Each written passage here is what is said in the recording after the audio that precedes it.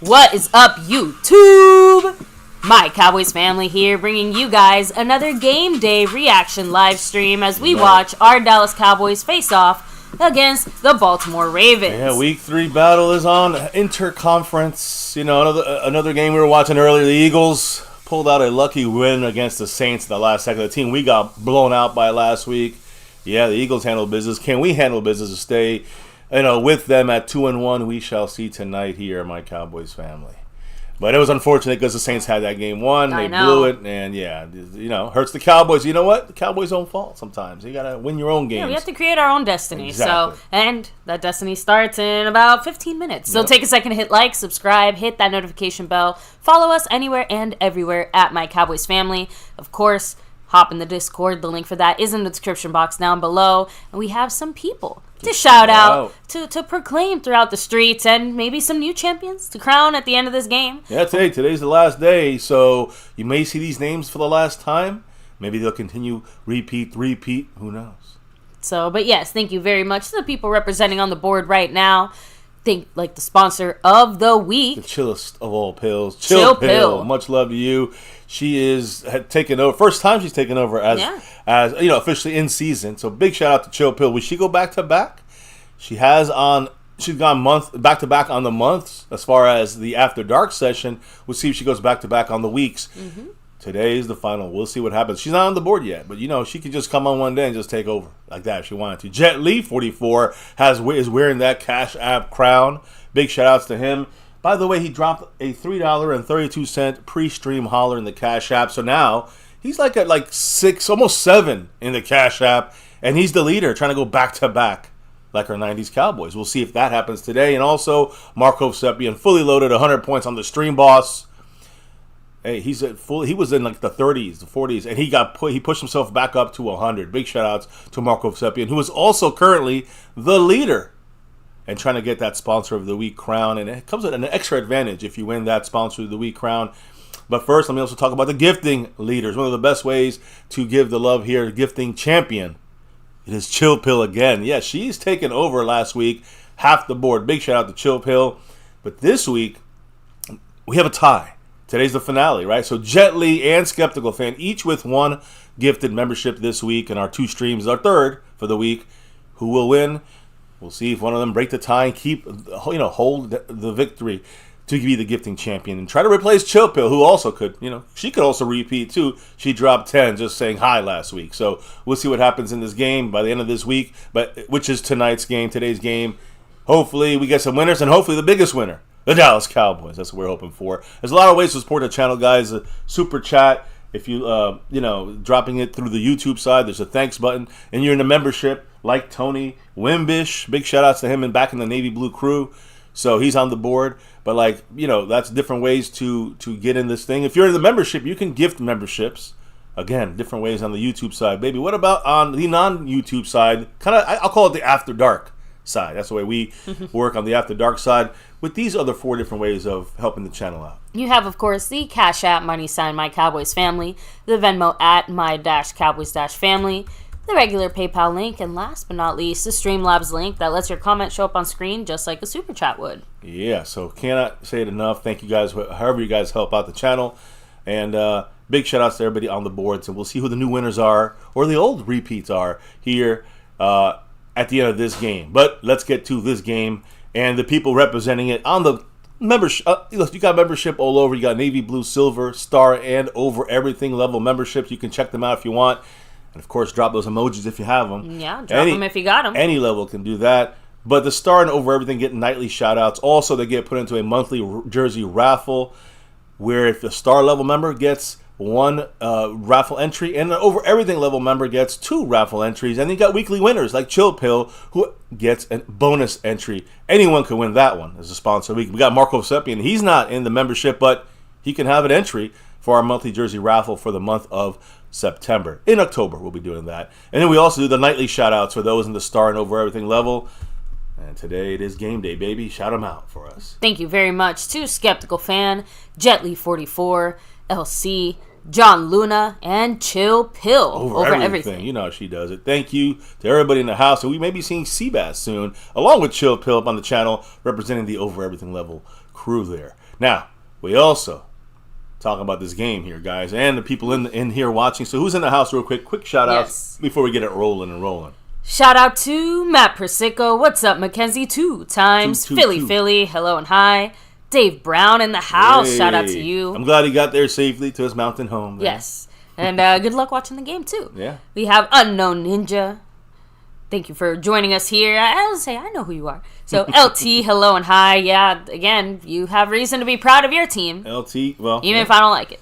Yeah, I don't know about proud, but definitely they came through for them. Hey, a win is a win. So, John Luna, hello and hi. Much love. He said, everything's going to be magnified now with all the money Jerry spent on contracts. In my opinion, as long as the seats are filled at AT&T Stadium, there won't be a change. Agreed. We told you. We know what makes a difference with Jerry Jones. That's Stick Aguilar 04. He said, she guys almost gave the way again. How does that dork Sirianni still have a job? Because they keep winning. Dorky or not, they keep winning. Win, but again, I'm going to say this. It was an ugly win. It was. They played against a tough team. We think the Saints, so that maybe they're not that tough. But either way, they hung in. They won. Pulled it out. Yeah. Unfortunately. Skeptical fan said Eagles just showed the Cowboys how to win. Well, that it is what it is, unfortunately. Much love, Skeptical fan. Always staying skeptical. Danny Sports Highlights. What's up? We have King and Queen in the house. Freedom First was first. MCF After Dark. Who's that? Don't know. After Dark 1, After Dark 2. Everyone's in the house. With that, baby, I don't know if you have a few things to touch on or if you want me to just touch on our Cowboy inactives and our captains. Well, the reason why I want to touch on... Well, I guess you can touch on the captains real quick for the Cowboys in this game. All right, so offensive captain Tyler Smith. Micah Parsons is the defensive captain, and Israel Mukuamu is our special teams captain this week. Now, I want to also make a mention before we get to the inactives. We elevated some players from our practice squad. 2 players. A guy for the 3rd time at linebacker, Nick Vigil. So that's his 3rd elevation. That's the max. So Nick Vigil, linebacker, will not be eligible to ever play with us unless he gets signed to the 53-man roster, and he can play anywhere he wants in the NFL. But he has to be either picked up off the practice squad or we have to cut him and then he gets picked up and plays somewhere else.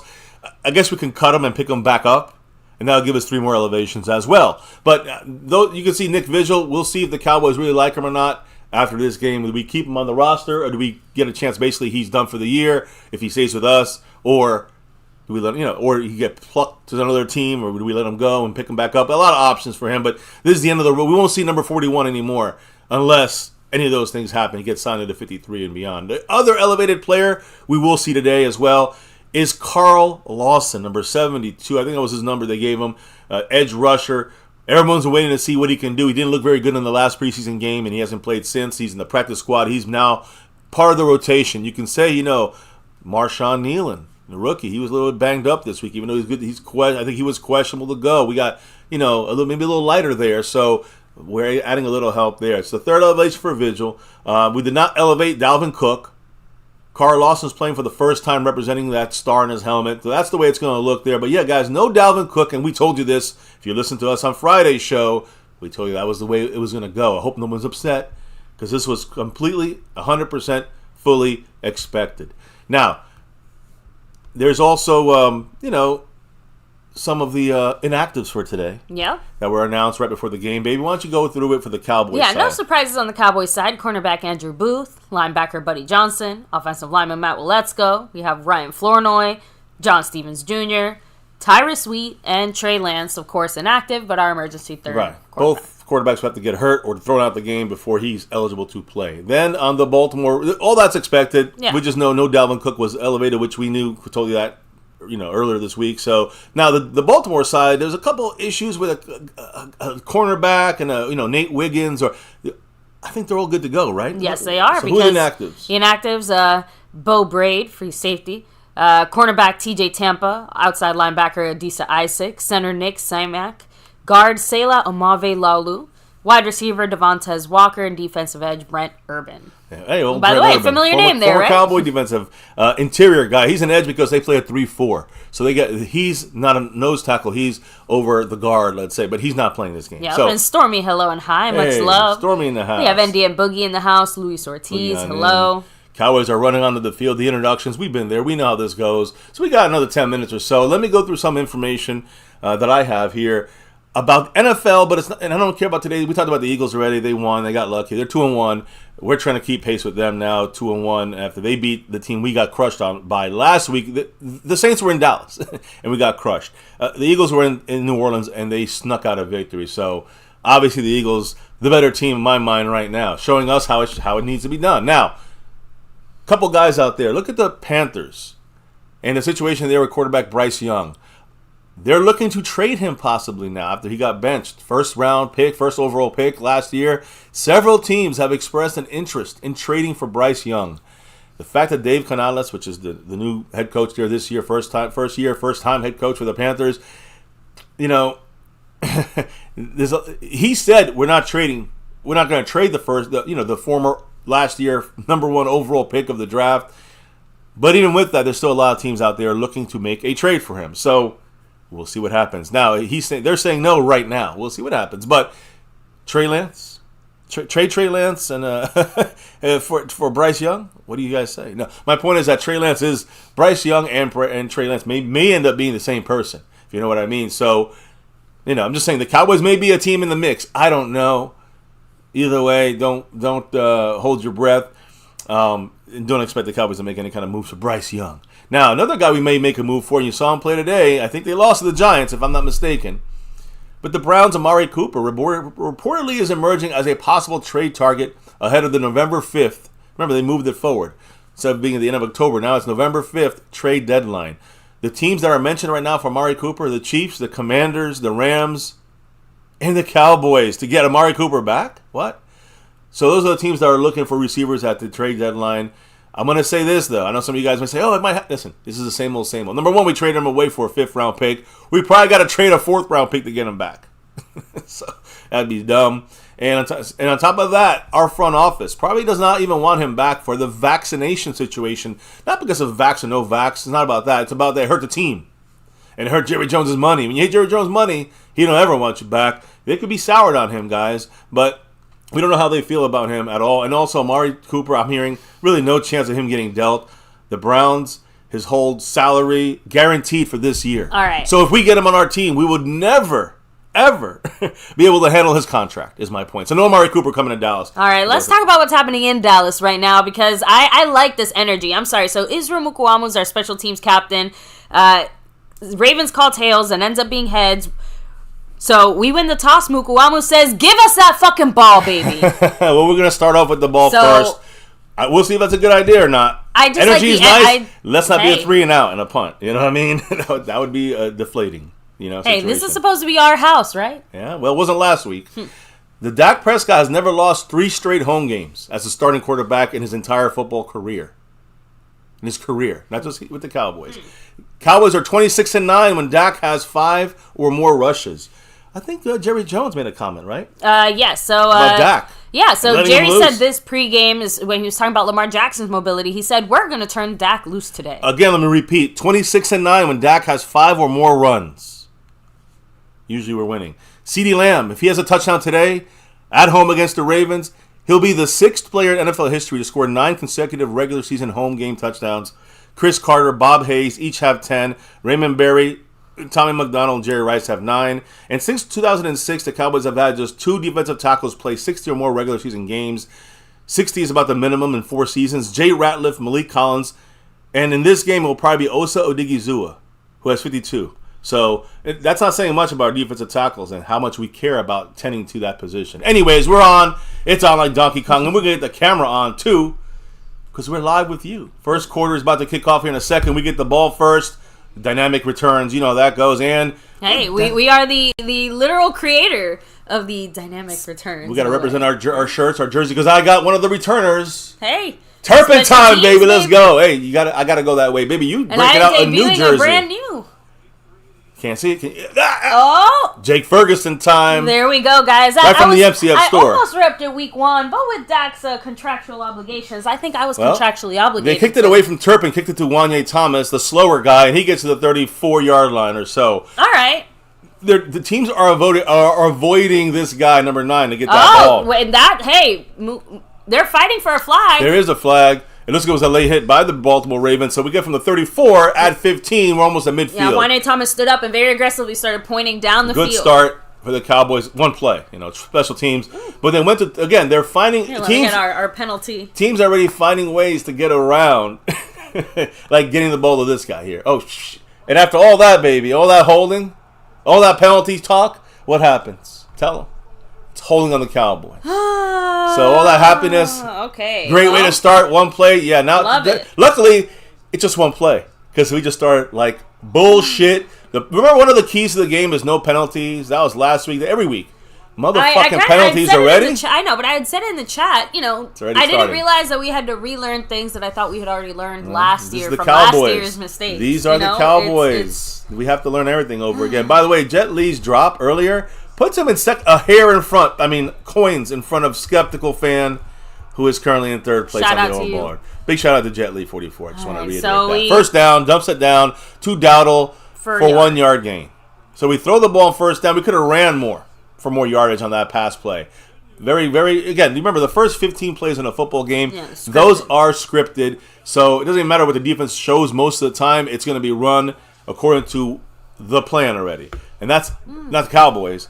That's every team in the NFL pretty much has about 15 scripted plays. There's a drive or two. Yeah, for those of you guys who are watching this and we're a little bit ahead of you, you can literally just pause our stream, wait a minute, press play, and you'll be good to go. Or rewind it. Yeah, however you guys want. Now, we're under center. It looks like a run. It's play action. Oh, Brandon Cooks got hit.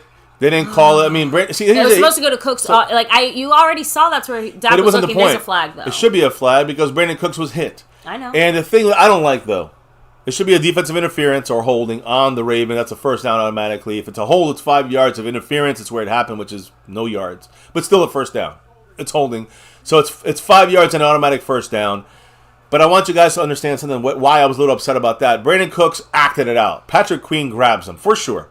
But they don't call these fucking things all the time. So while you're acting and overdoing it, and Dak throws it to Brandon Cooks, because that's his only option. Acting it out instead of actually trying to make. I'm saying, I mean, the thing is that Brandon Cooks, he got grabbed, and you got to act it out. But the thing is that if Dak Prescott dumps it down, it's just like a throwaway play. Right. It could be 2nd and 8 right now. In motion, by the way, from right to left. Doubles on the left, and then we run to the middle with Rico Dowdle on first down for 3 yards. 2 yards, and then he pulls forward for a third. Guyton's trying to pull him for a fourth. They'll probably mark him 3 yards. Let's just call it 3. We know what they do with the. They'll probably give us 2. I want to say on offense, just so you guys know, I want to watch Odafe. His name is Odafe Owe. And the reason why I'm bringing him up because he's the right outside linebacker. He's the one kind of playing on he's like the fourth lineman. We know about Roquan Smith, number 0. Looks like another run, by the way. But number 99 is a guy to watch in this game against Terrence Steele. All right, so it's almost identical to the last play. And it is another run. A nice job by Rico Dowdle working through their first down. So Cowboys. The difference with that one is instead of Cooks going from motion from right to left and then doubling, this time he started out on the outside and came in for the double, and then is that a first? They read, 3rd and 1. They're calling us a little short. So Dak should just go forward to the left here. Just fall to the left, Dak. There you go. He got first down, Cowboys officially now. Yep. Oh, number 53 just punched our guy. Flag. No, it's a flag on us. Really? Yep. We're not set. Dak rushed it. We weren't. It's just this is sloppy fucking play by this team. You can't say you want the ball first and then McCarthy. Every week we keep getting these flags, whether we win or lose. It's a false start by the Cowboys. It wasn't even on Dak. It was just someone moved too early. So now it's third down. Instead of first down or 3rd and inches, now it's third and 5 and inches. Basically 3rd and 6. Yeah. Who was it? 89. Brevin Spanford. Oh. But that's guys. That's why I said when you have these undrafted guys playing at wherever. They will make more mistakes. We have an overwhelming amount of youth on our offense. And that's going to be more mistakes, and we forced ourselves to do that. That's our own fault. I won't blame the rookies. First down, power to pass by Dak. What a catch, Brandon Cooks. Bigger throw. That was an incredible throw by Dak. I mean, Dak just threaded it. Two guys. Again, you hear that phrase, threaded the needle? You hear about tight window throws. That was Dak forced to throw a tight window throw. And what a pass. A catch, I mean, you got to make that. Brandon Cooks hit him right in the arms. But I'm just saying, that pass in between, that was a tough pass. Dak just zoomed it in there. And he's, right now, at least he seems like he's focused. First down shotgun, there. It's a play action RPO. Dak's throwing it. He runs forward, dumps it down. Ooh. Almost got it picked in the sense of Patrick, Roquan Smith, he's so fast, number 0. Yeah, and Dowdle wasn't aware. He was... Yeah, it was incomplete. It was a short pass. It was just a throwaway so he wouldn't get sacked. Dak was about to get sacked there as he tried to, scramble out of the pocket. Immediate issues right there. Number 98, a guy to keep watching, I would say, on the defensive line.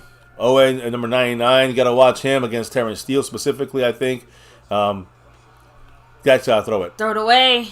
That's 2 times he gets trapped. Now, they want him. Man, first of all, it's non-intentional grounding. That's number 1. Number 2, if anything, he was down and sacked already. His knee hit before he let it go. The Cowboys are lucky we're not 3rd and 14. Dak took a little too long to throw that ball. It was very sloppy. Who was that there? Schoonmaker, it was not really. Schoonmaker got a chip a little better. That's just what it comes down to. But they blitzed. Did he hit?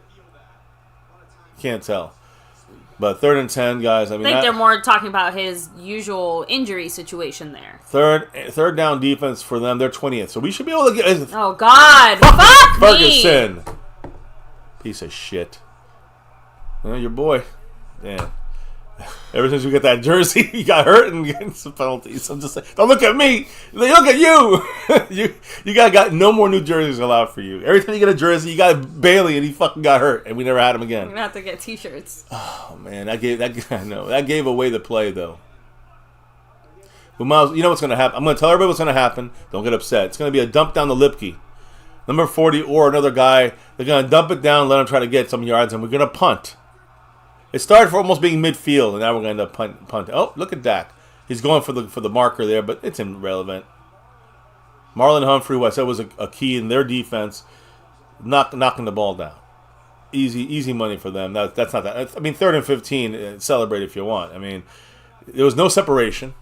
The guy sucked on him he's on him like flies on shit, like white on rice. Whatever whatever metaphor you want to use. The thing is that no matter how you look at the Cowboys right now, are not getting anything from this offense. Dak is looking at least okay, but everybody else, we're not able to do anything. Dowdle had one good run. We got the troop here in the house. Asha, how you doing, Asha? Yeah. Punt time for the Cowboys. 4th and 15.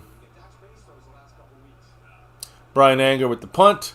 Up, and away. See what happens here. It's a great punt, by the way. A Pro Bowl punt.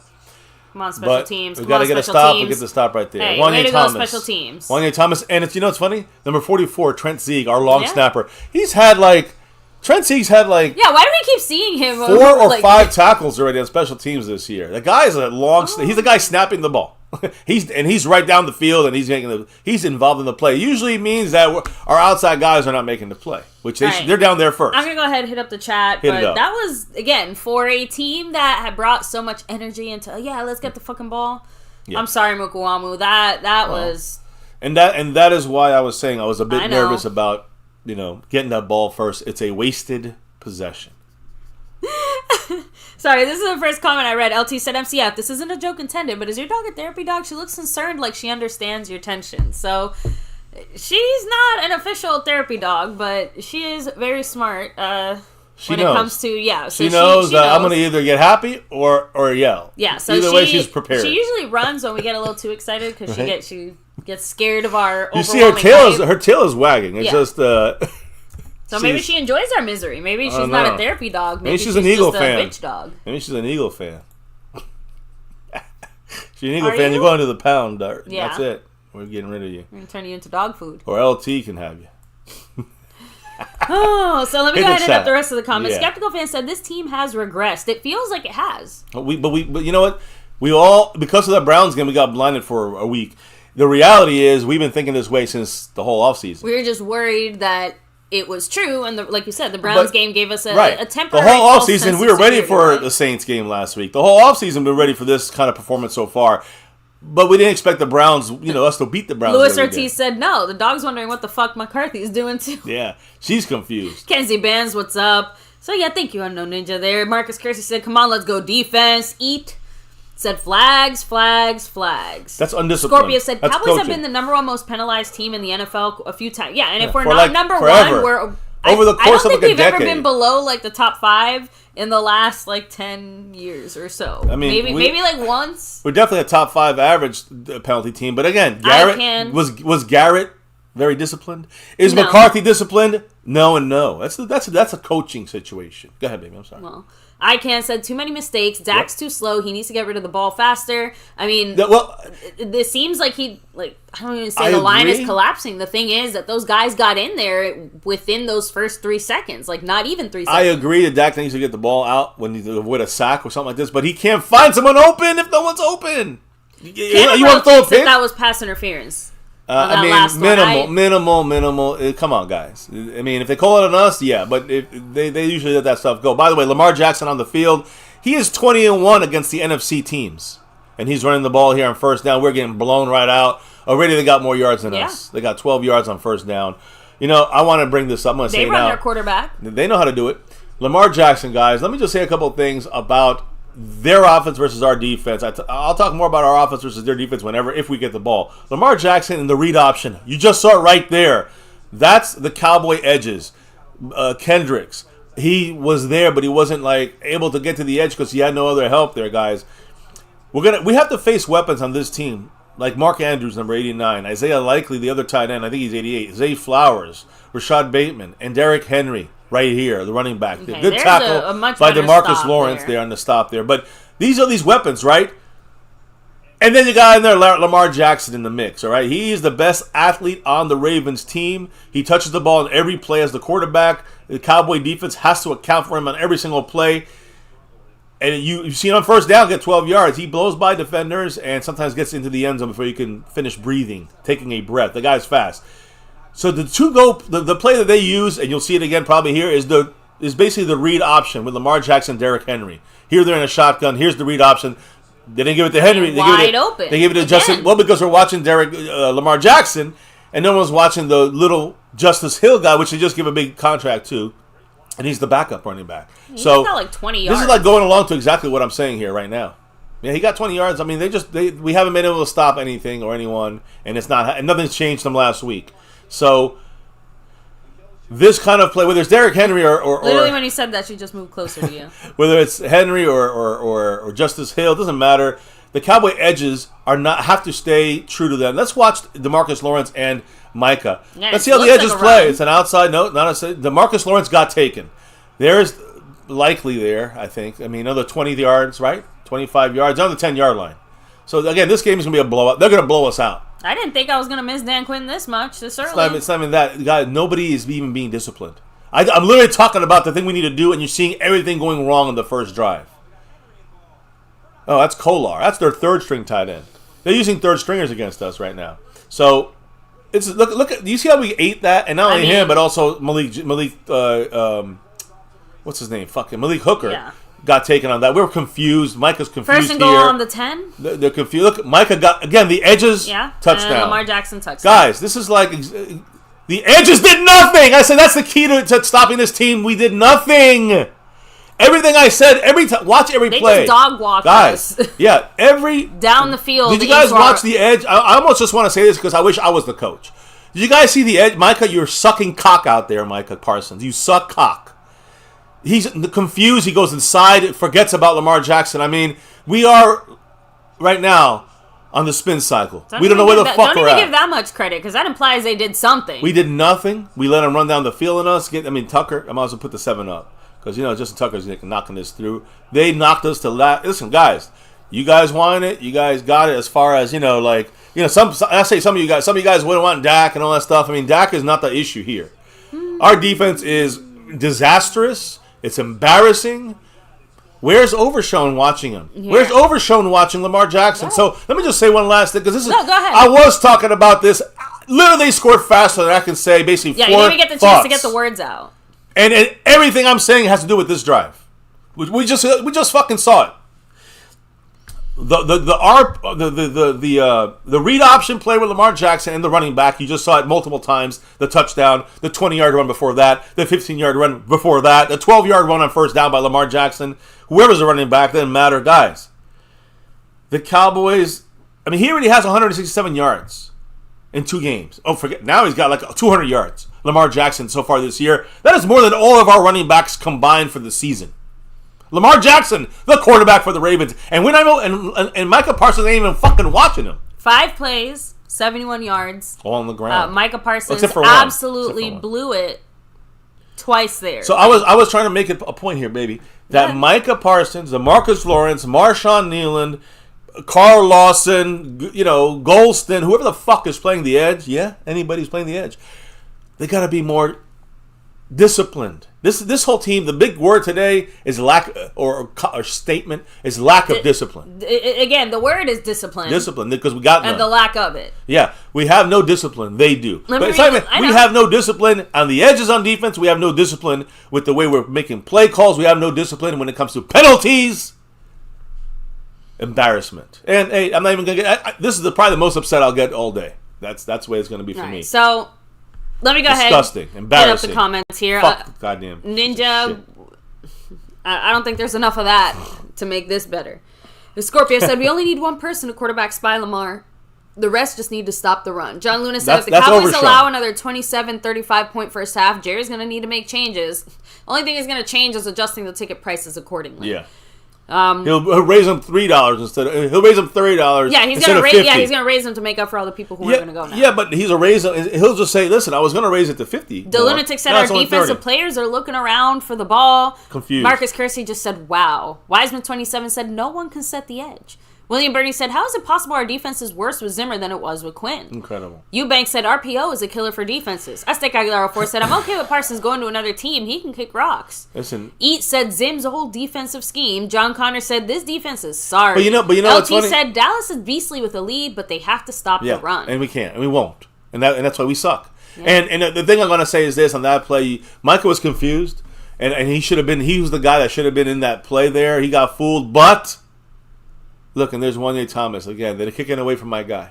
It's not even worth wearing the jersey anymore. John Luna said they made it look really easy there. Just saying. Unknown Ninja said, "Quit making TV shows and podcasts and do some defense, Parsons." Yeah. DeLunatic said, "Ouch, ouch, and fuck." Yeah. Oh. Listen, Dwayne Broussard, much love. He said, "If this continues, how long will Mike Zimmer last?" Not long. Yeah. Listen, the players have to know the scheme. It reminds me of Mike Nolan. That's what I said. The only fear I had about Zimmer is it's going to be too complex. Because these fucking idiots couldn't handle it when Mike Nolan was here. And Mike Nolan's an idiot, too. Can Zimmer not be an idiot and help our idiot players learn this fucking scheme? Obviously, they're idiots. My thing is that Overshown is still... he was doing so great that first week, but Overshown shit in the bed right now, too. There's Dowdle. Dowdle for 5 yards. He's been our best player, Dowdle. But here's the thing. Guys, where was Overshown on that touchdown? He was He was 2 steps behind and got blocked. But Micah was also offline. He was lined up wrong. My point is that combination of Micah not in there at the right time and then Overshown a step behind, that's a defensive issue we have going on. It's not going to go away. Rico Dowdle, almost a first down. It's a 3rd and 1. Can we not get a penalty so we can make a first down? I know we got it last time, 3rd and 6, but do we have to make life harder for the Cowboys? Our offense already behind the 8 ball, already looking like shit in the first drive. Dumb mistakes, penalties on special teams, on offense, all over. It's just a very sloppy team. Forget Zimmer. I think McCarthy gets fucking axed if he has to. Middle of the year. Maybe they throw Zimmer in the mix just to let it run its course. Jones would rather see this team go down in flames than fire him halfway through the year. Well, Come on, CD. CD's covered. That goes second level of fullback. Hunter Lipke, who, by the way, he's kind of playing that tight end role as well. Well, he not just that, but remember, pretty much from week 1, he was asked to step into a bigger role than not only what he played last year, but just in general, a bigger role than what we've typically had fullbacks play. But we knew that already. I know, but that's been one of the bigger offensive changes. Right. Now, by necessity, we obviously used them way more last week to not as much success, but that's not because of him personally. Here he goes back from fullback to a by the way, Brandon Cooks in motion from left to right, fools no one there. Dowdle gets stopped. I think that was Dowdle, no? That's Deuce. No, you're right. That was Deuce. Deuce Vaughn, again, a little to the outside, a little to the C-gap, but to me it was a moving, like a zone blocking situation. So we moved the line of scrimmage to the left, so we basically ran right back to the middle. I feel using bad. Deuce Vaughn. Get him on the fucking outside. Throw the ball to him on the outside. You want to use Deuce Vaughn right? No, I feel bad, but we will never use Deuce Vaughn right. Nope. So the Deuce Vaughn experiment needs to end. So somebody else is going to use him right. We got Rico Dowdle on the outside as a running back. 10 seconds to snap the ball, but we're not going to really throw him on the outside, are we? Of course not. It's a wasted play. It's to bring one of their guys out of the way. God. Almost intercepted on 2nd and 9, forcing the ball into a tight window throw to your guy. The thing that bothers me too, and again, I'm trying not to interrupt you as well because you I like to hear your active stream of thought while some of these plays are going. But the first thing I said as that play was going is, man, they're going to hit Ferguson here. Not happy about it because he was already double covered. Like, it just... Yeah, they were showing him. But I know that I say this all the time jokingly, like, oh, I know my team, I know what they're doing. It feels a little bit more like they're telegraphing what they're about to do. 3rd and 9, shotgun for Dak. He's in Much better job. Oh, God, he tries to run and he gets sacked. He had nowhere to go. Remember, this defense #1 last year. Not this defense, but the defense. I guess it is. You mean the 0-2 Ravens? No, yeah, the 0-2 Ravens last year, they had the best defense in the league. They changed defensive coordinators. They're still expected to be one of the top 5 They're 5 still defenses, a very good defense. And Humphrey's... This is one of the keys I talked about. Humphrey versus CeeDee Lamb. CeeDee Lamb got Humphreys stopped. right now is winning. By the way, Cooper Beebe allowed his first sack and pressure. So, oh my God, we're kicking a long-ass field goal with Brandon Aubrey. 65-yard field goal. This is the second longest in history. Like it's nothing. He's 13 for 13 from 50 yards to start his career. Are you kidding me? He made... are you kidding me? The only fucking good thing on this team is special teams. Brandon motherfucking Aubrey. 65-yard field goal. He must have been the guy that Jerry was talking about in that video. Yeah. He's the one with the big dick. Because he's the only guy doing anything in this team. He must use his dick to hit the ball because the guy is pounding that shit. And listen, it's incredible that we even scored 3 points on that horrific, disgraceful drive. I don't know what else to say. Brandon Aubrey's our player of the year. He broke the record for the Cowboys. Brandon Aubrey is the only reason that, like, 15% of that team right now is even employed currently. Listen, like, that man is single-handedly upholding the Cowboys' job economy. Thank you, Will McClay. I'm going to say this in a huge way. Brandon Aubrey, it's just a matter of time before he breaks the 66-yard record. That was 65. He made it by a couple of yards, easy. So he doesn't even hesitate. I don't know what to say. Could have done that shit week 1, but McCarthy is not a man within an 8.5 delay a game definitely didn't hurt us. I know there was some of the referee fucking up, but I don't care if the referee fucks up. Call the timeout earlier. We lost the record on that one. But look, you know what? At this point, I don't give a fuck about a record. I just want to see us keep winning and try to make the playoffs. Well, but the reality is, records may be all we got this Let me year. hit up the chat. And look, I'm enjoying the only positive thing on this team worth being excited about. And we'd say it's Turpin. I guarantee you, but they're not kicking him ever again. One of the comments of the night, he said Aubrey should be getting the $60 million a year contract. Yeah, I know. No, he shouldn't. But he should get paid the highest kicker contract. He said 8.5 inches on a cold day. Unknown Ninja said that was a 5-point kick in fantasy. Yeah. I mean, anybody who has Brandon Aubrey is ripping it up. Marcus Kersey said, "Can we see Zeke now again?" No, I want to see Dowdle. Like, stop with the Zeke. Stop with the. I'm just saying. Like I said, the oh my God, Vaughn experiment needs to end. Listen, no offense. Hold on, Vaughn. Here's the thing: we need Zeke involved as well. But I don't want to just see Zeke. That's stupid. So we want to see some Zeke flavor, which we haven't seen at all. We want to see some Rico flavor, which we've seen. He's done all right. And Deuce Vaughn. If you're going to keep on the goddamn team, and I don't think he'll be here after this week, you got to use him right. Yeah. I'm going to tell you this. He's going to be going somewhere else eventually. They'll use him right, and we'll be like, what happened? What do we do? How stupid. But that's the story of the Cowboys. If we got either sweeps, but really mainly, get him at the ball in space. Send everyone down the field and dump it off to Deuce Vaughn, and then you'll see why you kept them. You don't do that. If you run the ball in the middle with Deuce Vaughn into the middle of your line, you're doing the opposite of his strengths. That's it. And you're wasting a roster spot, and you're wasting a play, and you're wasting our fucking season. By the way, in case you're wondering, they're saying that it would have been good from almost like 70. Yeah. Second longest. Just letting you know. Second longest kick in NFL history, by the way. And you remember Justin Tucker, he hit his. It hit the crossbar, went over. Yeah. Sosa Comp's in the house with the $2 comp. Kicking things off officially here on the MCF live stream with the $2 holler. Thank you. Always go Cowboys. Appreciate you. I got to mark you up on that board and get you up on that leaderboard right above us. I'll do that right now after this kickoff.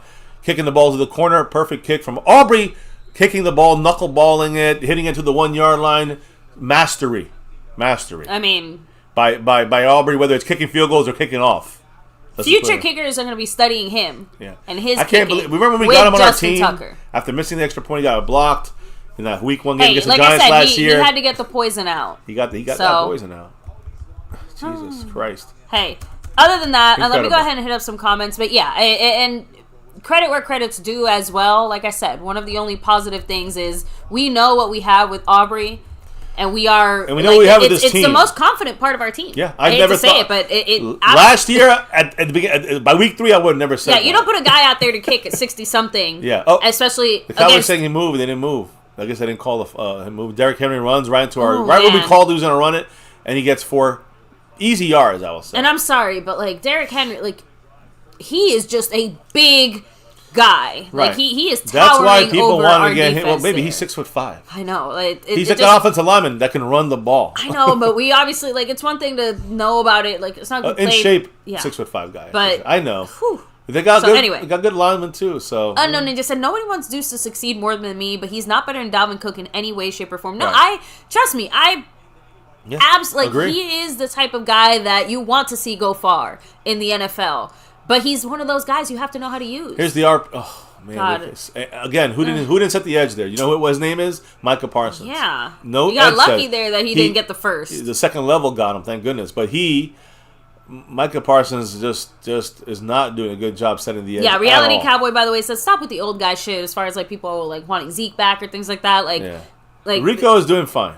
He's our best offensive weapon right now. Chris Plumage said that first drive for the Ravens was scripted, but damn, they don't need to change too much to fool our defense and have continued success, it seems like. It showed a lot of our weaknesses. So, Unknown Ninja also said, let Dalvin cook! Yeah, well, that's next week at the earliest. 3rd and 3. Motion with Zay Flowers.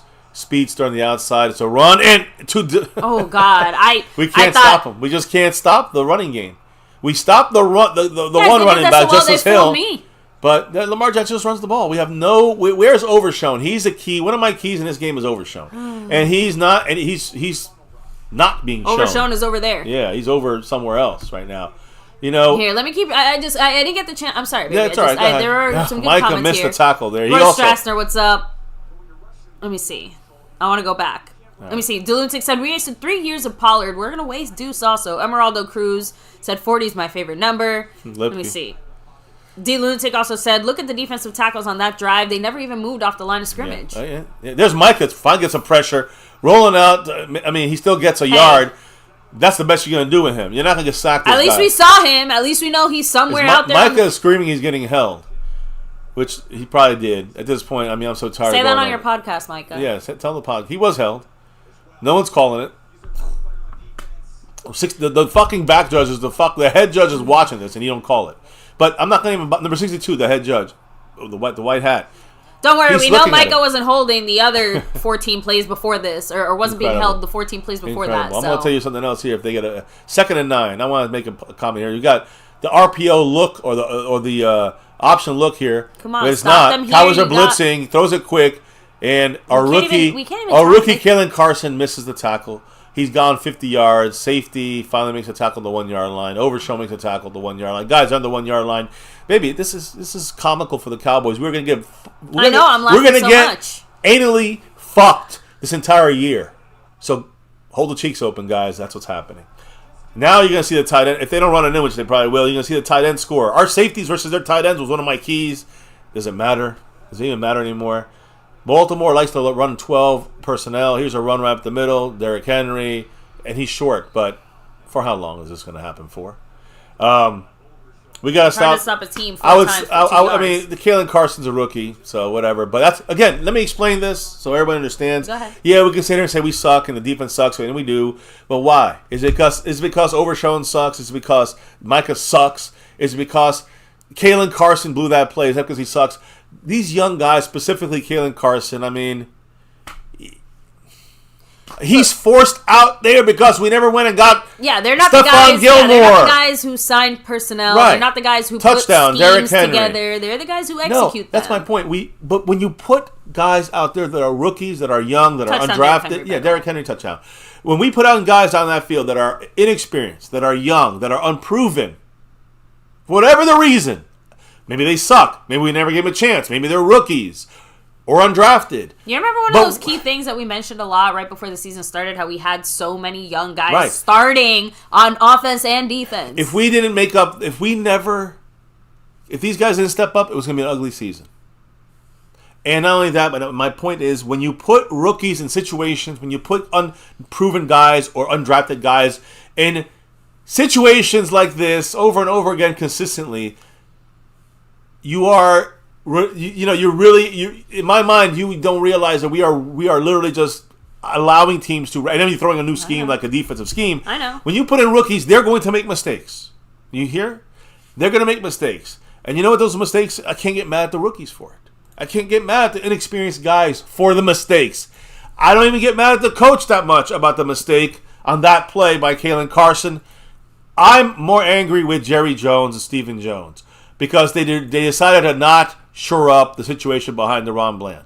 They decided to not shore up some other spots on this team, whether it's running back, whether it's defensive tackle, safety, that we did not shore up, and we fucked around and we found out. That's what happened here. That's an example. We're going to find out, unfortunately, all year. We're going to be sitting here pissed off, or not pissed, but bitching to you guys about our Cowboys, even though we love this team. We got to be honest about it too. And you put rookies and unproven players and undrafted players in situations where they got to make plays consistently. You can't get mad when they make mistakes. I know. And that's what's going to happen the entire season. I mean, hey, it's on the front office. Let me read the comment first. I almost responded to it without reading it. But Chris Plumage said another visitor party in AT&T Stadium. Again, last time I checked, the Raven dollars were just as green as Cowboy dollars. Jerry and Steven, they don't give a fuck. They said it. We just read a quote from Stephen Jones. I said, as long as someone's in those seats, we gotta have Cowboy fans, but as long as they're in their seats, we're happy.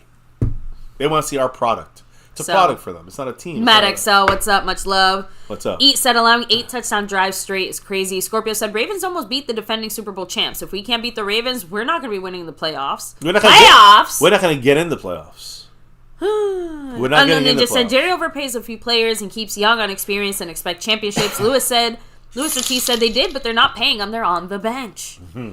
Sosa Comps, much love with a $2 holler. Laughs focus on what Mr. Sosa Comps had to say. Absolutely. Baby. He said, someone tell our defense they're allowed to tackle. I hate laughing at that shit. I don't think they knew that they had permission to do that. I mean, they're also out of position to be able to tackle. That's the problem. Like, they are not just missing tackles and pulling and getting pulled or bitching about getting pulled. But they're not completing the tackle. They're not getting near the guy. They are 3 steps behind, whether it's by block or by trickery or by bad coaching or by bad playing or by just being young and inexperienced. I got to shut the fuck up, though, because the man John Luna just dropped the 48 on us right here, right on our heads. Huge shout out to the man John Luna, who said, this is a $35 donation again. I took care of that YouTube tax. Yes, I understand. Y'all are so unlike Cowboy fans, I know. Y'all don't just talk about all the Cowboy Super Bowls back in the day. Y'all are so brutally honest, and I love y'all. Again, I would love to be able to just dig my head in the sand, think about the good things about this team, and Cowboys are going to go to the Super Bowl and make it every year, but as fans of this team, when you're seeing the same things over and over and over again, not just once or twice, but at this point continuously for almost 30 years straight, and our front office, our management, they don't fire themselves. I mean, guys, Jerry Jones is the one making the mistake as general manager. A general manager with his record would have been fired 20 years ago. Yeah, the only other team that, by the way, Brandon Cook's there almost should be short half of the a yard. They're marking short of the first. That's bullshit. Yeah, so it's second and half a yard.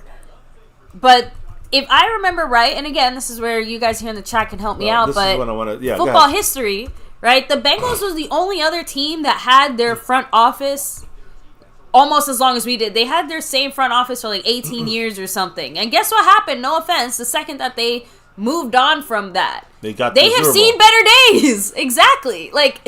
No, they've gotten to the Super Bowl a couple times in the past during our 90s. There's Zeke for the first time, and he was a first down.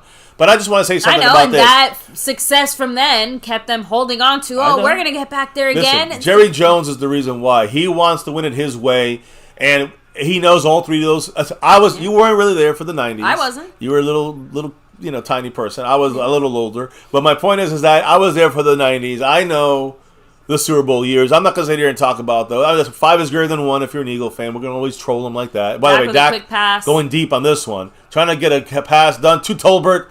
There's a lot of bumping and pushing and no call. Flag, though. And again, I can't even blame the pass. I can't even blame Tolbert because he's just stepping up for the first time in minute 31, by the way, left in the first quarter. I know we haven't really done any time checks, but we're about to punt here if we don't get a first down in the next 2 plays. But again, we try to hit him deep.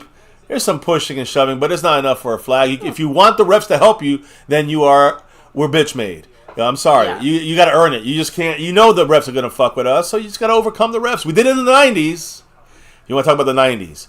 And again, let me just repeat again, shotgun, but it's Zeke in the backfield as an emergency outlet. He is there, takes on the sweep. Basically, it's a sweep outside sweep. Nice move by Zeke. Couple nice moves by him. Zeke can do this once in a while. He can't do this the entire game. Yeah. Remember, this is a different Zeke than we had in the first 4 years of his career. But the thing about me is that I know the Super Bowl years. I know what it takes. As a fan, I've seen it. I've seen 28 years of misery and bad management, and Jerry Jones wants it his way. We've also seen how the NFL has adapted since those days, but the Cowboys haven't, and Jerry Jones hasn't. And so Jerry Jones wants to win it his way. He'd rather lose for 50 years and die without a Super Bowl than switch it up and give somebody else general manager keys. And that's the problem. We cannot fire the problem. I need to see results here because that was really well done by Dak. He fooled them, and he was able to change the play. Found them. Yes. Boom. There you go. Ferguson. Okay. Fucking finally. That was a great play. Again, I know for those of you guys who aren't able to watch, I'll stop my bitching. No, it's okay, but Dak, really well done. Again, does some kind of, audible situation or something. He saw they were blitzing. He knew they were going to come with the blitz. He changed the play, and then he moved quickly. That's the point. So let me say this. He thought they were blitzing from the left. All right? He actually called that. But they actually dropped the guy back in where he thought they were blitzing, and they blitzed from the other side. He realized that immediately and hit Ferguson in the other seam. Now he hit CD for a great first down. Boom. 10-yard line, 9-yard line, first and goal.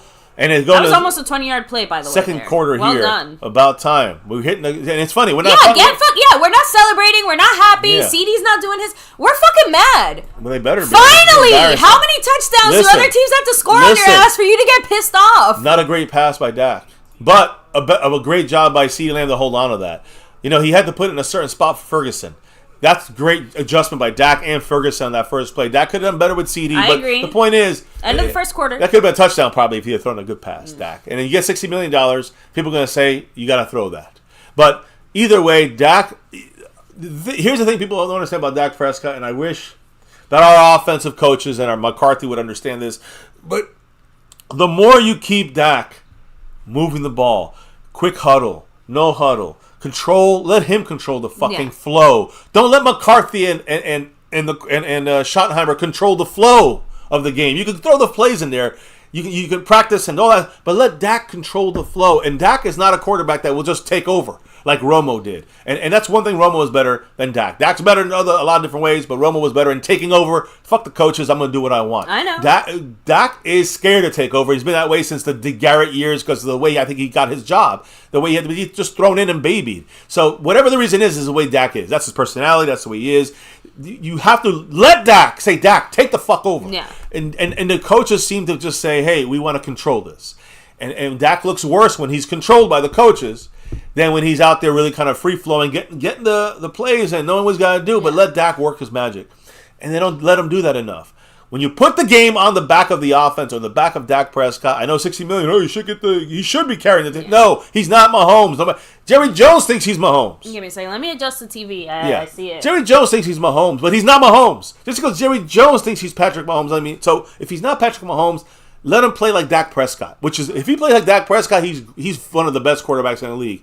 If you force him to think or play him and put things on his back like he's Patrick Mahomes or Aaron Rodgers, he's going to disappoint you.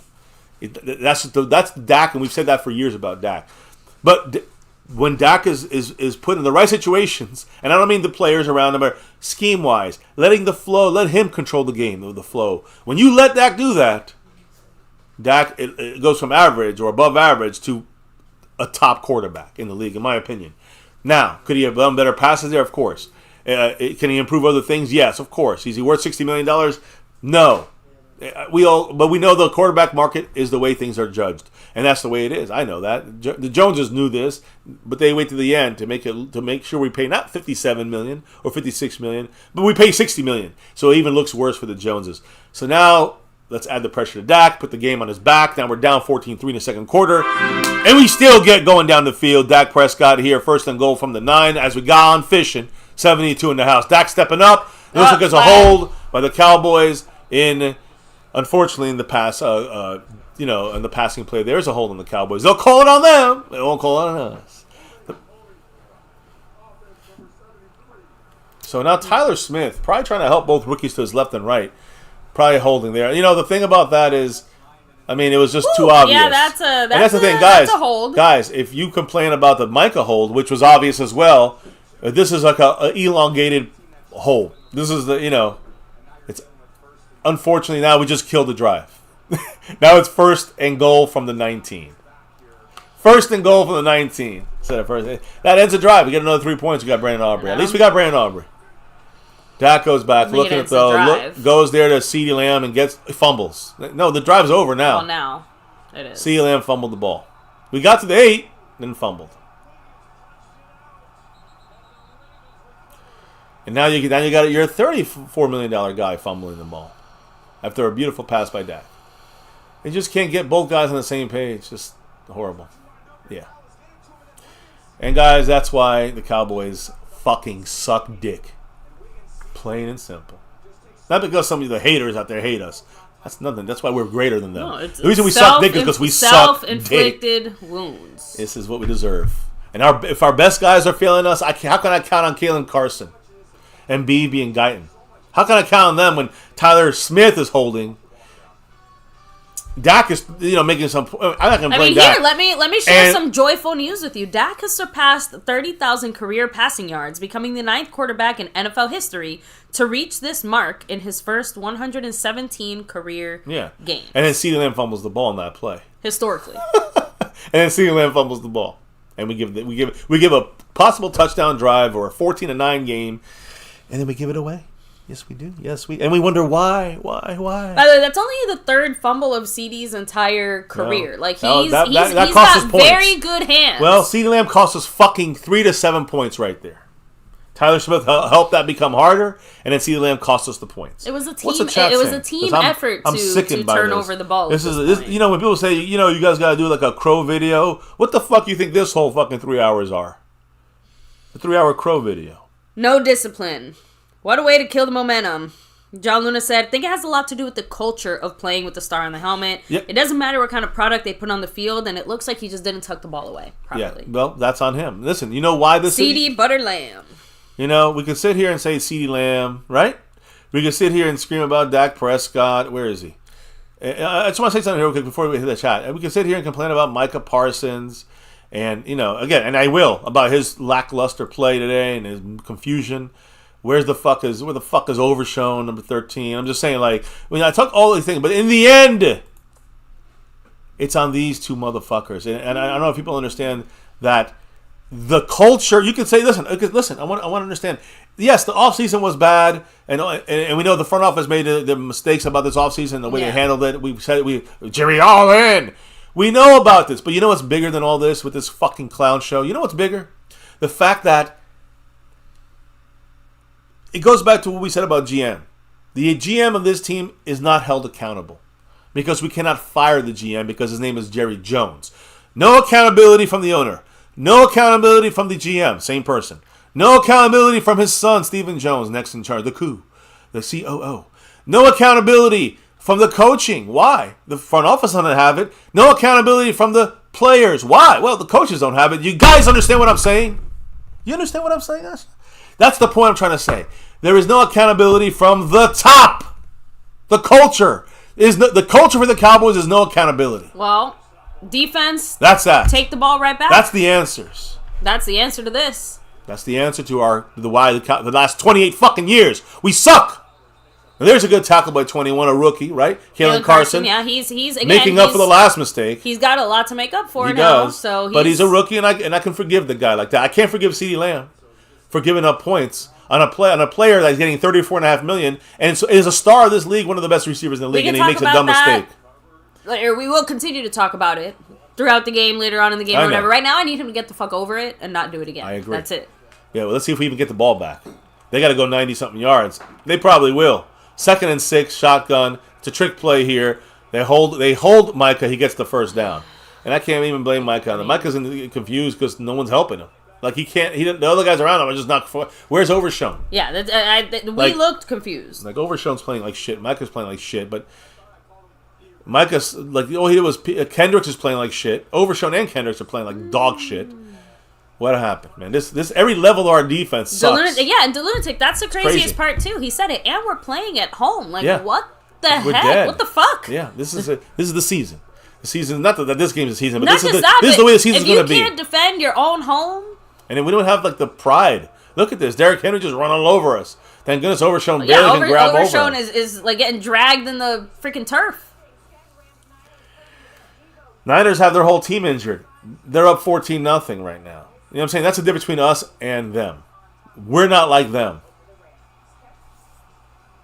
And again, I said that on purpose so you can Lamar, it's not, they're not like us, we're not like them. Kendrick Lamar our ass, because we're Drake right now. This Cowboy team is Drake, and Kendrick Lamar, our opponent, whoever it is. And that's the facts of this season. We just got to accept it. Accept it, it'll be easy to take. I still support my star. But fuck these players, the coaches, and especially the front office. 2nd and 3. Delay a game, I guess, maybe, or timeout. So delay game. Instead of 2nd and 3 for them, 2nd and 8. Doesn't matter. It just means more stats. It just means more yards for them. Our safeties are blowing chunks, and they didn't even use the tight ends yet. If they wanted to, they can destroy us there. Mark Andrews, Isaiah Likely. Andrews is 6'5", 250. Likely is 6'4", 247. They're effective blockers in the run game, which they've been showing. They're effective receivers. It's up to Donovan Wilson, Malik Hooker to stop these guys. And here's Zay Flowers. There we go. Finally, well done. Liu Fowle, rookie. Don't get too crazy, but Liu Fowle, if he makes a mistake, I can get mad at him. I cannot, because he's a rookie. And that's what I'm saying. Like, no, these are the types of they're allowed to. I don't want to say over celebrate, because it wasn't even that. It's just that feel not just that, but get aggressive, get mad, get something. Like I'm sorry, I'd rather see that type of stuff than the type of lackadaisical not giving a fuck. 3rd and 6 right now, right? And both their tight ends combined with 17 catches, 22 targets, 202 yards, and a touchdown. On 3rd down is where they're most dangerous. They run though. Lamar Jackson. You got it. Why not? It's easy. Okay, so Cowboys are trying to say he was down. First down. The ball was way over the line. Yeah, the Cowboys can say whatever they want. No, because they're trying to say that his knee hit. Yeah, that's what Osa said. Osa Odigizua said that from halfway across the field. He don't know what's going on. Overshown, is going to get some coverage snaps on the linebackers. I mean, on the tight ends. But it's the safeties are the ones that are going to be the most responsible for watching their tight ends. Are we challenging this? I think so. Or they're reviewing it. They don't blow it unless it's under 2 minutes. Yeah, so look, they are reviewing to see. Is his wrist hit? It's just so close. He's on the line. If they're really just trying to see, like, I don't know. I think he made it. Dallas is challenged, so we're gonna blow it. This is so stupid. That looks like a first down to me. Don't you think so? Look where the arm hits. Look where the ball is at. The ball's on that. Like, even as his elbow hits, the ball is already like on the first down line. That's a bad challenge. And again, I'm thinking of all these other challenges these last week or 2 weeks. Oh my God, it's only week 3. This goes back once again to bad coaching, undisciplined, not ready. This is a complete, from the top down disaster, and it just continued from last week. It went from the Saints game to this week. That's all. And it's going to probably continue going, guys. I mean, who's next? Who's next on our list here? We'll go at the Giants in 3 days. We got to turn around and play the Giants. They just beat the Browns. We beat the Browns. Like, the Browns are shit. If the Giants beat the Browns, they handled them pretty well. I think they beat them. Let me know if I'm wrong. But I know they were winning 21-7, the Giants, or 20-7. So it was 20-15 when I last gave a fuck. I'm just saying, my point is, it's like, our team is below average right now. We're a below average team, and we deserve to be what we're going to be is 1-2. 4 times we made the playoffs with a 1-2 record. Only once we won a Super Bowl. That was with our back-to-back year in the 90s, and the other times, 4 times. Let me go ahead. Oh wait, 12 times. It could be 13 times we started 1-2, 1-4. 4 times we made the playoffs like that, and once we made the Super Bowl out of those 4. Yeah, Bama fan said his arm was down, but it doesn't matter because they'll get the first down. Unknown Ninja said worst team at challenging. Mary Alvarez, much love. She said just laughing. She's like, we're getting wrecked. Unfortunately, it hurts. It hurts right now. I feel like we're getting I'm not gonna say it. How are we playing like this at home? I thought we were untouchable at home. Said I can. No. Nope. That was the last Matt 2 Batten years. said, "This is sad. Fans deserve better than this crap. I hate this fucking defense coach." Said Sky Johnson. We are the laughing stock of the NFL. Skeptical fan said Zimmer needs to go. Scorpio said, "Look at the positive. At least we'll have a top 5 first-round draft pick." I just don't know what to say. There's DJ really Chuck said, "Same old shit. It's just a different Sunday." So, and John Luna asked, would we rather super chat or gifted memberships? Again, obviously it's your call, but the gifted memberships are kind of nice because it lets other people, share in the love, so to speak. So. I mean, either way it works. But if you gift memberships, people get, chances to drop the emojis. They get, they show up, with a little badge. So obviously in green, so they're they're special feeling. Maybe that's what we need, more emojis. Green. We need more green.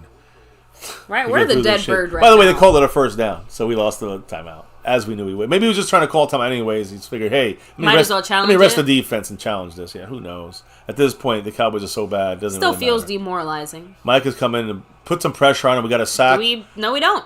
Well, no, we don't. Micah had him. Still, at least Micah got some pressure. Yeah. I don't know what Kendricks is doing this like it's 4th down, not realizing that it was a first down. Yeah, that was a first down. So, yeah, I don't know what he's talking about. Maybe he thinks we did win the challenge. I don't know. That's how behind we are, this team. Chris Plumage also asked kind of a funny point there, but if we got a top 5 pick, like, who do you pick? What do we do with it? We probably get another offensive lineman. Probably what we do. Oh, and John Luna around my screen said, let's drop 10 of these. Oh, shit. Woo! There it is. Woo! Showing the love. Thank you, John Luna.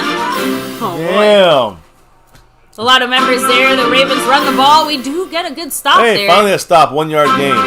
But more importantly, all these big-time ballers getting some memberships. Thank you to John Luna. We're making this happen. Let me just check the numbers here because... Right now, we are Mark Hovsepian and John Luna are basically neck and neck for first place. John Luna is backed by a couple. I don't even know. It's not that much. I have to do some math. But it's not much at all. John Luna is on the verge of taking over the sponsor of the week. And after this big third down, we're going to touch on that. But 3rd and 9 yes, I'm here. sorry. Big shout out to John Luna, though. Big shout outs to him. 10 minutes and 20 seconds left in the second. Third. It's a big stop here. If we get a stop, just to give us a little happiness. There, Micah with the great move. Micah made that happen. Make the tackle. No flags. Make sure he's down. They calling him down. He's down. I don't want more than to get a penalty here because the schmuck ref didn't blow the fucking whistle hard enough. Micah, watch this move on Micah on Linderbaum in the center. Watch this move, baby. Woo! Gone, baby. That's what made it happen. Micah. You can't get held if you're not even touched, Micah. Remember that. Yeah, but Micah, that was magical. That's what made the play happen. Lamar Jackson gets another half second, someone's open. And again, for every bad thing that Micah might do, he is still absolutely a force. One of the best, almost unstoppable specialists at pass rushing that there is in the league. Maybe one day in the history. I wish our defense could be more consistent so we could actually benefit from some of that. But 4th and 4, you don't want a mistake here. One dumb mistake is a first down at 5 yards. So we want to make sure no dumb mistakes here. Punt overweight. Can Turpin get a return? I guess not. The ball bounces, almost hits our guy, gets inside the 4. Inside the 7-yard line.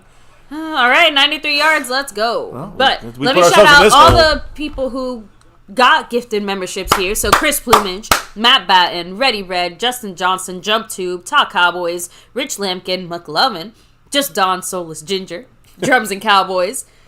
There we go. So huge shout out to all of you guys. Again, thank you again, John Luna, for showing the love. They all get picked up? Yeah. There might be a couple available still. Make sure, put how people can get their gifted membership, of course. Yeah, is it gift or gifted? Gifts. Gifts? Okay. Yeah, that's the only one.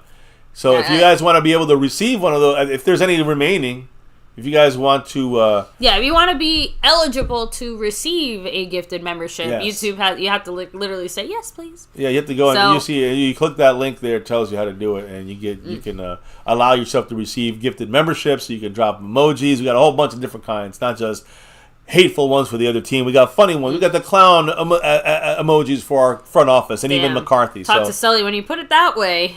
By the way, shout out Talk to Sully. He said, first visitor punt in the first half this season. Yeah.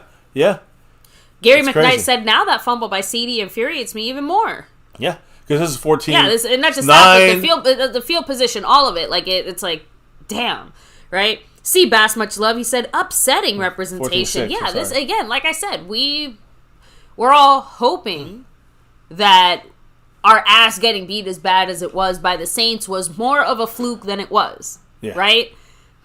So far, the way this game is going, it does not seem to have been as much of a fluke as it felt in that moment, right? It felt like, you guys have been saying, it felt like a regression. It felt like a step back to a different team. It felt like watching us just, I don't know, sit there and take it. Lunatic said, fair catch that damn punt. We got lucky with that bounce. I don't know. I think Jet Li said 12. I think he got the lines wrong. I think it was a 7-yard line. Okay. He said 12. So yeah, but yeah, it was unfortunately. I think it was inside the 10, bro. It was a 7-yard line. Oh no, Bland is injured. Baby, what are you talking about? Bland's already injured. What are you talking about? Someone got you. Okay. Bland has been injured for weeks and weeks, baby. He's not gonna be back until the Niner game.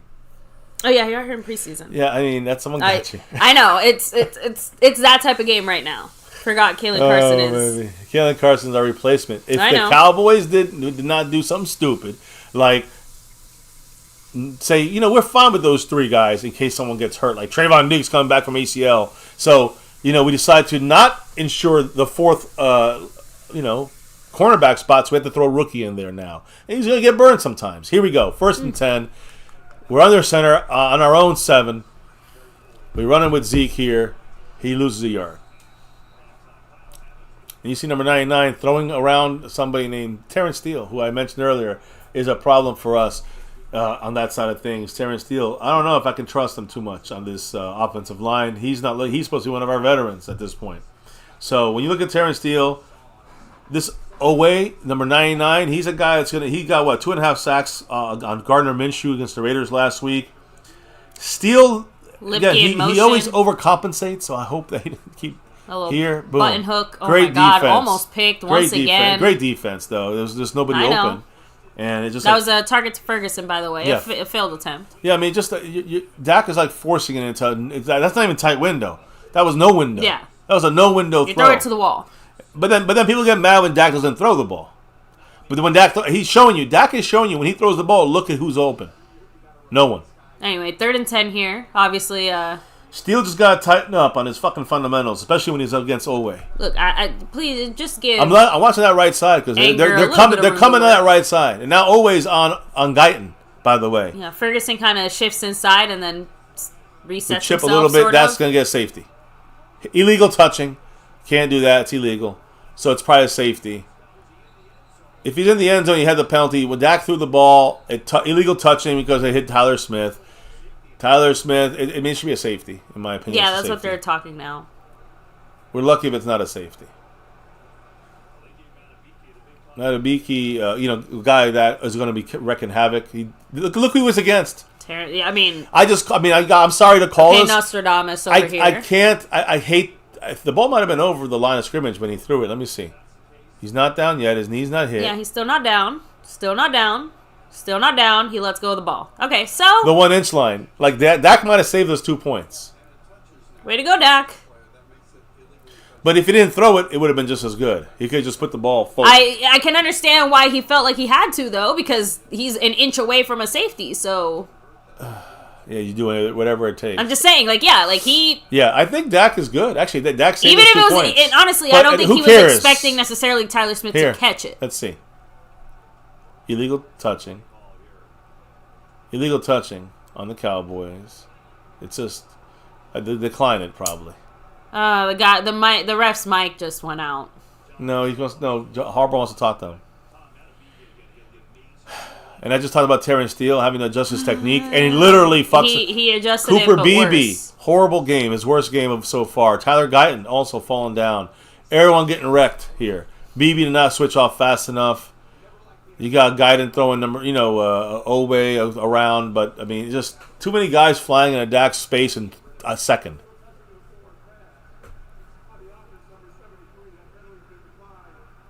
Exactly what I said. Thank goodness. Decline it, 4th down. But we're lucky it wasn't a safety. Dak saved his 2 points. Thank you, Dak, I guess, for that. I mean, right now we're just trying to save points being scored on us, not score points. It looks like.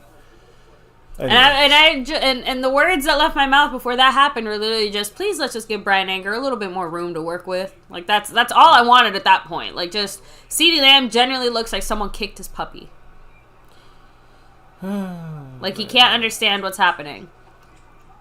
Anger, I need like an 80-yard punt from you. It's a good punt. I mean, you could not have asked for a better punt there. That was like almost a 70-yard punt. He might have. Head to helmet there. We got to wrap. We can't tackle. We don't know how to wrap up. I think he led with the shoulder. Marquise Belk almost got a helmet to helmet there. But yeah, I mean, look, I think it's more the way that he fell back. It looked like it was helmet to helmet, but I know. It's not good. Not a good situation. This is. I mean, I just said we had our worst game last week ever. I mean, and the Cowboys said, "But wait, there's more. We can do more. It can get worse." It's beyond words, guys. Let's just be honest.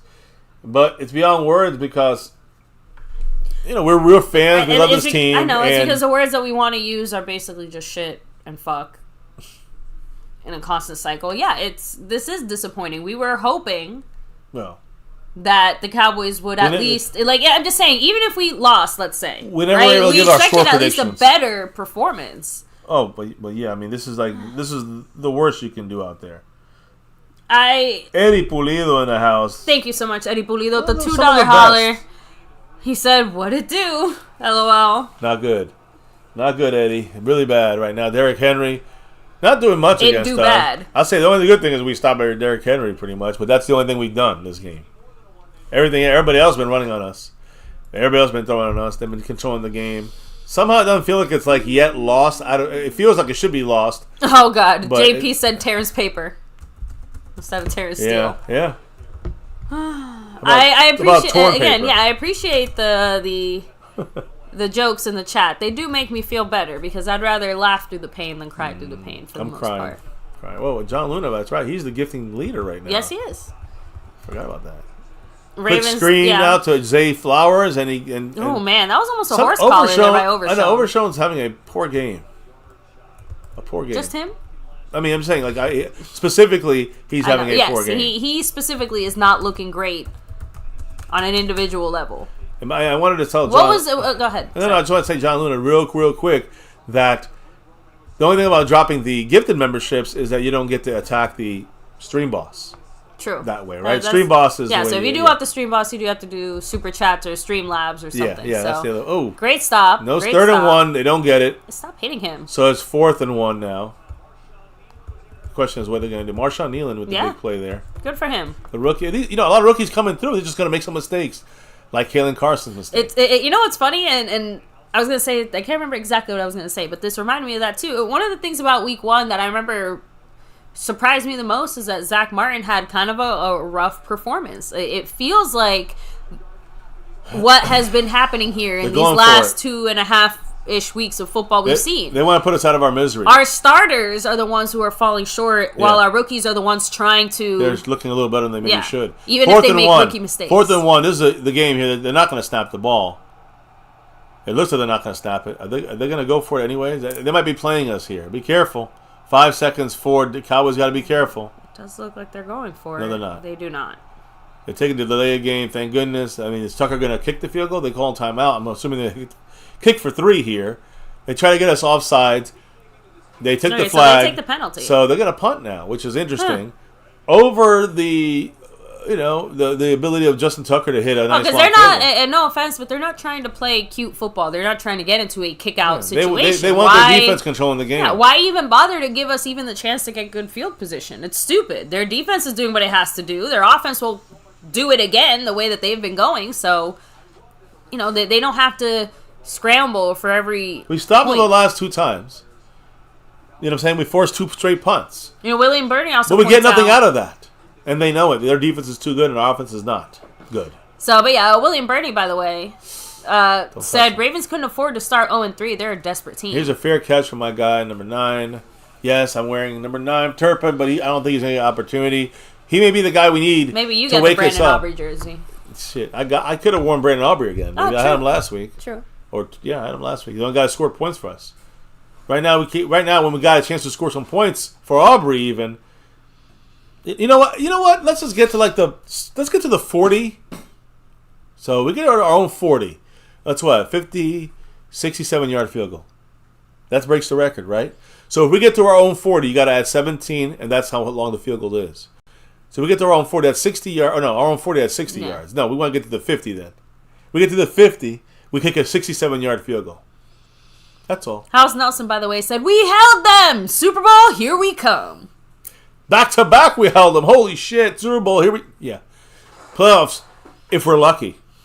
And I'm saying if we're lucky. Right now, we're an average team.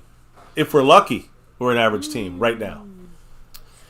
Yeah. Let me hit up a few more comments here. And by the way, guys, I do want to take a second to say thank you. You guys could be doing anything and hanging out with anyone, doing whatever. You're here chilling with us. We do appreciate it. Again, Unknown Ninja. That's actually kind of cool, kind of smart.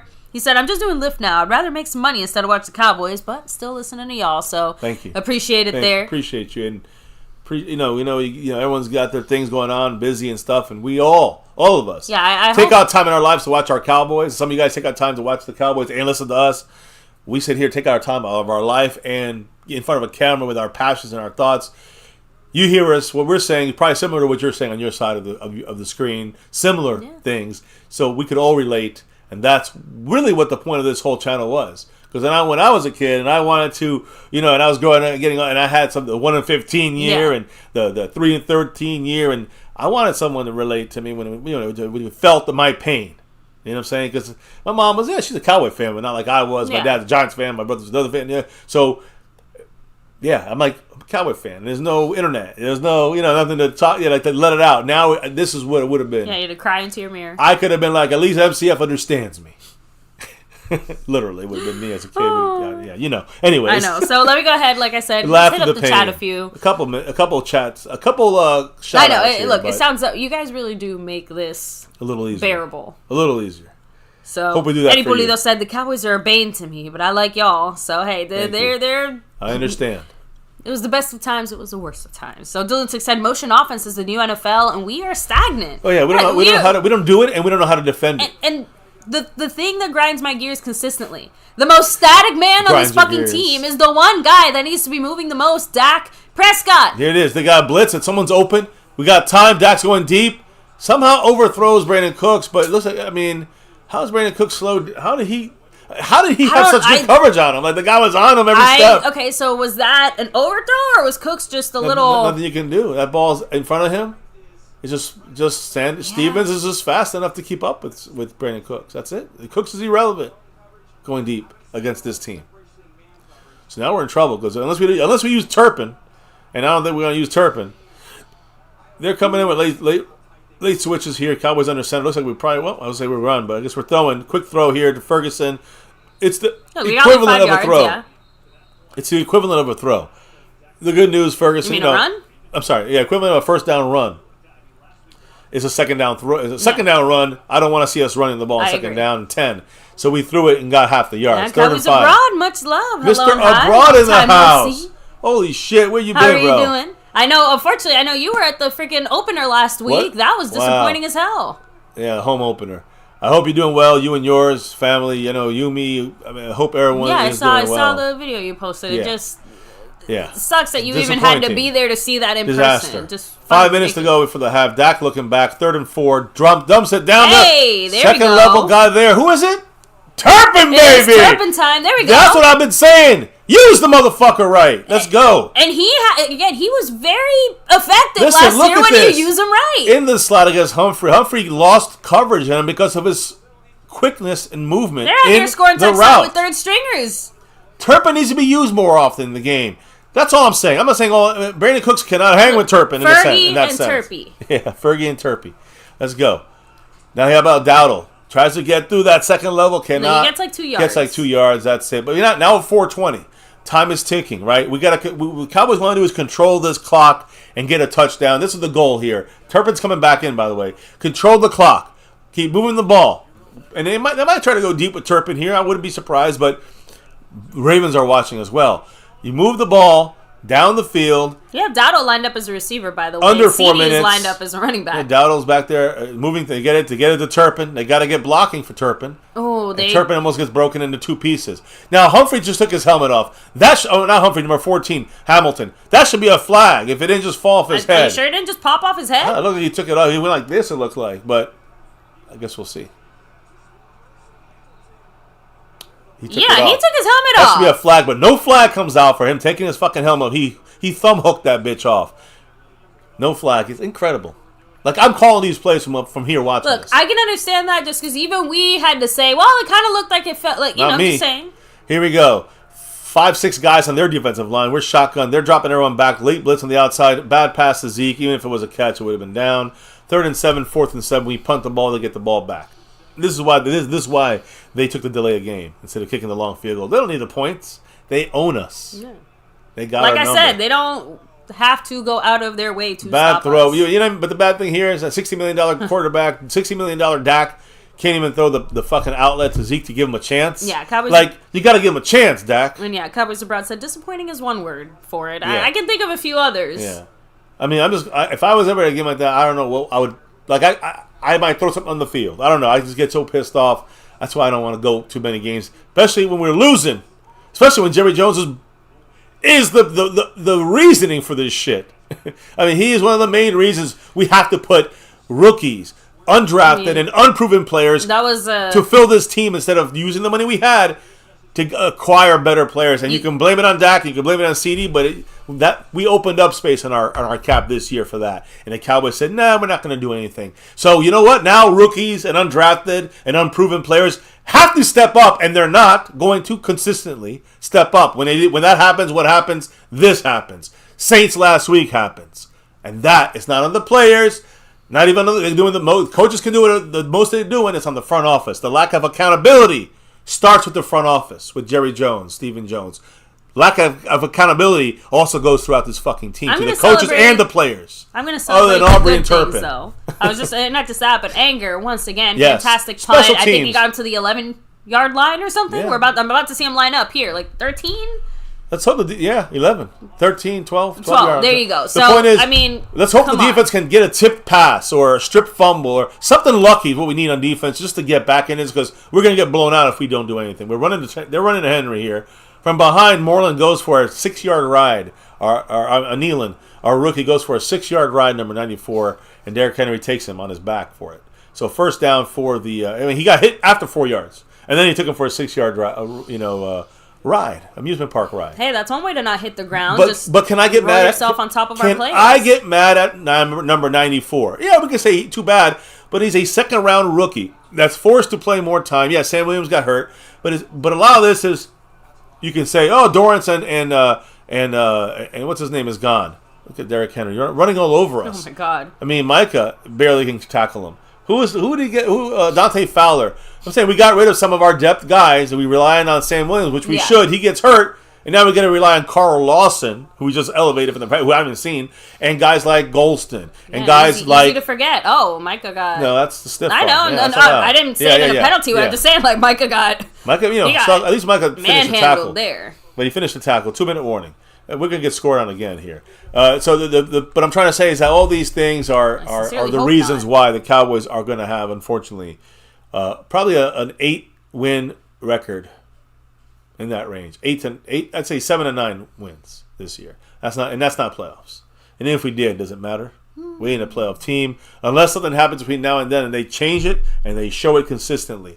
But to be forced to when you have money in the bank.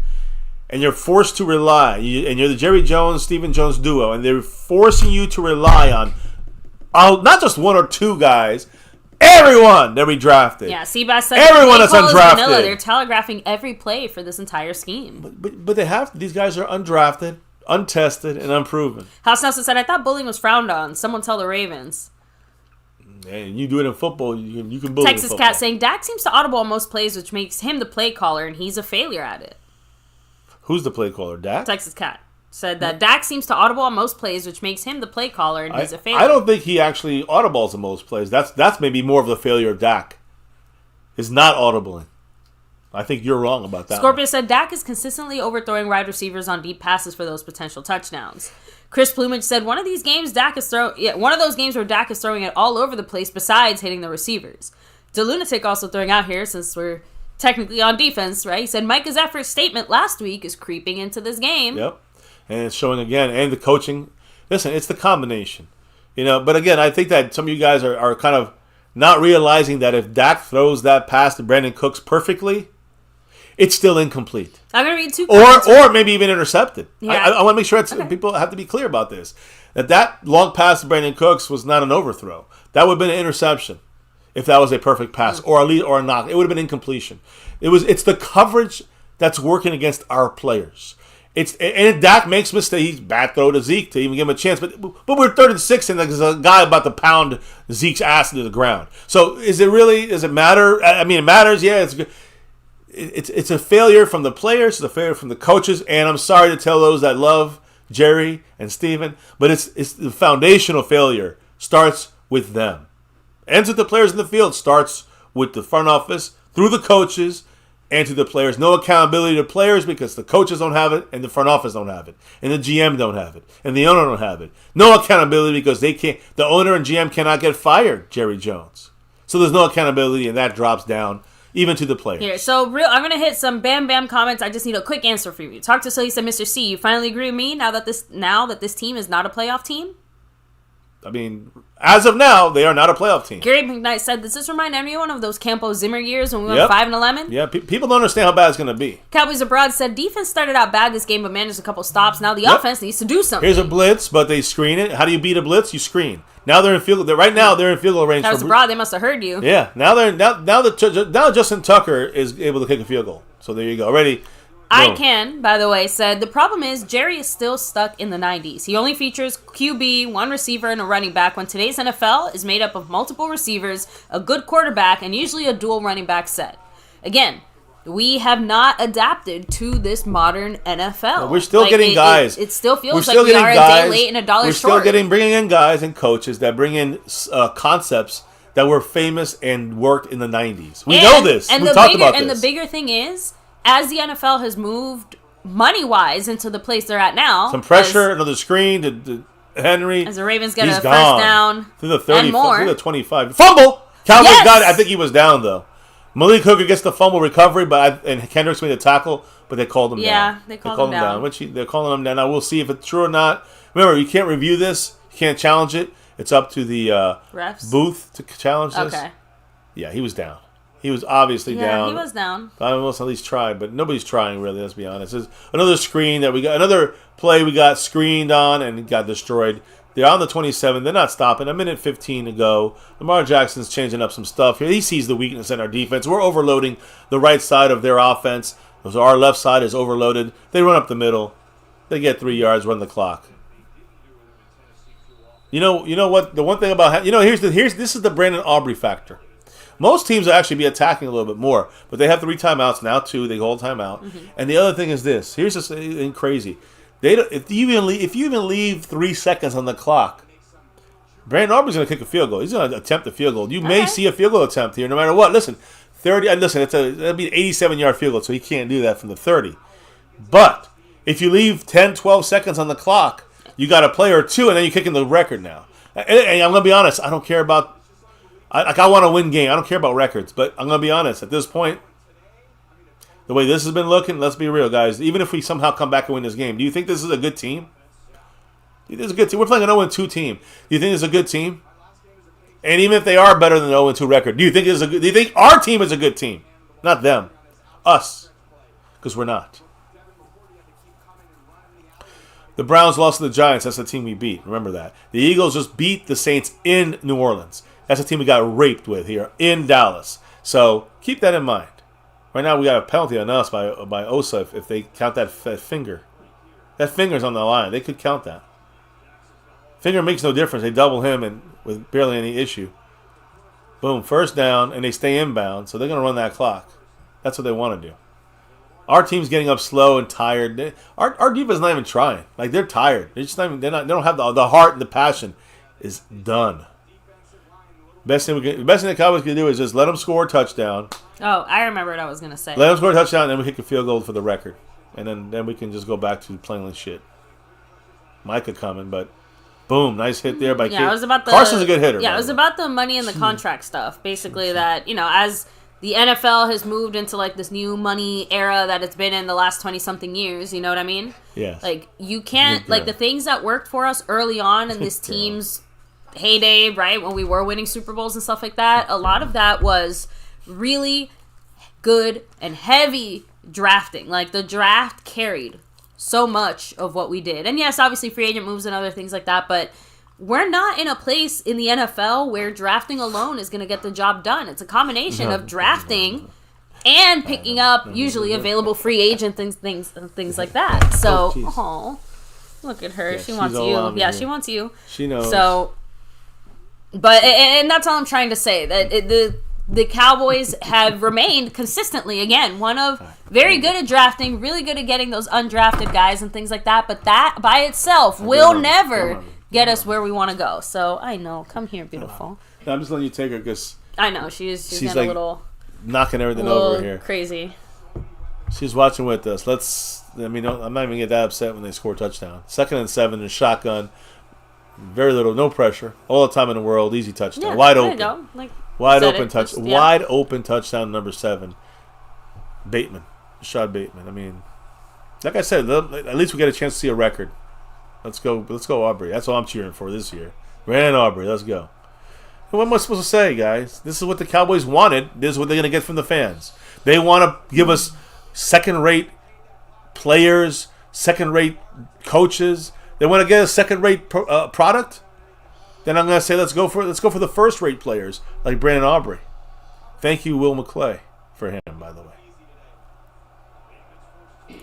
While I don't necessarily disagree, Cowboys abroad, it is still a disappointing feeling, right? Because he said, remember Arizona ran through us in Week 3 last year, and we still had a 12-win season. You can't tell playoff teams yet, so you can't. I agree with the end part. Everything else I disagree with because. We got ran through last week. Remember that. This is also one of the better teams on our schedule that we are facing. Like, I'm just saying, to shout out Marco Seppian, right? Who always says, like, when we play these tougher teams, if we lose every single time against these tougher teams, it's hard to feel confident, even if you are a playoff team, that you're going to be able to keep your own. Cowboys abroad. Because if you're doing it early in the season, and in the middle of the season, and then at the end of the season, I love our discussions. Cowboys abroad. I get very confident fan.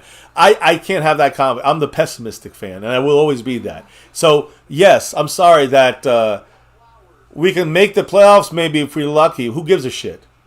Who cares? Are we going to do anything? Are we a real team? Now, I will say this, and I said this earlier today. No. Things change. If this team can put it together and they can find some kind of, the young guys can step up consistently, and if that happens, of course, even if we come back and somehow, let's say we come out and win this game, we have signs of life, but it's not anything more than that. That's the reality of this team. Jerry Jones, Stephen Jones did not improve this team.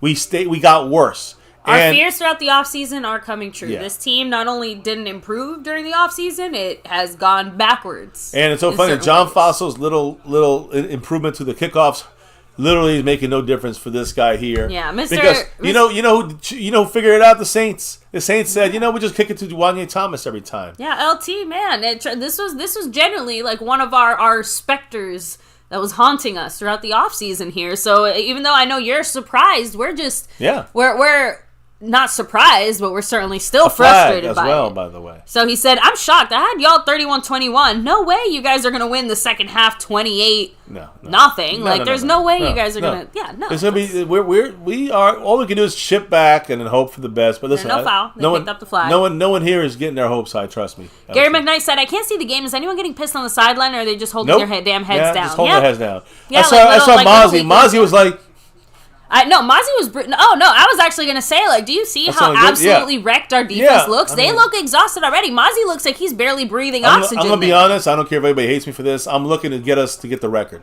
for Brandon Aubrey. That's all I care about right now. Get to the 50. 50 gets Aubrey the record. Or close to the 50. I'll take 20 yards. That's all I need right now. Here he goes. We got 7 of those yards right there. 19 seconds to go. I'm being honest. I'm honest here.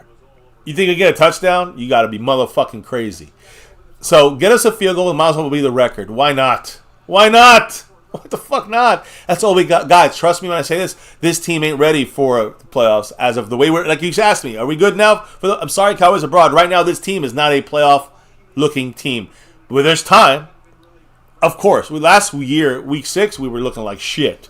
And we could fix it. But... You need to set up a button that just says playoffs. This is the same ending we're going to have through the season. Is losing in the playoffs at best. And I mean losing in the wild card round. 2nd and 4. Dak looking deep, trying to get it more than those yards. You get it! CeeDee Lamb.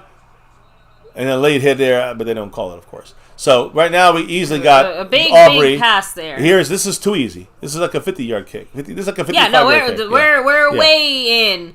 Yeah, we're not in record-breaking territory. Right now, we're like at 50 yards, which is too easy for him. With 12 seconds and 2 timeouts, if I'm not mistaken, left to go. Oh, no, we wasted one on a stupid challenge.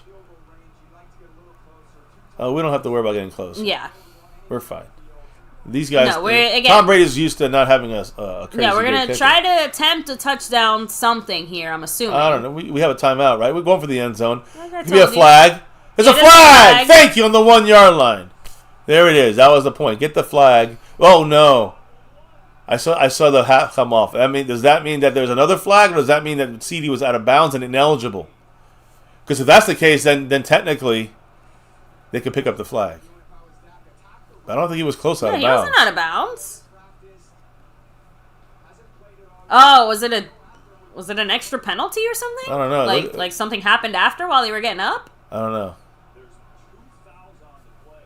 I told you it was that hat was. I know. If it takes up, I'm putting up the volume just to make sure. They're discussing this. Out of. This is a no-brainer, right? I mean, I'm missing something here. Yeah, I was gonna say I have to be honest. Even the announcers are saying like, "What are we missing here?" Like, Just look at which one they're going to take. Now they put their Oh, they're both on them. Offsetting.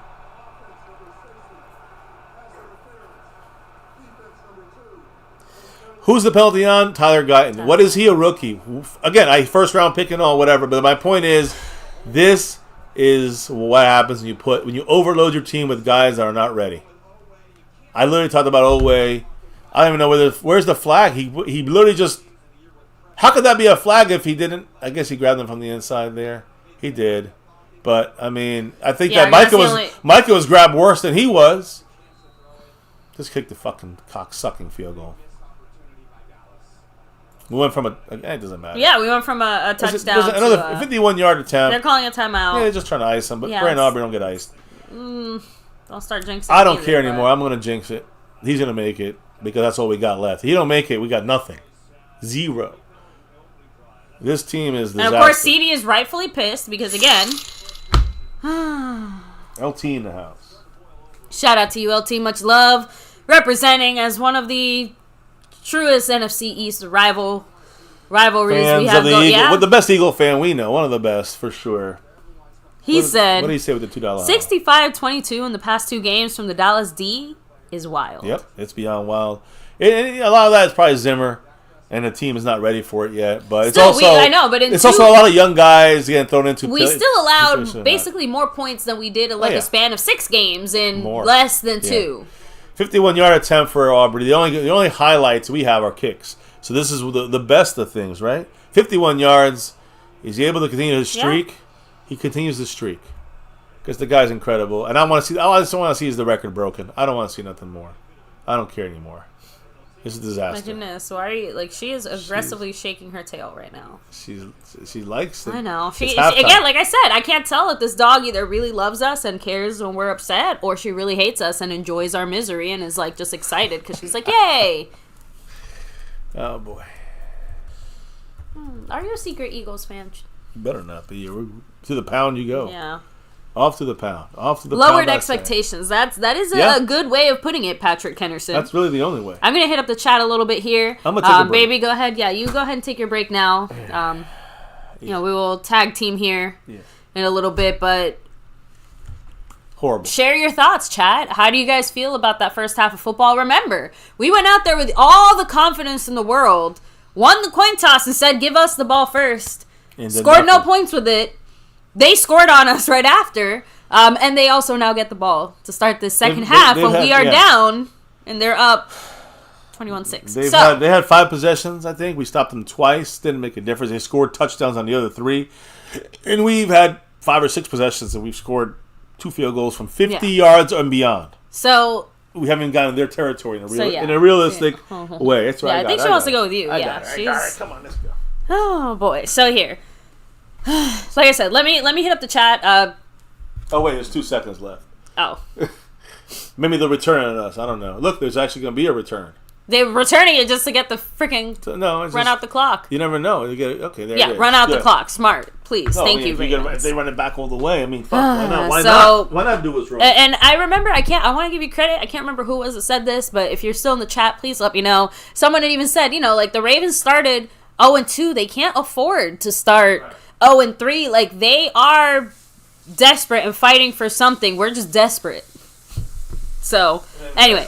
Let me hit up the chat here. I know, we're not even desperate. So Cowboys Abroad said, defense is a new plan. The first draft of most plans doesn't work. We just have to improve it as we go. I know, but the thing is, again, unfortunately, like how quick is that adjustment, Cowboys Abroad? Like how long do we have to wait for this defense to figure its shit out and get going? Because the NFL gives you no luxury of time. You either get it done now or you just do not get it done. And we're not going to get a second chance when it comes to the future, the playoffs.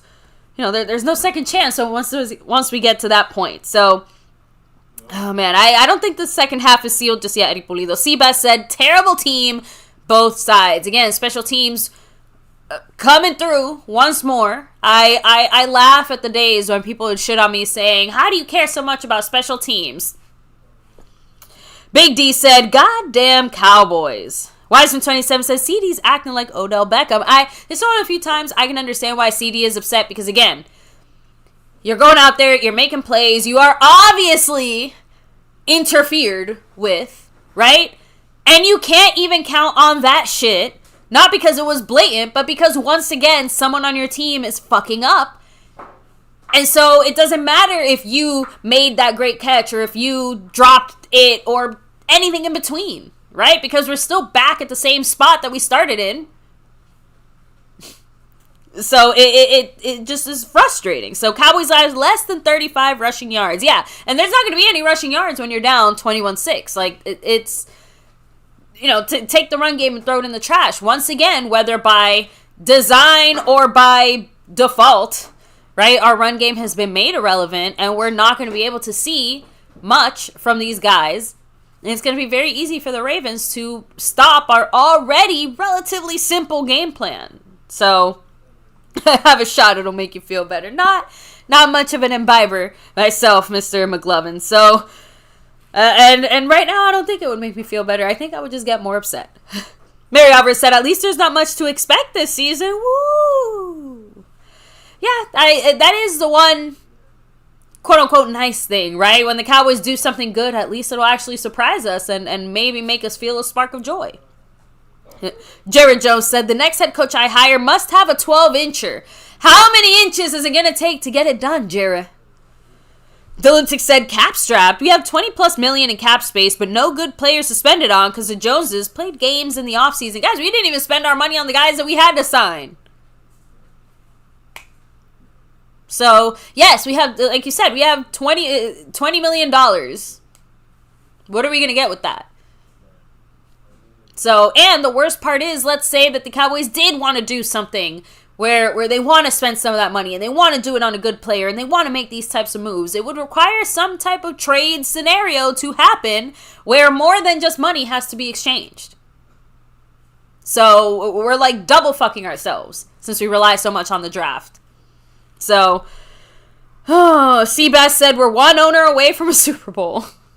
ICANN said, when are the refs going to be held accountable for these calls, especially when Parsons is being held clearly on TV? Now, while I do agree that I would prefer it if the refs would sometimes see some of those calls that should have gone our way but maybe didn't, still doesn't take away the other 30-something calls where Micah was not being held. He was just being stopped and just sucking.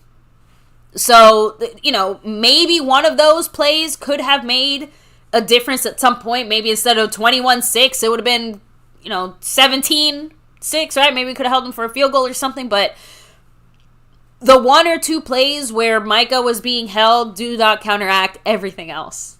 I want it to, it doesn't. So, McLovin, yeah, that was the man John Luna. Shout out to him for the gifted membership shows there. So, let me see. Thank you said throw the helmet behind you away. No, all good. We are loyal fans, even if, the team is not loyal back to us. Holy crap, the Panthers are beating the absolute shit out of the Raiders, so. We're definitely an owner away. Oh, yeah. So, Mary Alvarez said, at this point, just take the season, go ahead with the draft. Again, it's only week 3. I don't know if I'm ready to throw in the towel just yet, but it was kind of a funny, not haha funny, but funny as in, I guess we're here, discussion. You guys were saying it. Even if we ended up with a top 5 pick, let's say, heck, let's just say top 10 just to keep it more general, right? Even if we ended up somehow with a top 10 pick, we have so many needs. We have so many things that need doing. Where do we invest that pick in a way that actually gets us some of the results that we need? Mr. MCF said, we'll probably just get an offensive lineman. And that's a good pick. That's a safe pick. It's a reasonable pick. I can't even be mad at it type of pick. And now I have the hiccups. But that pick by itself is not going to, fix anything. Remember, I think our most recent top pick was Zeke, right? Someone correct me if I'm wrong.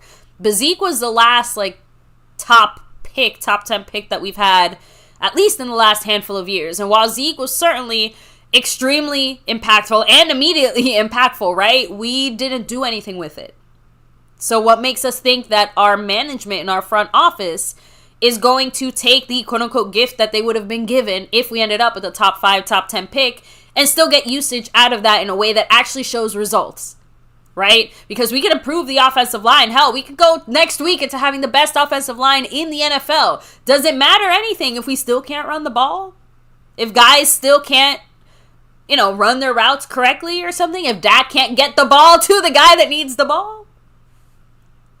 So I feel like I'm falling down an unnecessary rabbit hole there. So let me hit up the chat again. Seabass said, so many holes in the Joneses don't act in free agency, so top 5 pick means little. And there you go, Seabass. Summarizing exactly what I said. You need a milkshake. I don't even like milkshake, and all the boys are already in my yard. I'm good, thanks.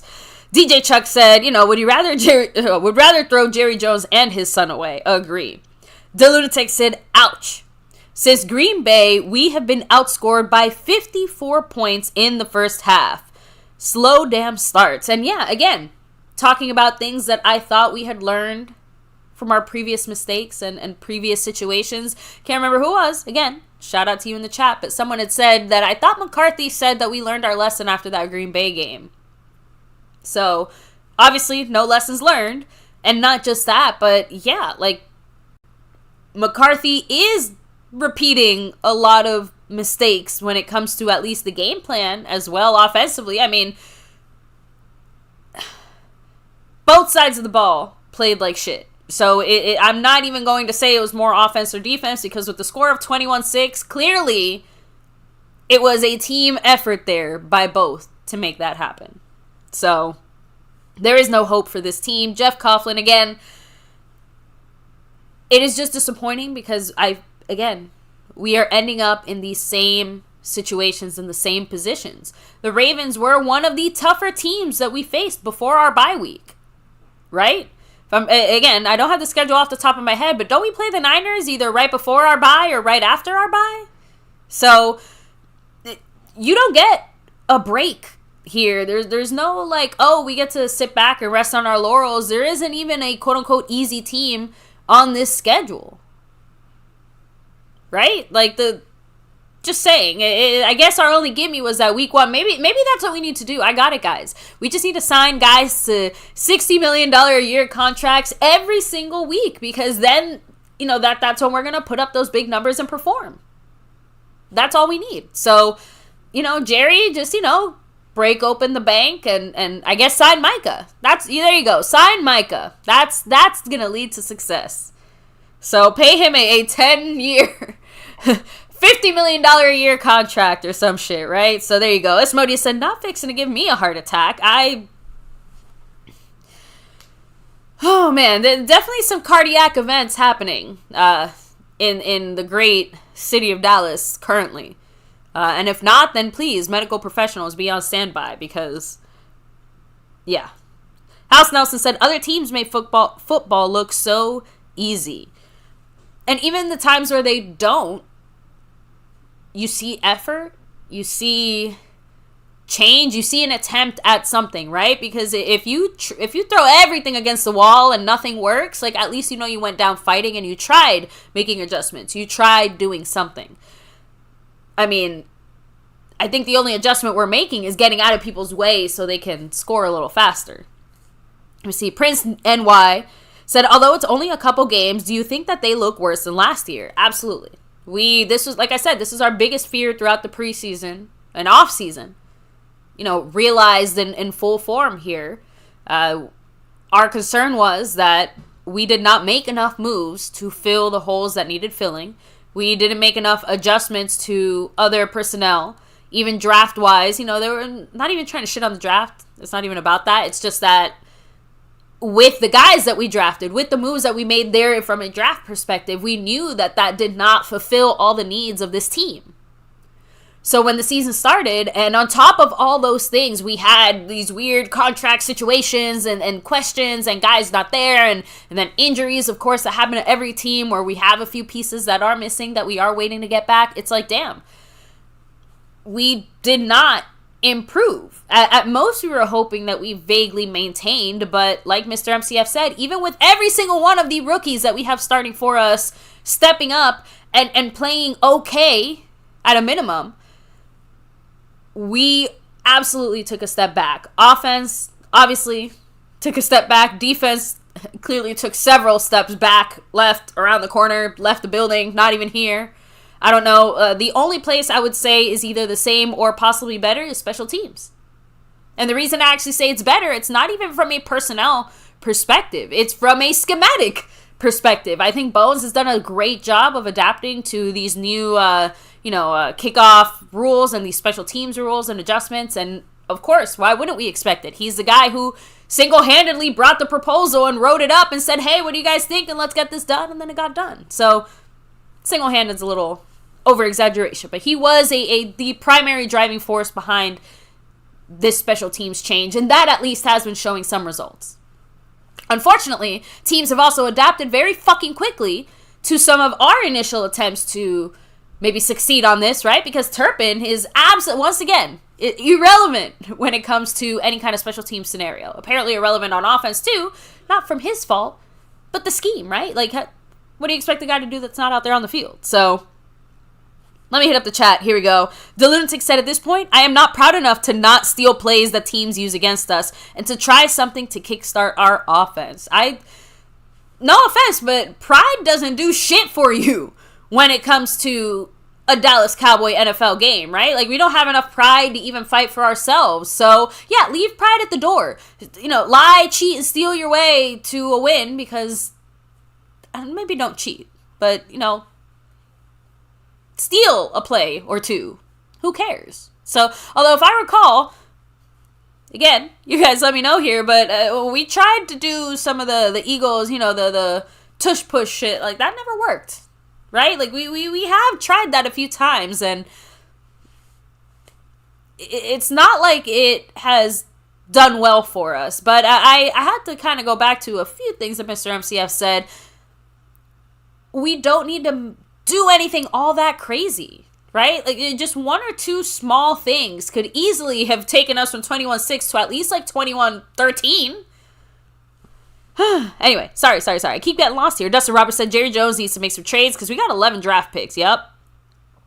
420 Gaming 69 said, I don't understand why we signed Zeke. It was such a bad pickup. He hasn't been good since his rookie year because the Cowboys would rather sign cheap, old, veteran players that can't really provide that much for us versus actually spending time, effort, or energy doing anything that isn't drafting our own guys. That's why I meant when I said it in the second quarter that our front office is not adapted to this new NFL scheme that relies on something more than just a draft and more than just young guys. Or this is the result you get. You have a lot of young, inexperienced players making mistakes and errors like young, inexperienced players make, especially when we're only in week 3 of the season. So yeah, some of those things that we're seeing now, we're not going to see later on as they get that time and experience and stuff. But remember, do you know what lack of discipline does to a team? It sets bad habits. So we could really just be teaching our rookies and our young guys to consistently fuck up, and like that's just habits that get ingrained into them.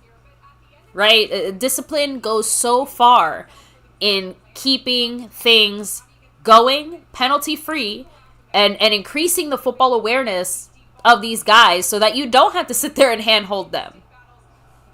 Whatever. Game is back, guys. Ravens, here we go. Again, it kind of looks like a run. Derrick Henry's back there, and he does... Oh, no, Lamar Jackson keeps it. He gets like 6 yards with DeMarcus Lawrence hot on his heels, but obviously not really getting hands on him, so he just runs out of bounds. Scoreboard doesn't matter to me right now, said the Lunatic. We'll be looking at what players are putting up a fight, and those are the ones that we need. I agree. So give me a second, guys. A lot of my fury is trying to come out all at once. All right, so again, they're showing a run. They have their fullback there lined up in front of Henry, and they do. Great. Oh, man, almost a... Actually, that was a... Oh, okay, no. It started off almost as a great stop. Who was that? I need to see. Is that Kendricks? Yeah, so Kendricks had made a great read there. Couldn't do it alone, but holds it now to at least a 3rd and 1. So...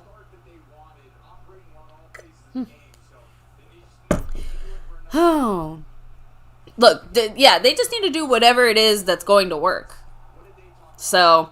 We have to score at least 3 touchdowns in this half to have a chance to win, and we haven't even scored 1 single touchdown in this game.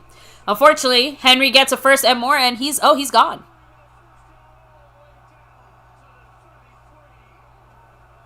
So he just got like 30-something, 40 yards there, down at the 33, if I'm not mistaken. I mean, yeah. Diggs can't stop him. I mean, Wilson's definitely not stopping him. Kalen Carson can't stop him.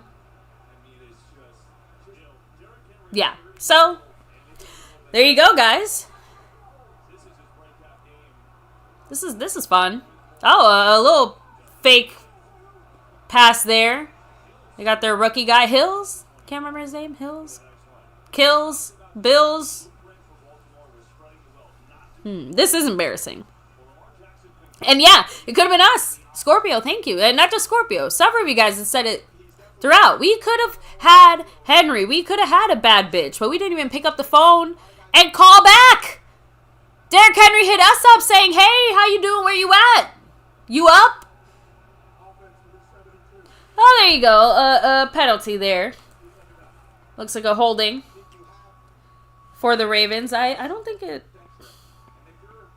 I'm positive I missed a penalty or two as far as writing it down, although I think they were declined, so doesn't count, but still. This is a desperate team.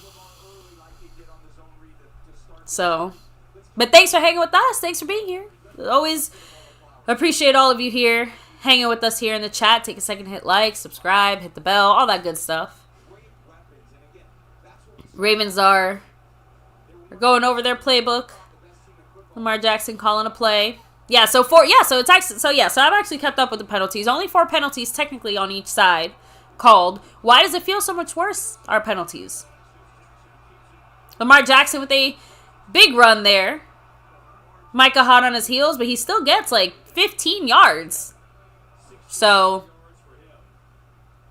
sorry, 16 yards. Let me correct myself before I make any mistakes. So even with the penalty, it's 2nd and 4. It's business as usual for the Ravens. They're not even in a stressful position. Okay, looks like a run again here. It is another run to Henry. He gets another first. He gets 10. He gets 15. He gets 20. He gets a touchdown.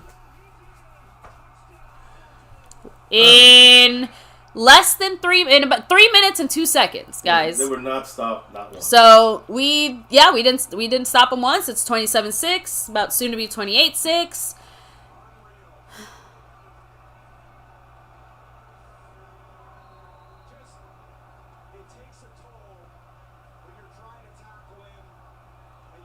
You know, maybe you're right, McLovin. Maybe this does call for some adult libations. Yeah, this is depressing. I'm gonna have to. I can't even muster. Does McLovin want to play? Does McLovin want to play? I don't know. McLovin, if you're here, let us know. Luis Ortiz said, if I was both Mikes, I'd be in that locker room screaming my head off. You will be running sprints all week, doing 2s and 3s. You won't get a break since you already have taken one. That is the energy I wish this team had. We're playing like we lost already. We have been playing like we lost already. Let me see. Oh, sorry about that. I know. Sorry.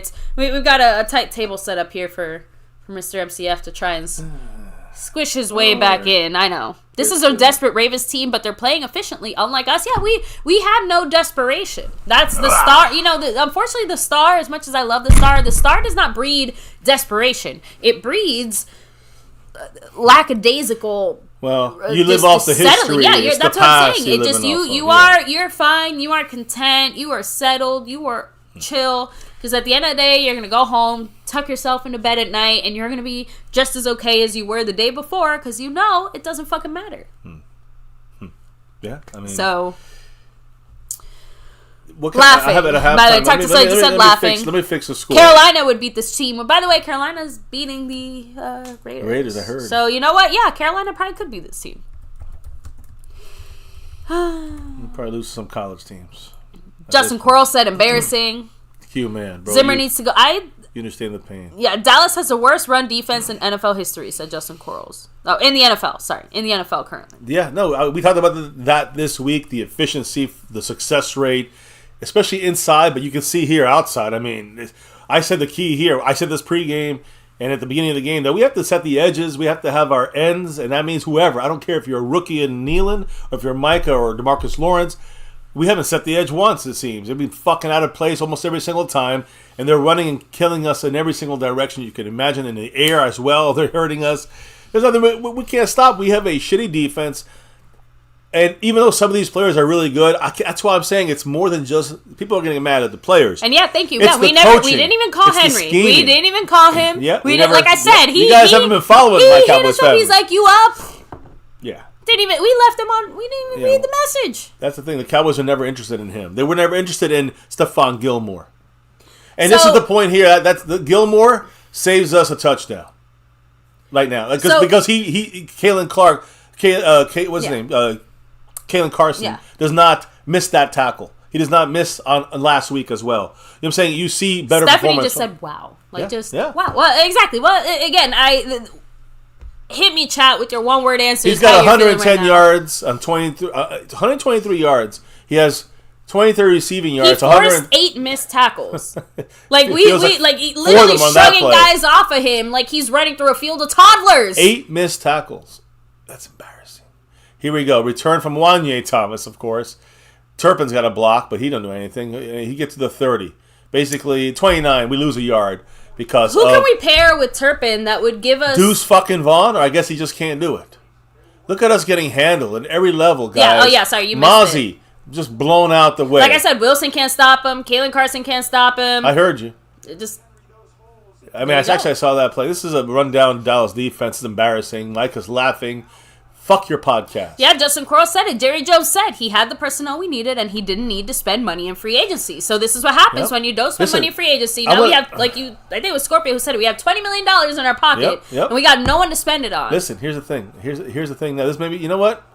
In all honesty, if this is the way the direction of this team is going right now, we're going to see an average team. Let's be honest. If we see this, I mean, as Cowboys have brought in others, if we see this the whole year, we are a bad team. We are a below average team. So my point is, do you think there's this is maybe the best thing for the Cowboys? Okay, well, I was going to say, do you think that there's anything that could happen here? Like, if we keep seeing games that look like this and look like that, does Jerry pull the plug on There's a nice McCarthy the only connection sooner rather we have than later? Finally connects. I think that CD's like second first down in the night, by the way. Maybe the third. I'm thinking about that fumble. I'm thinking about that fumble. And take my quick break. I'm thinking about that fumble that CeeDee Lamb had that cost us the momentum. You know, sometimes we say it's on Dak, and it is. But this one is on CD. And again, but even with that, how about forget about CD? How about the D? Again, penalty, lack of discipline, coaching. All these things are part of the problem. There's no accountability at the top. Coaching. Here's Deuce Vaughn. We run him inside for 3 yards. But that's what I'm trying to say. And I don't know is there something wrong with me, guys? But you're running Deuce Vaughn, who is hit. You can run them in different places. I understand why you'd run them in different ways, in different places behind big linemen. So it's like, you know, a little guy behind trees. But his best abilities are shown and showcased when he's in space. You don't want him in no space. You want him on the outside. You want him catching the ball in a one-on-one matchup. But we don't do that. No, we run him inside. Here's a predictable play to Jake Ferguson. Even if he had caught it, even if it was a good pass, it was a horrible pass by Dak. But it was great coverage. Even if it was a good pass by Dak, that's still a loss of 1. It's probably better it's incomplete. This is how sickening it is. And real quick, before I fully go, in case somebody wants to blame Dak, and his contract, I'm not trying to not blame Dak. I'm just saying. Get in there. Last time I checked, the Cowboys could have signed him sooner for cheaper. Remember that. Every single time you sit there and get mad about Dak's contract, remember we could have signed him sooner for cheaper if the Cowboys front office weren't Jerry fucking Jones, around. Stephen Jones didn't say this is the finding out portion. Interception. We're lucky he didn't get CeeDee Lamb saved that. But yeah, this is the flag. You know, fuck around and find out. This is the find out portion of the evening. Yeah, again, and this There's is a flag. Now, again, the 0-2. Looks like it's on them. People say it's on the Ravens. They a good team, but I'll say, what if I say 0-2, right? I mean, I know they're a toe away from me 1-1, holding on the defense there, which is what I expected because, again, no one was open. They're playing a very tight defense on our coverage, and they're playing very physical on our coverage. So it was bound to be seen eventually a fucking penalty on the defense of the Ravens for holding defensively and stopping an option for Dak to be open. You guys understand what happens, right? If they don't see a hold by the defense and coverage, that means there's one less option for Dak Prescott to go through while he's getting pressured with horrible blocking by our offensive line in this game and multiple games. So Dak has his issues. Trust me, I've called them out. You heard me. We got bigger issues than Dak Prescott. There's a good run for Rico Dowdle. For a second, it looked like a horse collar that should have been called on the defensive player, but they also are throwing a flag, and I believe it's probably going to be a hold on us. But it looked like a horse collar touch. I wouldn't even call the flag on the horse collar on the Ravens. But let's see what they say, because they're on the sideline conferring.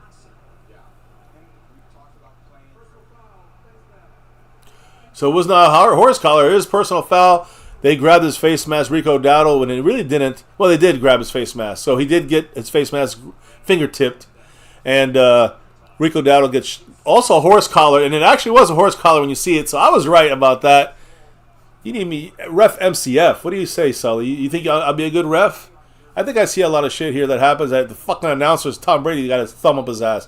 So, anyways, the point is, we got our fucking 12 personnel here with Deuce Vaughn. We're going to run him behind a big group. Yeah, we are, right up the middle. No, it's Rico Dowdle, and he finds a little space in there. And now we have a flag again. Probably a hold this time in the Cowboys' offensive line after a 4-yard gain by Dowdle. 1st and 10 is going to be a 1st and 17. Yep, holding. I think it was on Brevin Spanford, number 89. Yeah.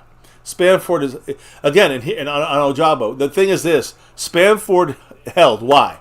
What is it Spanford's fault that he held? Yes, of course, he's accountability, but there's no accountability on this team. He's an undrafted free agent. He's an undrafted rookie. Why is he starting out there on major blocking plays, and now we're getting called second holding penalty on him? Because the front office decided that we don't have to invest in whatever position. I'm just using tight end as an example. It's another example of the Cowboys being cocky with some of the and throwing their all these rookies in it. It's one thing to have one guy. If you only had Brevin Spanford in there, he probably won't make as many mistakes. By the way, the Niners scored is 21-7 Niners over the Rams, but he would probably have more help if we didn't have also Guyton and Beebe as rookies out there. Sometimes we have Jalen Brooks, who's basically a rookie, a 7th-round pick last year, out there a lot of the times. Deuce Vaughn, who's in there now. You've seen in the last couple of plays. Tolbert, who's getting his first starts of his career. And then you got CeeDee Lamb, which we got to, Dak throws the ball forward. It looks like it could be a fumble. They didn't blow the whistle. Roquan Smith picks it up, and it counts as a fumble. It is a fumble on Dak Prescott. Dak's hand was hit, but it was going forward, so I don't know what they're going crazy about, saying it's their ball. They called it incomplete officially on the field, but the Ravens want to challenge it. Definitely going forward, so it's not even a question in my mind that his fingertips were throwing the ball forward. Okay, so, but it's a close one. I'm just going to let you know it's close. Third, but it doesn't even matter. You know why? I'll tell you why. It's reminding you guys after that holding call. Now it's 3rd and 18. Yeah. 3rd and 18 for the Cowboys here with Lipke as the running back. We know he's there for pass protection purposes and the screen option. That's what you're going to see, the screen here for Lipke for a 7-yard gain for a field goal for the Cowboys. Let's see what happens. Maybe they try to go a little farther down and go for it on 4th down. So here's Dak's going to get sacked at the 50. Here's where I bring in number 17, Brandon Aubrey, and let's kick the record. Let's go for the record. Fuck it. I mean, we know what it's about. This game is over. Let's go for the record. Oh, I wish the wife was here to see maybe the record happen. Right now it's a 67-yard. It's the record. 68-yard field goal for Brandon Aubrey. So fuck it. He got the leg. Do it then. You got the nuts. Do it. McCarthy. Let's go. Kick the field goal. They don't have the nut. Nope, they don't have the nuts. They got anger out there. I don't even know. I don't know. I would really kick the field goal if I was the Cowboys. I guess not. They almost blocked the punt, by the way, and he got hit though. That's 5 yards, and I say now you try it. Now you try the field goal if they call that. I guess hands on the punter don't count. So, either way, the Ravens, and they got a lot of fans there. They got a lot of purple in the stadium. Embarrassing the Cowboys, 28-6 in the third, with 7 minutes and 52 seconds left to play. And everyone's bad in this game, going from the worst player, undrafted guys like Brevin Fords and the Marshawn Nealons and rookies like him and other guys like second-year guys and third-year guys that are, question marks to step up. And you've seen the issues with the veterans, whether it's Dak, CD, fumbling, Micah, overrunning plays, not setting the edge. Same thing with DeMarcus Lawrence most of the time. When you see that shit, that tells me that the Cowboys are majorly lacking as a team. And that's on just the player side of things, right? That part is missing in this game, and let's be honest, it was missing last game too. But the coaching, right? The scheme, the Zimmer change, obviously is not working right now. After 3 weeks, 2 weeks have been utter failures. And that first week against the Browns, they were missing the left and right tackles, as Marco Seppian points out. We've pointed out, of course, originally as well. But he keeps pointing it out. That helped us corral the Browns a little bit. More importantly, though, today's game against the Giants, the Browns were at home were getting handled by the Giants, which is, by the way, our opponent on Thursday, in case we forgot. So we still got to play a game in 4 days against the Giants at New York. And at the very least, we got to beat them. Right? Right? I don't know. I don't know if we can do it. You got to be honest with yourselves, all of us. Serious doubts. Expectations have to be managed. That we are not that good. 28-6 against the Ravens, an 0-2 team that I believe is better than an 0-2 team, is, right? But 28-6 is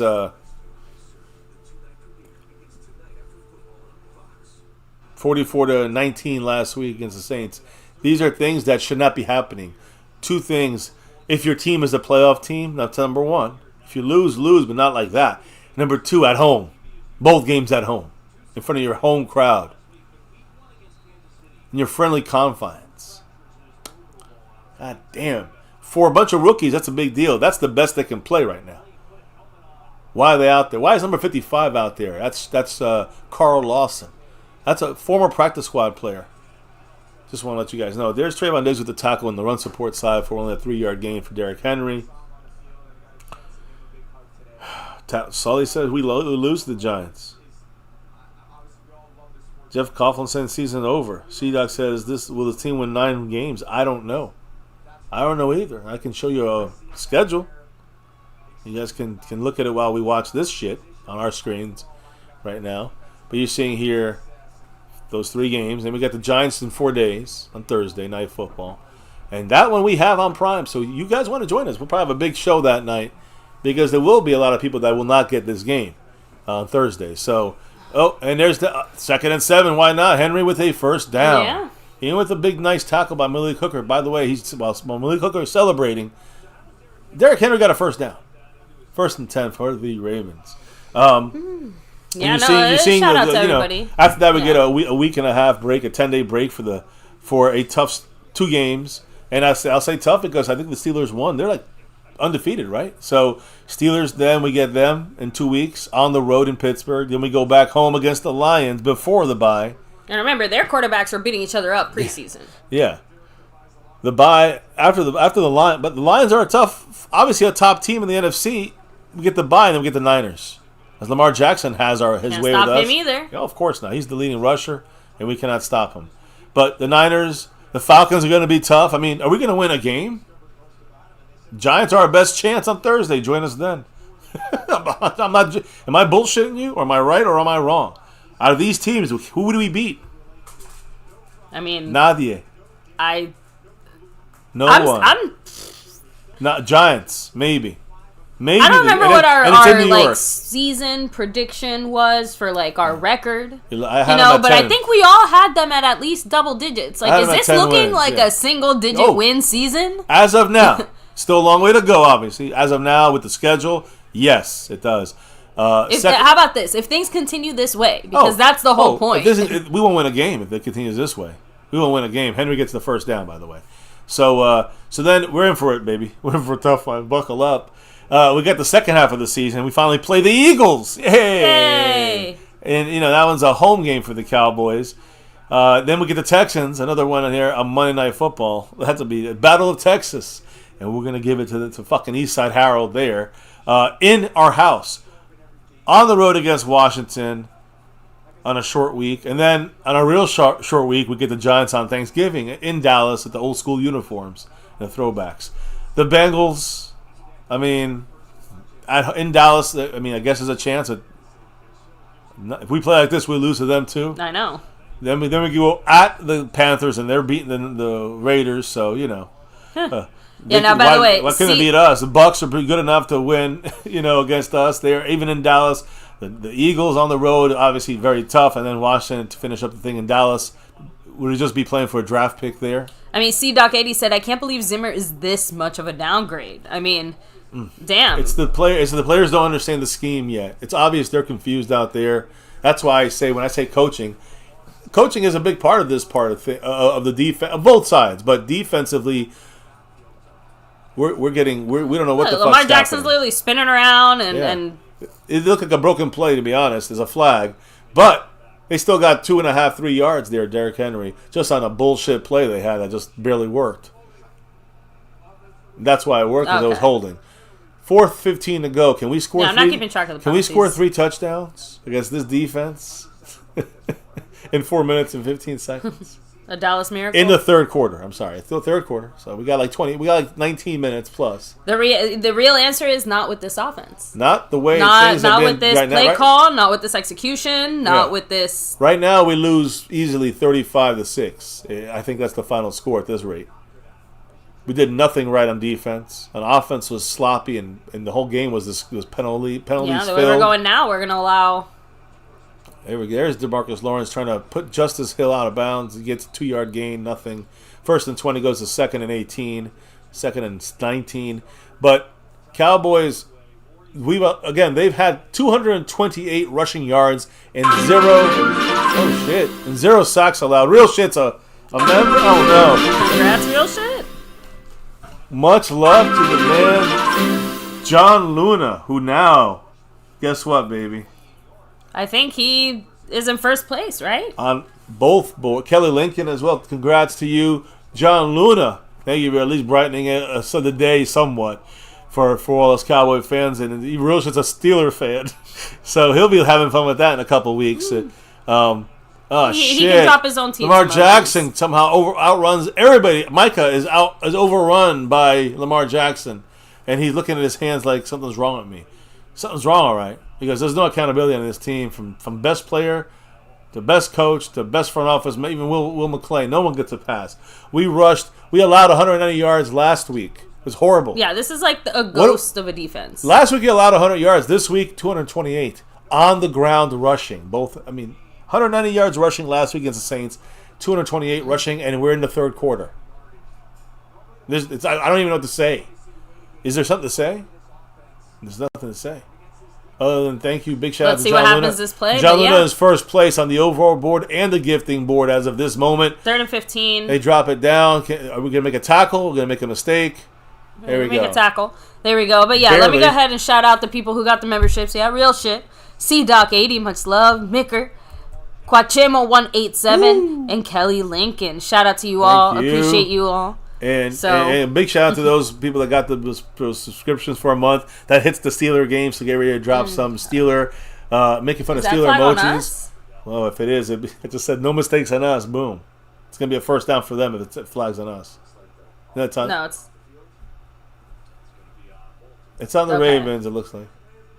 Illegal hands to the face by the Ravens. It looks like when it was blocking. Yeah, this poor ref's having a rough night with that mic. John Luna. 15 gifted memberships so far this week. And if he holds that, obviously that's a big win for him. And he's also currently he jumps over Mark Hosepian as the possible weekly winner right there at the bottom of the week as a sponsor of the week for next week. We'll write anything you want. I don't know I know he's not a Cowboy fan, I think. But he is now in the raffle, and if he gets a jersey, he could pick his team and his player if he has one. So just letting you know, John Luna, you're on the verge, possibly. If there's no Mark Hosepian bombs, he's gonna take over. He was only a little bit behind Mark. Now he's fully in front of Mark by a bunch. So big shout outs for him there. Good, like 20, right? Something like that. So big shout out to him. As the Cowboys get the stop on 3rd and 20, and it's incomplete. Adrian Cassidy Vine. Thank you so much for joining up into the Navy Blue. Big shout outs. That's right. Adrian, appreciate you. Part of the membership now officially. Drop them if you got them. Drop those. Even if we lose this game, you gotta drop them. Yeah, no, don't worry. I threw in some clown emojis there. Yeah. So. We appreciate you guys making it a little bit nicer on this side. Enjoy your membership. As they're punting, okay. That was really our only chance to even have a chance to even be in this fucking game at all. All right. Big shout out. Let me put Very him on good the board. punt. Turpin, first return. Let's go. Change it up. Change up the whole thing. No, it's a 1 yard gain and a block in the back, so we go back half the distance. And he tries not to murder a cheerleader on his way to the side. Just saying, yeah, I know. Oh man, shout out Kenzie Bands. He jumped over her. Membership message of 10 months here saying, I don't want to see Mike on the podcast again. Huh. Oh, it's on the Ravens. Look at that. Oh, pleasant surprise. Why is this happening? We can't really blame Dak when your O-line's trash. We need to trade Steele for Coop. Shh. No one's going to want Steele after these performances, pretty much. And also, the best. Honestly, people are going to start saying this louder and louder, like Herschel Walker. Yeah, they blocked Golston. Golston was tackled, so it was a hold. But yeah, so my point is, you take it or decline it. Huh? Make him punt it.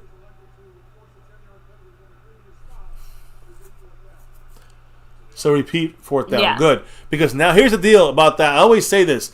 The special teams is tired. Yeah. And we got Turpin. They're going to punt it. If they punted to Turpin. Again, this is a moment with those intangible. You got to know about football about that. Special teams come through. Turpin. Can you get us a touchdown? Change it up. And again, just not even for winning, just for pride. Remember, I think it was the Lunatic for pride. Yeah. Shout out Scorpio, much love. 11 months of membership, although he's been around much longer than that. He said, win, loss, or tie. Go Cowboys. It's a star over everything. And you know hey, this. that's why I said we will still be here. The punt's up. They're tired. Let's see if we get a return for Turpin here. You see, that punt was already 10 yards. But we got yardage. We gained yardage. We gained some yards on that, but it was more. We just took the 10 yards. Yeah, that was literally it. There was no up there because it was 2-line drive. We had to fair catch it. So that chance is gone. Well, to see Turpin, but just for the chance, it was worth it, right? I agree. We still got the 10 yards, and it was still, at least it was an option. The worst thing would have been a fumble or something, which obviously. Justin D said, "I've been a fan for 40 years. Only one common denominator in the last 28 years, going on 29 years. Jerry Jones. It's the GM who measures players' tools." As you saw in our short here, unfortunately, I hated to show that. I made the joke. I think during halftime while you weren't here. Jamie Foxx showed it. I mean, he was embarrassed. He's like, "Oh fuck!" I made the joke while you were taking a break during halftime. I said, "I'm like, how many inches is it gonna take to get this shit done? Please let us know. Like, there's some great. We'll find a way to make it happen, but please, just like this is the problem to this team, even past the coaching, which is to me." Good, but not, obviously it has major deficiencies. And then when you get to the players, you go from the coaches to the players, your team it all trickles down. But it starts with that foundation. Your team being bad and your team being bent over. Yeah. We got embarrassed. Talk to Sully said, funny, the cameras have not focused on Jerry's box. I have not seen Jerry Jones more than once this game. You've seen him, baby. Don't lie. You've seen him right here. Multiple times.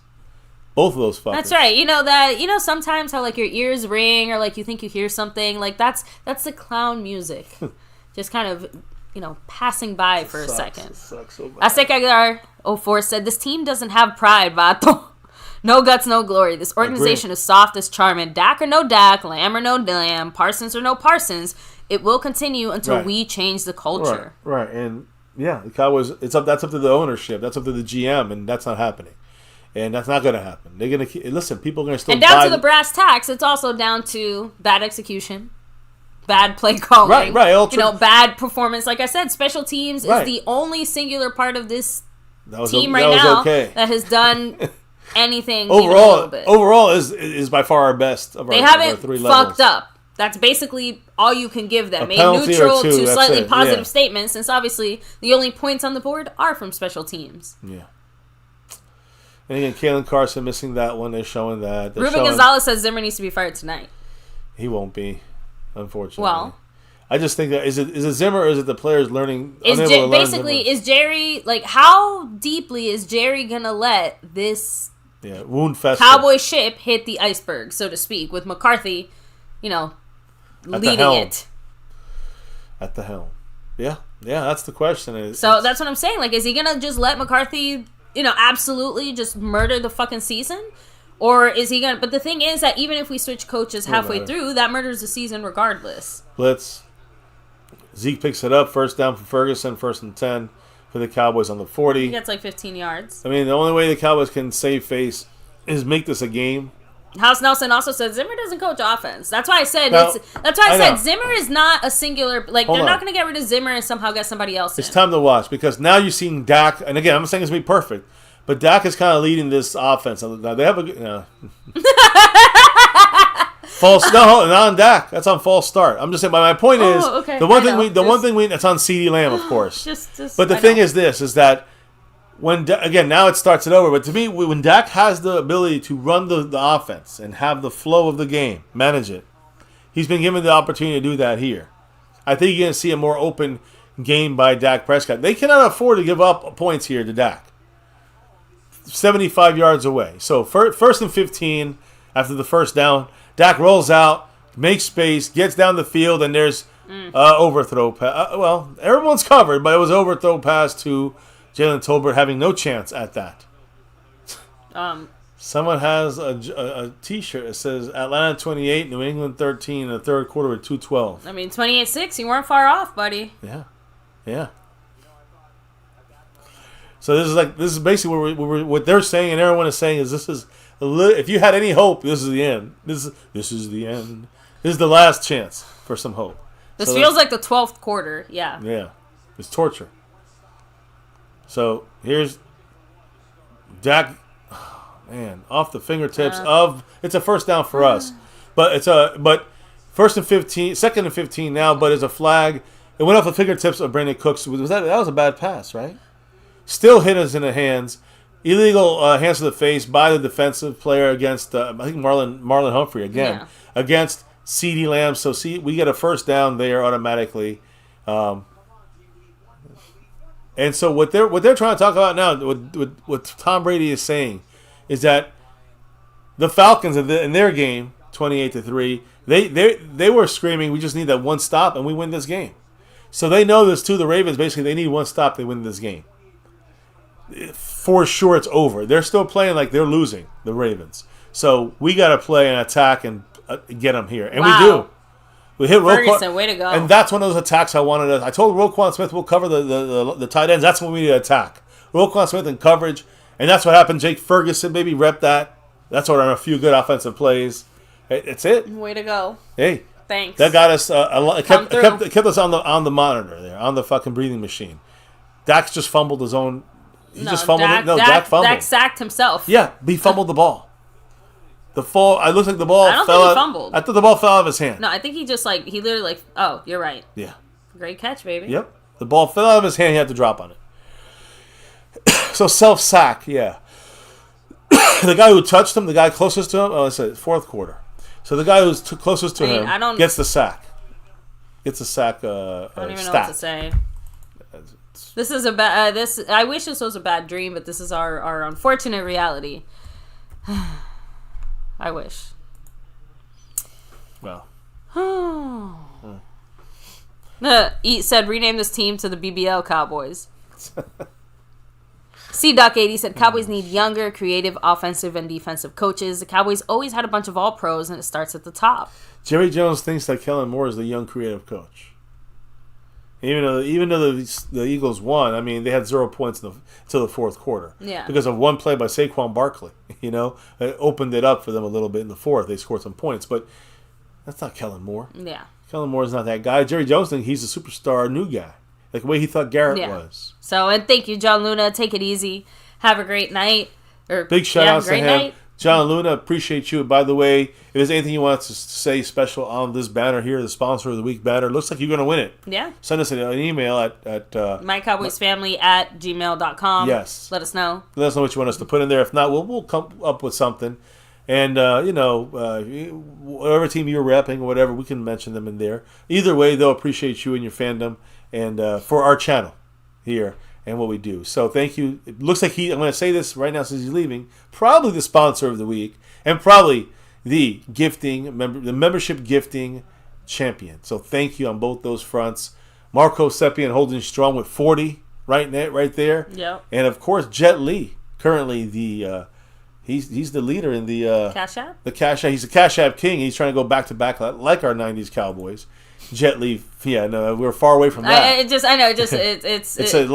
like missing something. The '90s Cowboys. Just a good reminder, right in this moment. Yeah, how far removed we are from that. Yeah. So Jet Li 44, big shout outs to him. But he's only got like 6 or 7 in there. Yeah. In the Cash App / PayPal / whatever that side of thing. If you guys give through there, you get a chance to take that crown as we go to next week. Today we are ending this as soon as this stream is ending, which is soon. Fourth quarter. Still got a whole quarter to go. We're wrapping it up quick, and then we're crowning champions and moving on. But in the meantime, I do want to shout out Chill Pill, who's the current champion as the sponsor of the week. Big shout outs to her and also the gifting champion. So she had 10 last week. Mr. Luna has 15 and trying to take that win, but she had 10 last week. Chill Pill, who's the champion there as well. We got to rep this channel. The people make it happen because our team on that screen are not making it happen. Yeah. And that's from the front office specifically, where it starts. But it rolls to the coaching, and it rolls to the players, and it just sucks. No accountability is the overall thing here. And this is the last chance for the Cowboys. 2nd and 14 for the Cowboys after Dak self-sacking himself. Dak shoots there to CeeDee Lamb, fumbles it or incomplete. Drops it. I mean, it was good. Good defensive play by Washington. Although, who the fuck is he, right? He's trying to not fall for the shit talking, but they are on top of us. A good pass and just better defensive play on CeeDee Lamb there. Now we're at 3rd and 14. To me, this is 2 down territory. But yeah, I would go for at least the 10, 12 yards and then go for it there. I guess you could also kick a field goal and make it 28-9. I think I piss everybody off. Dak's changing the play here. He sees whatever they taught him to do is what he's doing when he sees on defense. Horrible. Bad pass, but also Jake Ferguson fell. Twisted his leg pretty badly there. He fell down. 4th and 14. What do you do? He's limping. Jake Ferguson. Well, he's probably been used and abused. And he's been hurt. He comes off that injury. Yeah. He fell. It was a low pass too. But it was low like here. Like here. Yeah. Not low like on the ground. Low in the catch zone. Not so we need to get low on low. It was on the ground, right. So he fell. And it's on the 29-yard line is what we need to get to. 4th and 14 on the 39. Right? On the 39, we got to get to the 24-yard line.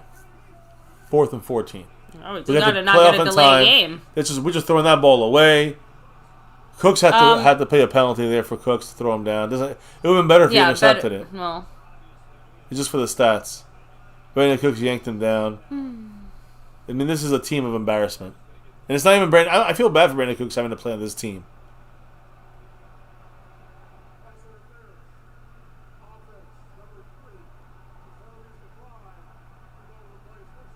They show Jerry! There's Jerry. Jerry looks like he looks like a White Walker. He's thinking about the penis size of Brandon Cooks.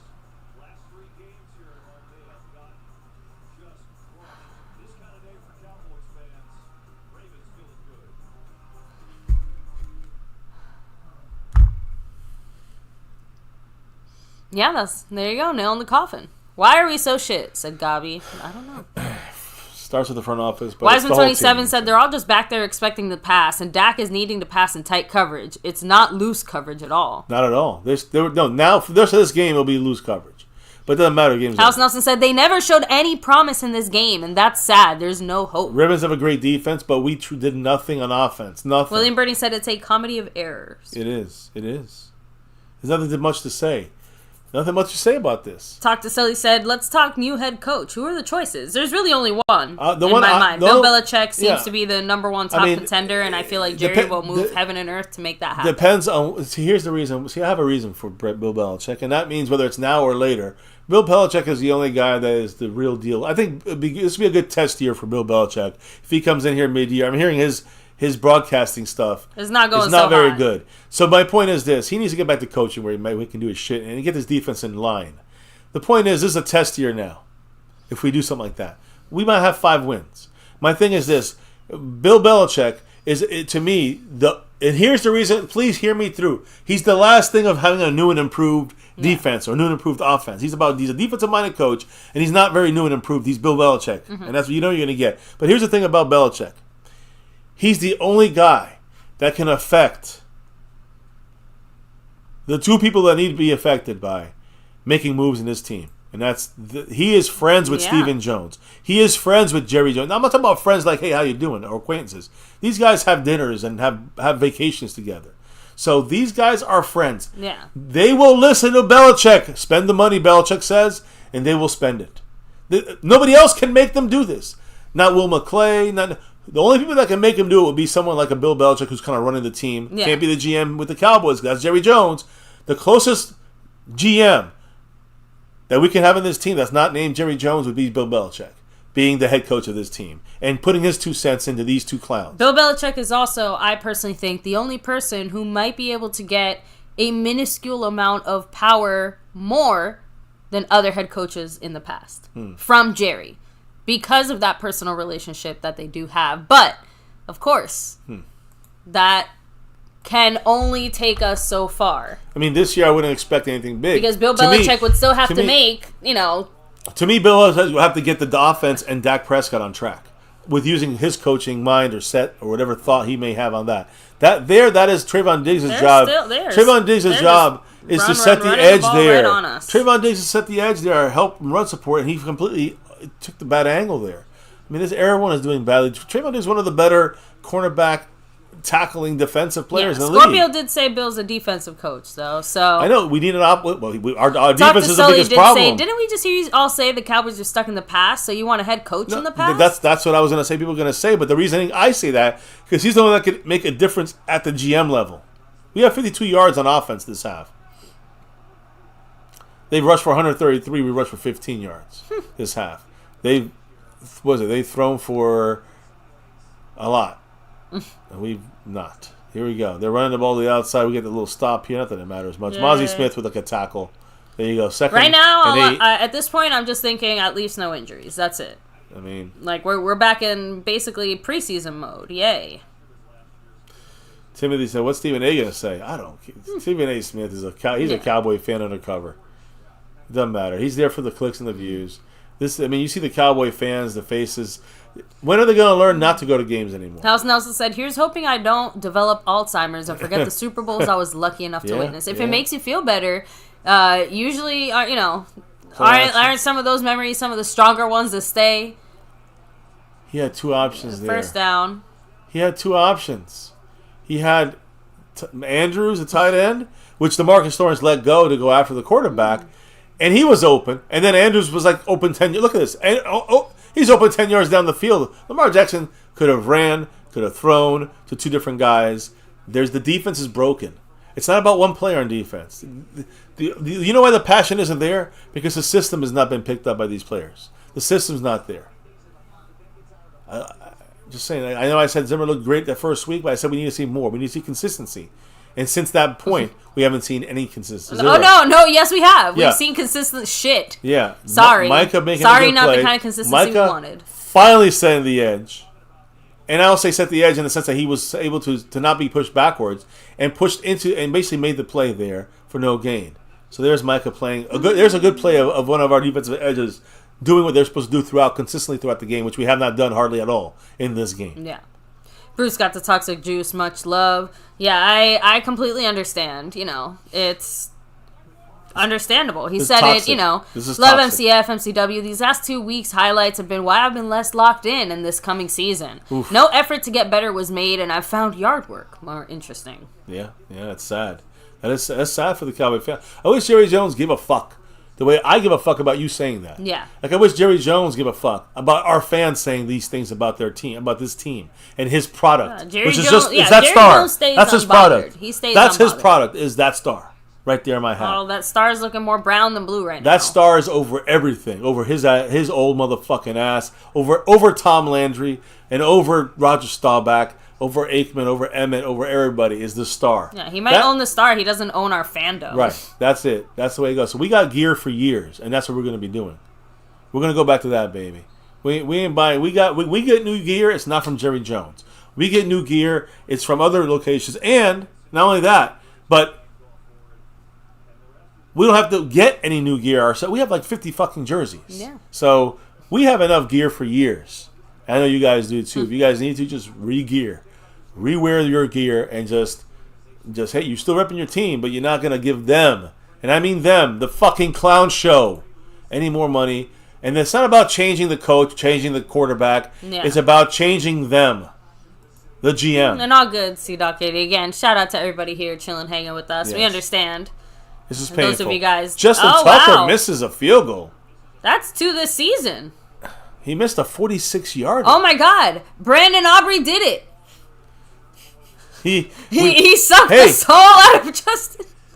He sucked the soul out of Justin Tucker. Listen, Justin Tucker missed an easy 46-yard field goal. Wow. I'm just saying that kind of gives us 3 touchdowns. We win. We go for 2. Baby, I know. Listen, it's just all I'm saying is that let the Ravens get the prevent defense. That'd be nice. Is he like secretly injured or something, and they just like haven't said anything, or he hasn't said anything? I don't know. Justin Tucker blew that one bad. I'm staying to the end. House Nelson said Justin Tucker wants Aubrey's autograph. Chris Plumage said, I want to go watch a game in the stadium someday. I know. Definitely wouldn't want to go to a game like this and get caught on camera moping. That's not on my bucket list. Yeah, and that's the thing. Like, you would think, because obviously we weren't the only ones making jokes tonight saying like at the way they were playing, you know, we're gonna lose to the freaking Giants. It scares me. It's scarily true. Yeah, that's no longer a ha ha ha. That's now a wait a minute. Yeah, this is not good at all. So the litter box holds. I mean, that's extremely hard to be a fan of this choking ass team. Yeah, it's hard. We find a way. Yeah, I was gonna say that's the only thing we won, Wiseman. Aubrey is greater than Tucker in this game and this year. Aubrey's the best. I think everybody would draft Aubrey first if the league could put. And I'm not talking about fantasy football. Yeah. Of course, fantasy you want Aubrey because he's going to kick those 50-yarders.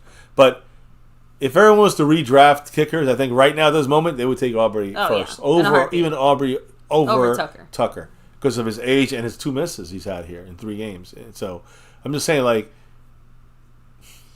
well, I don't know. I mean, to me, the Dallas defense nickname the litter box. Shit. Yeah, it makes sense. I mean, we might have another first-time winner because I know we had. Yeah, true. We just Shout out to Chill Pill who deserves first-time winner. All the credit and none of this. I'm both sponsor of the week and the stress, the membership gifting, but we might have a first-time winner for both those boards in John Luna. Yeah, so big shout out to him. Shout out and as well. to Chill Pill, Marco Seppian, repping it 40 points there on the stream boss. Lipke style. Who, by the way, played well. You know, when you actually use him, he was does well. He was blocking. He came through. He came through that big first down. Yeah. Good job, Lipke. Undrafted. By the way, that's what another undrafted second-year guy, and that's my point. We're using guys that are undrafted. These are the guys that are using proven players. You know what I'm saying? To be the guys that they need to step in those other positions, not their superstar position. And our superstars are letting us down. Our veterans are letting us down as well. Yeah. So Dak's looking. He dumps it down at Rico Dowdle, creating a little space with movement there. But who, by the way, is unequivocally, by the way, at this point, needs to be the starting runner. Yeah, like there's no ifs, ands, or buts. Well, Rico's a starter. We need to see Dalvin Cook, though. Little Dalvin Cook. We got trips right, bunched up. Don't disagree there. Near line of scrimmage at the hash. And Dak shotgun with Rico at his left. They're blitzing left.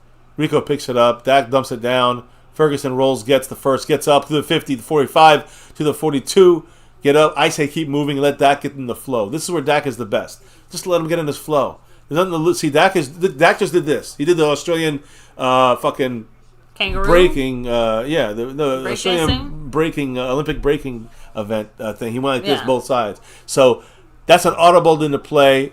It's what he's taught to do based on the defensive package they have out there. Dak looks left, looks right, looks middle, and over, and then bad throw. Yeah, that was a horrific pass. It would have ended bad probably for Rico Dowdle, but it was a bad pass. It was a bad pass. It would look disjointed. Dak was rushing, to me, on that play almost too much. He went through 3 reads in a second. Yeah, I'm going to go back to William Burney's comment, who said only need 3 touchdowns and 2 2-point conversions to take the lead. Yeah. 1 2-point conversion to tie the game. Yeah, because that's what we want, overtime. Yeah, well, more of this. If we get to the overtime, I'll take overtime than this. I don't know about that, because listen, this is the last. That would be one of those overtime. This is literally the last gasp. But yeah, we have all 3 timeouts, 2-minute warning, and we're down 3 touchdowns. Last gasp. They're blitzing. This is our pick it up. Gotta throw it. He gets it. Boom. Yeah, this is our dying corpse just twitching on the ground. ground. 25-yard gain. So we just move the fucking ball. This is all you can listen. This reminds me of the Hoga Boom. This reminds me of the 3-13, 5-12 years of the 80s, the late 80s, the 1-15. This is reminding me of that, about that. Like we have a chance that we can have 3 good drives, you know, and we have to stop them 3 times. We got a shot. I remember the hopes. That's what it's feeling like here. There's a touchdown to Turpin. Yes. Give me the touchdown. Come on. Give me the touchdown. I didn't win this. They're marking him down, these motherfuckers. Oh, damn it. Turpin had that. You deserved it. I know. Turpin's our best offensive player. His knee hit. He's down. He's down 1. Just take Dak over. Touchdown, Dak.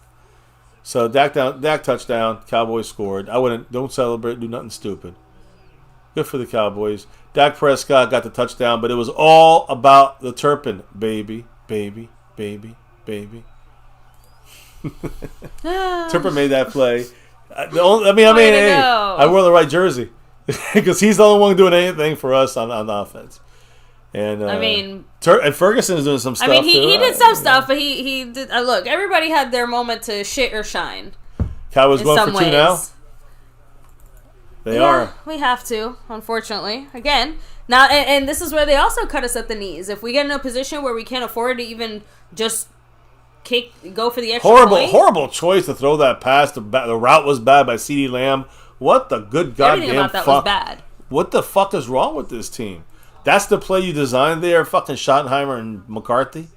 That's the play, and CD, you getting paid those money. You can't run into the end zone. The coverage was crazily good. You don't go to him, Dak. I mean, but that's the whole play design. Is to go that little, you know, on Madden when you guys play in that little red line. I know there's other lines, but hey, that's the guy that's focused on that, and you're running to that direction. It's fucking trash. We're trash. Seabass said shame. Shame is right. Ring the bell. Yeah. Ring that bell. Shame. Biddling, biddling. We're down 20. What are we down? I'm trying to do the math here. With 16 points?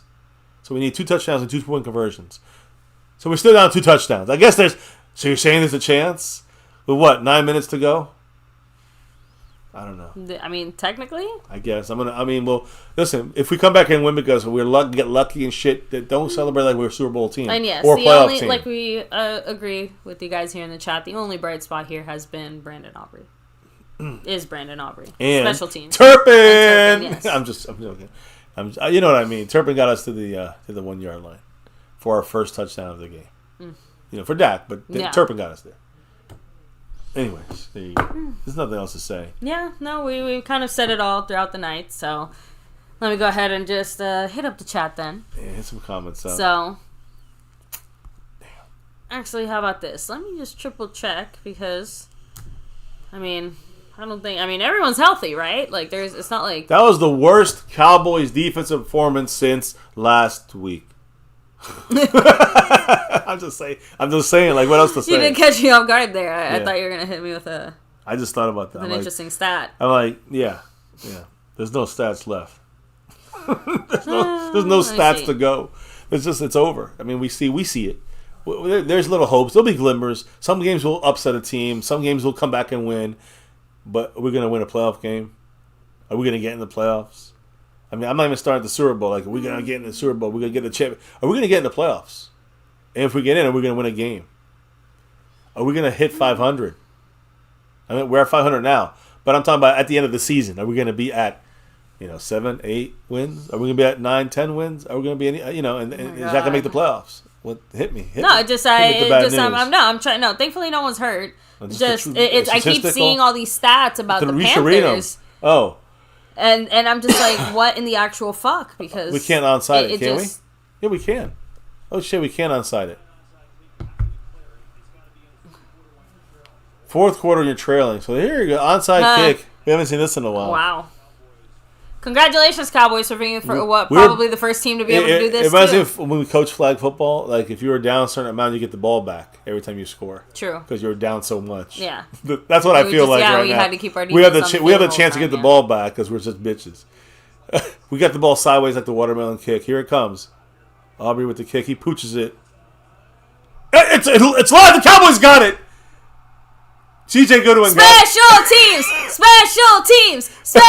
Holy fuck. Cowboys got it. Special teams. And again, they had a chance to recover it, and they jumped on it, and it squirted out. And CJ Goodwin picked it up. It had to go. It reminded me of the Falcons game. They waited for it. Number 4 hit his hands, and then CJ Goodwin jumped it and got it. And that was a great job there by CJ Goodwin. A great kick by Brandon Aubrey.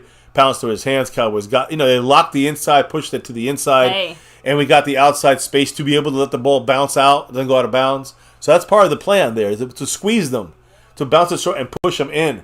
So you push the Ravens in, and then it squirts out. You don't have anybody to help them. And we have our guy ready. It's just Goodwin to get that seal, that edge. Why not? Why don't we make it a suffering loss for us? 8 minutes and 51 seconds. We're shotgunning here at the 30. We're running with Dowdle for 3 yards. Great game plan there. So we run the ball there for 3 yards, Rico. If we're lucky, 3 yards. Dak has 255 yards. Would you say it's garbage yards? Actually, we're on our own. I thought we were on there. I'd say everything about this team is garbage, but yeah, let's just keep Shotgun for the Cowboys, 2nd and 7. Dak looking left, going good amount of yards, gets the first down with Tolbert. Nice catch. They're going to give him the first. Oh, you're right. Oh, well, he's almost on the line there. It's going to be short. He's saying he's giving it to them. Okay. He said the referee's giving it to them, and he's just guessing. I mean, to like me, he caught it before the line, but he got tackled. Yeah, but it's where you catch it. We got All the right, first. so, Let's snap this okay. bitch. Snap this bitch. Snap the bitch. Snap the fucking ball. Just to make sure they don't challenge that shit. They come in with a blitz. Fergie. They almost picked. It hit the Ravens. Hoping to hit. If it hits Terrence Steele, it's illegal touching. So Van Noy with the knockdown. One of their guys down. Is that Washington? The slot corner? I don't know. Is it a cramp? He's grabbing his left ankle foot area. Maybe he got stepped on. It's Washington. He gets hurt. It looks like it was just on the turf. Yeah, he grabbed his own leg. That's not good. It seems like the Achilles. Watch his leg. See. He grabs the right. It looks like the Aaron Rodgers thing right there. Pops. Oh, it's right. It's his left ankle. Like I said, no. Foot, like a foot ankle. His foot kind of twisted. Yeah, his left ankle. You're right. I hope it's not broken. It could just be, again. No, he's sprained. Yeah, there we go. At the very least, he's got to come out. And obviously, he's going to come out. He's not going to come back in right now. Here's the key. Yeah, and he actually is hurt. So here's the key, though, about this. So it stops the clock with 7:58, 8 minutes to go. We're on a drive here, hopefully. The thing about him is he probably he's able to walk off under his own He's power. still limping. They got to get him back for some x-rays or whatever. He still needs to be checked out. Yeah. And in the meantime, they're bringing him back up. You got Adarius Washington's now Now, out. do we have to state the obvious? He's there. Right. You attack that spot. Also, he is a corner slot. He's a cornerback. He's a slot guy. Look for him against whoever's covering CeeDee Lamb. I know it's Humphrey. They might move Humphrey to him. And look for the other guys. Someone's got to get open. Tolbert.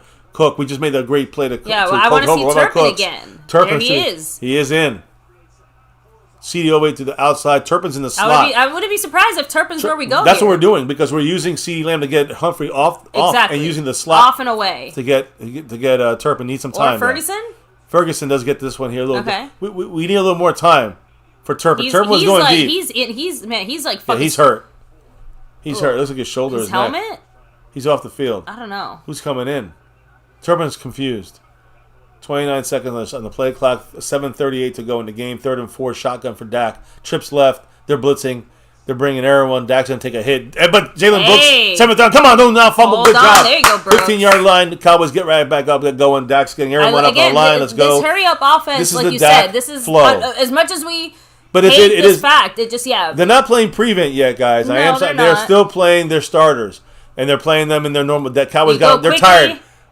Man, he had Jalen Brooks. Yeah. He had Jalen Brooks, number 83, and he had Schoonmaker overthrew both guys. Fuck you, Dak. Dak's playing. Yeah, it's like it's not Schoonmaker. I think Schoonmaker. Did he overthrow them. It was a mistake. Oh. You can see Dak came up to him and kind of was telling him something. He made a mistake on the route, similar to CeeDee Lamb last week.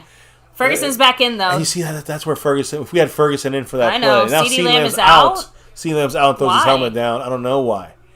He's probably frustrated with the coaches. Why are you taking me out? We got Zeke in there. Yeah, he had his helmet off. We do have Turpin, though. Look for Turpin. We got Zeke, who's nobody's going to respect him in the receiver.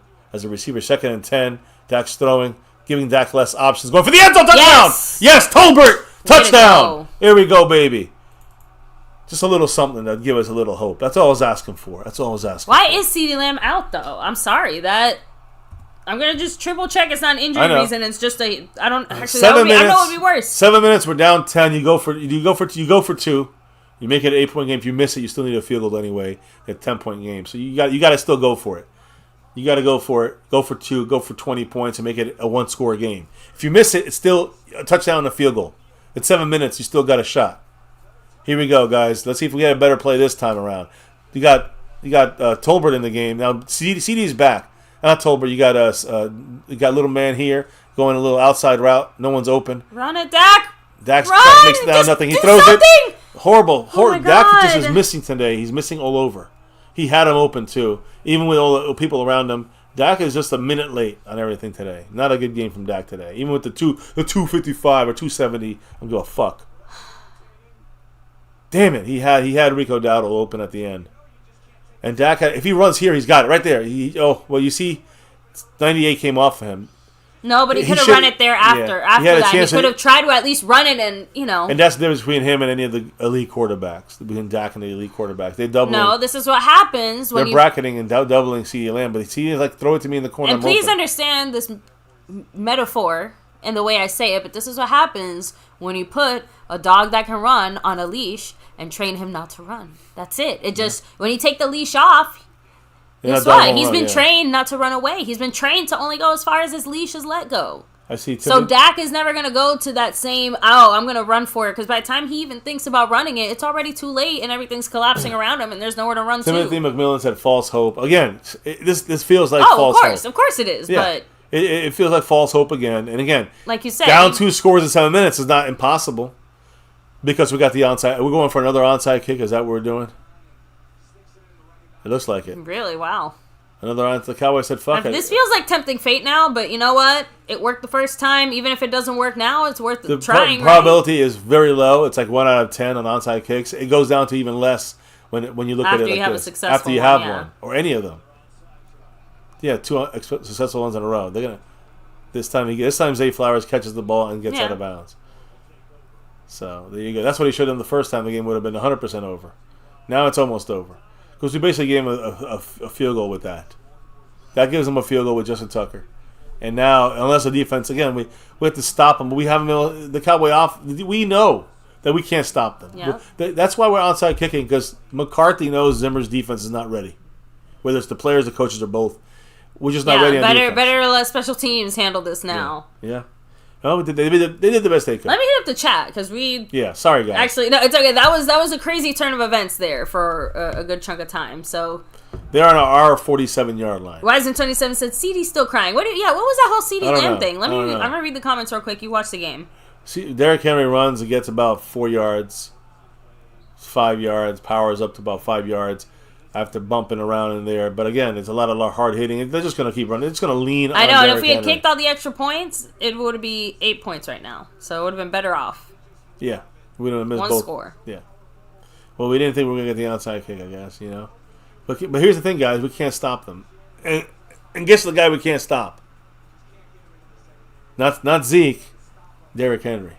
Derrick Henry is just pummeling us. Lamar Jackson is 11 of 13 for only 173 yards, but Derrick Henry has 149 yards and 2 touchdowns on the ground and a lot in the air. We're trying to stop him. We need 4 guys to tackle him, but we get him for no gain. Oh my God! Now Cowboys saying we got the ball. Eric Kendrick saying it's our ball. Now there's a fight. Hold on.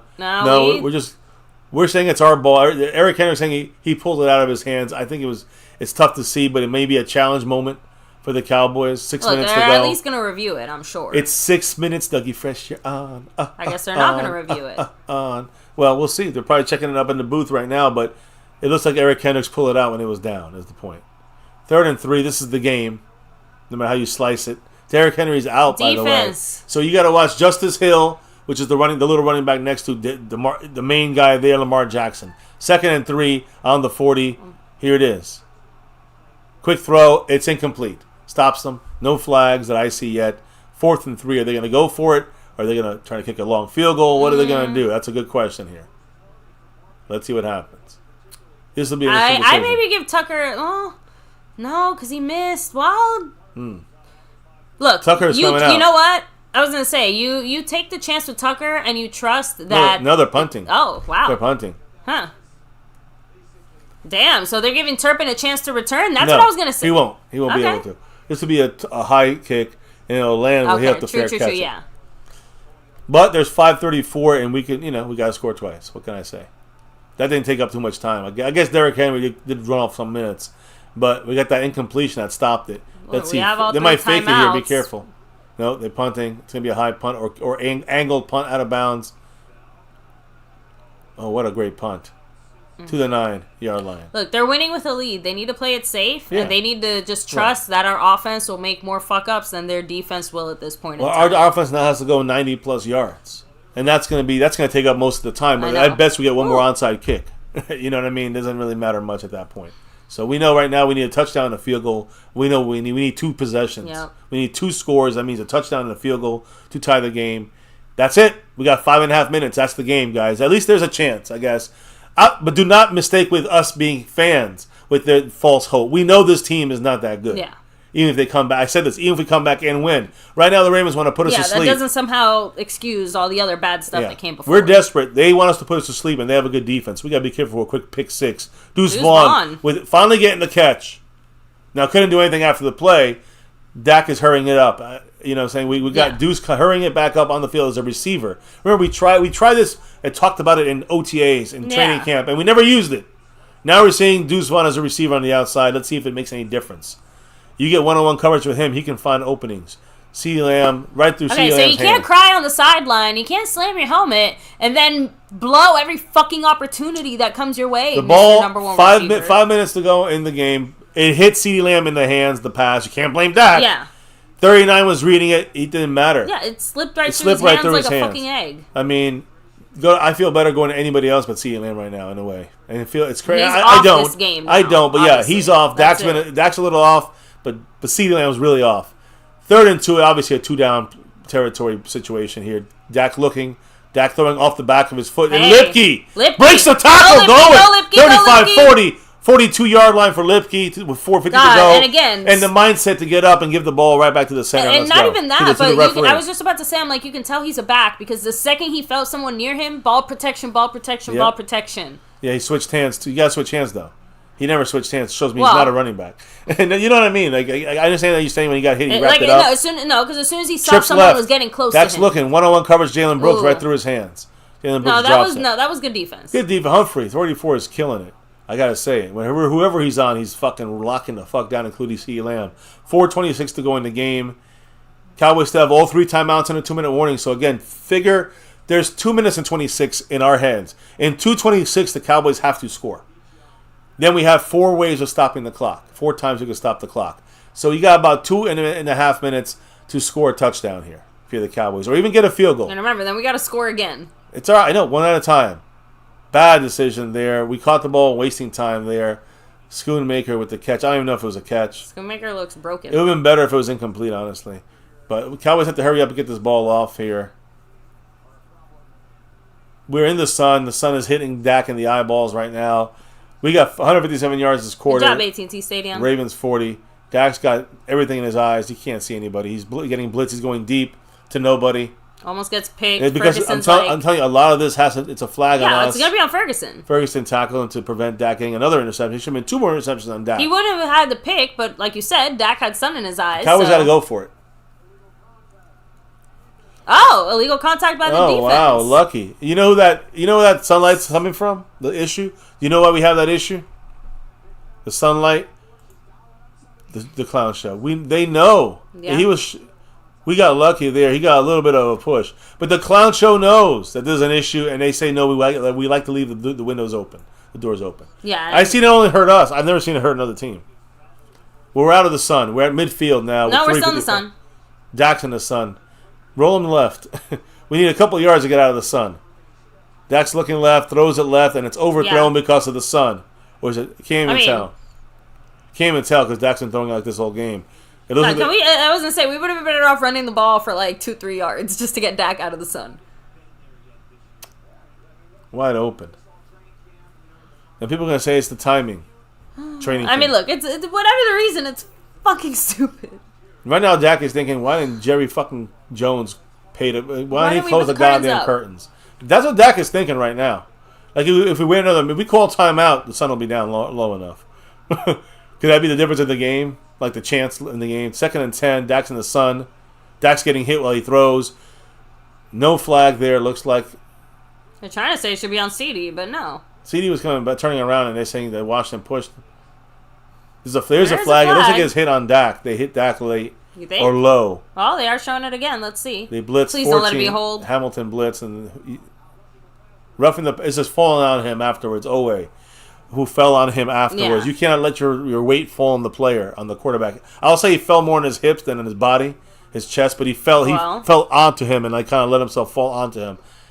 There we go. We got our penalty break for the game. Right now, Harbaugh is like, what the fuck is going on? What the hell's going on? Calm down.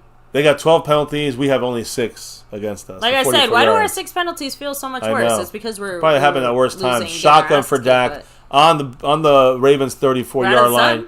Yeah, out of the sun. Dak looking, throwing down. Everywhere we go. Sun there's someone there. Roquan Smith getting a read on Lipke. It stops the clock. The sun. The sun. Yeah. Blame the sun, guys. That's why we suck today. We're playing against the Ravens, their schemes and all that stuff. The referees, ourselves.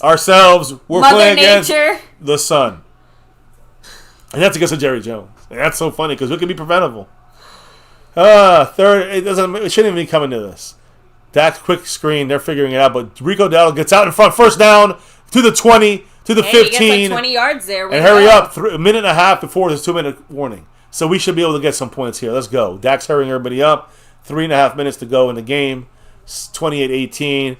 We've got Tolbert and Little Man Turpin. I think, no, it's Little Man Deuce on the left. No, it might be Turpin, I think, on the left. And CD on the right by himself. The tell. Ravens are a little bit confused. Dak, we're back in the sun. Lower level sun. Remember, lower level sun here. Dak looking to the end zone for Turpin. For Cooks! Fuck! Cooks. For a drop. Oh, my God. He dropped it. What a... Fuck. He had it in his hands. Oh There was God. no sun in Cooks' eyes. Oh, it hit his hand. Yeah. It hit his hand. He tried to catch it one-handed. You know how many times you see him make that play? Ooh. And he misses it this time. 3:05 to go in the game. 2nd and 10. You guys just shit it out and forget about it. Trips left. Forget it. Trips left. The starting 3. Now we move the CD back to the right. We got Zeke back there. Looks like the pass block. CD We got motion. Orbit. No, that's CD doing the orbit motion. Yes, to the left as a final resort. Dak stiff arms throws the ball out of bounds.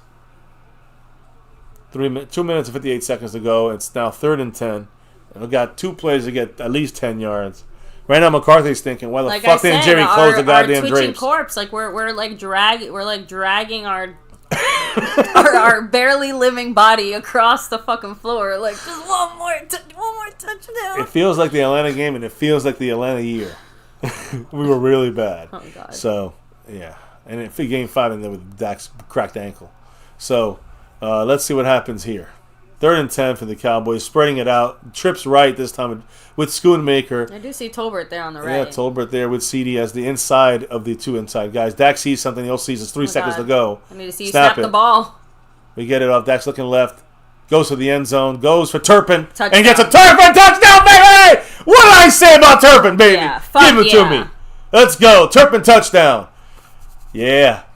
Keep rubbing it, baby. Back the one you... Rub it again, baby. Getting back the one you should have had earlier. Turpin should have 2 TDs. Turpin for 2. Yes, that was just well fucking done. And way to go, Dak. What a fucking pass. I'm going to give you that Turpin power tonight. Look at that. A good route to the... It's a hook route to the back there. Oh, nice comeback. I mean, I'm just saying, like, and not Great just job that, by but Turpin, Turpin. too. Like, the way he ran that route, He opened up separation. Yes. That's the key. We don't get separation from anybody else. But still, Dak still put it in a good spot where only he should have been able to catch it. Because the separation is it's good. And, guys, you could not have had that go more in the middle. Thank you for just going for the extra point, Cowboys, because now we just need a fucking field goal! We would never go for anything more than that, baby. Calm down. But yes, the extra point was the only option. I don't know. I feel like the Cowboys...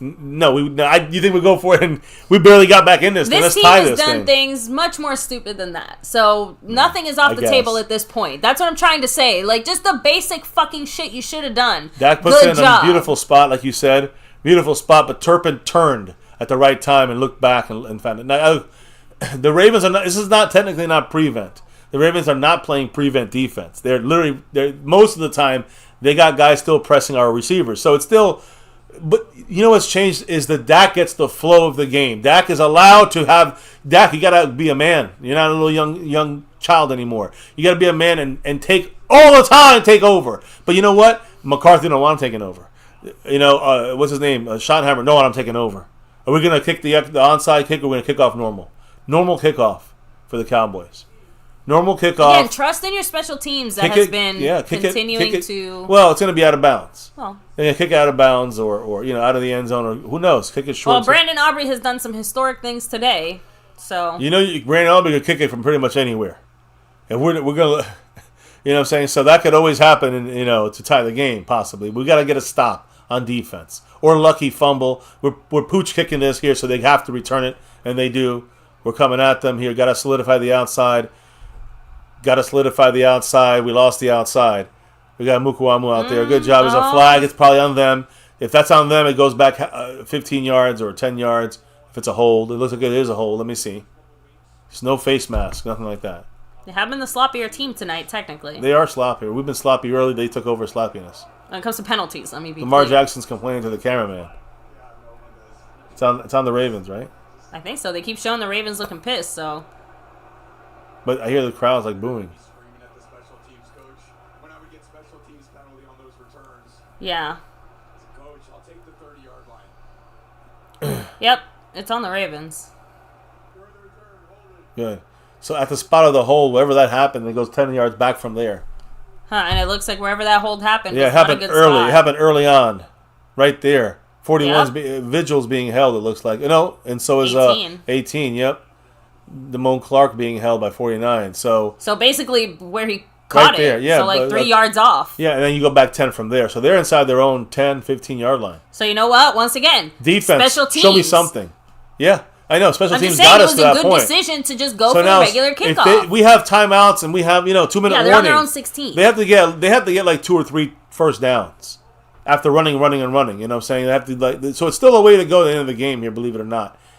I can't believe we're here. I know. I kept telling you it was like, look, a 21-yard line. My phone's gonna die. Man.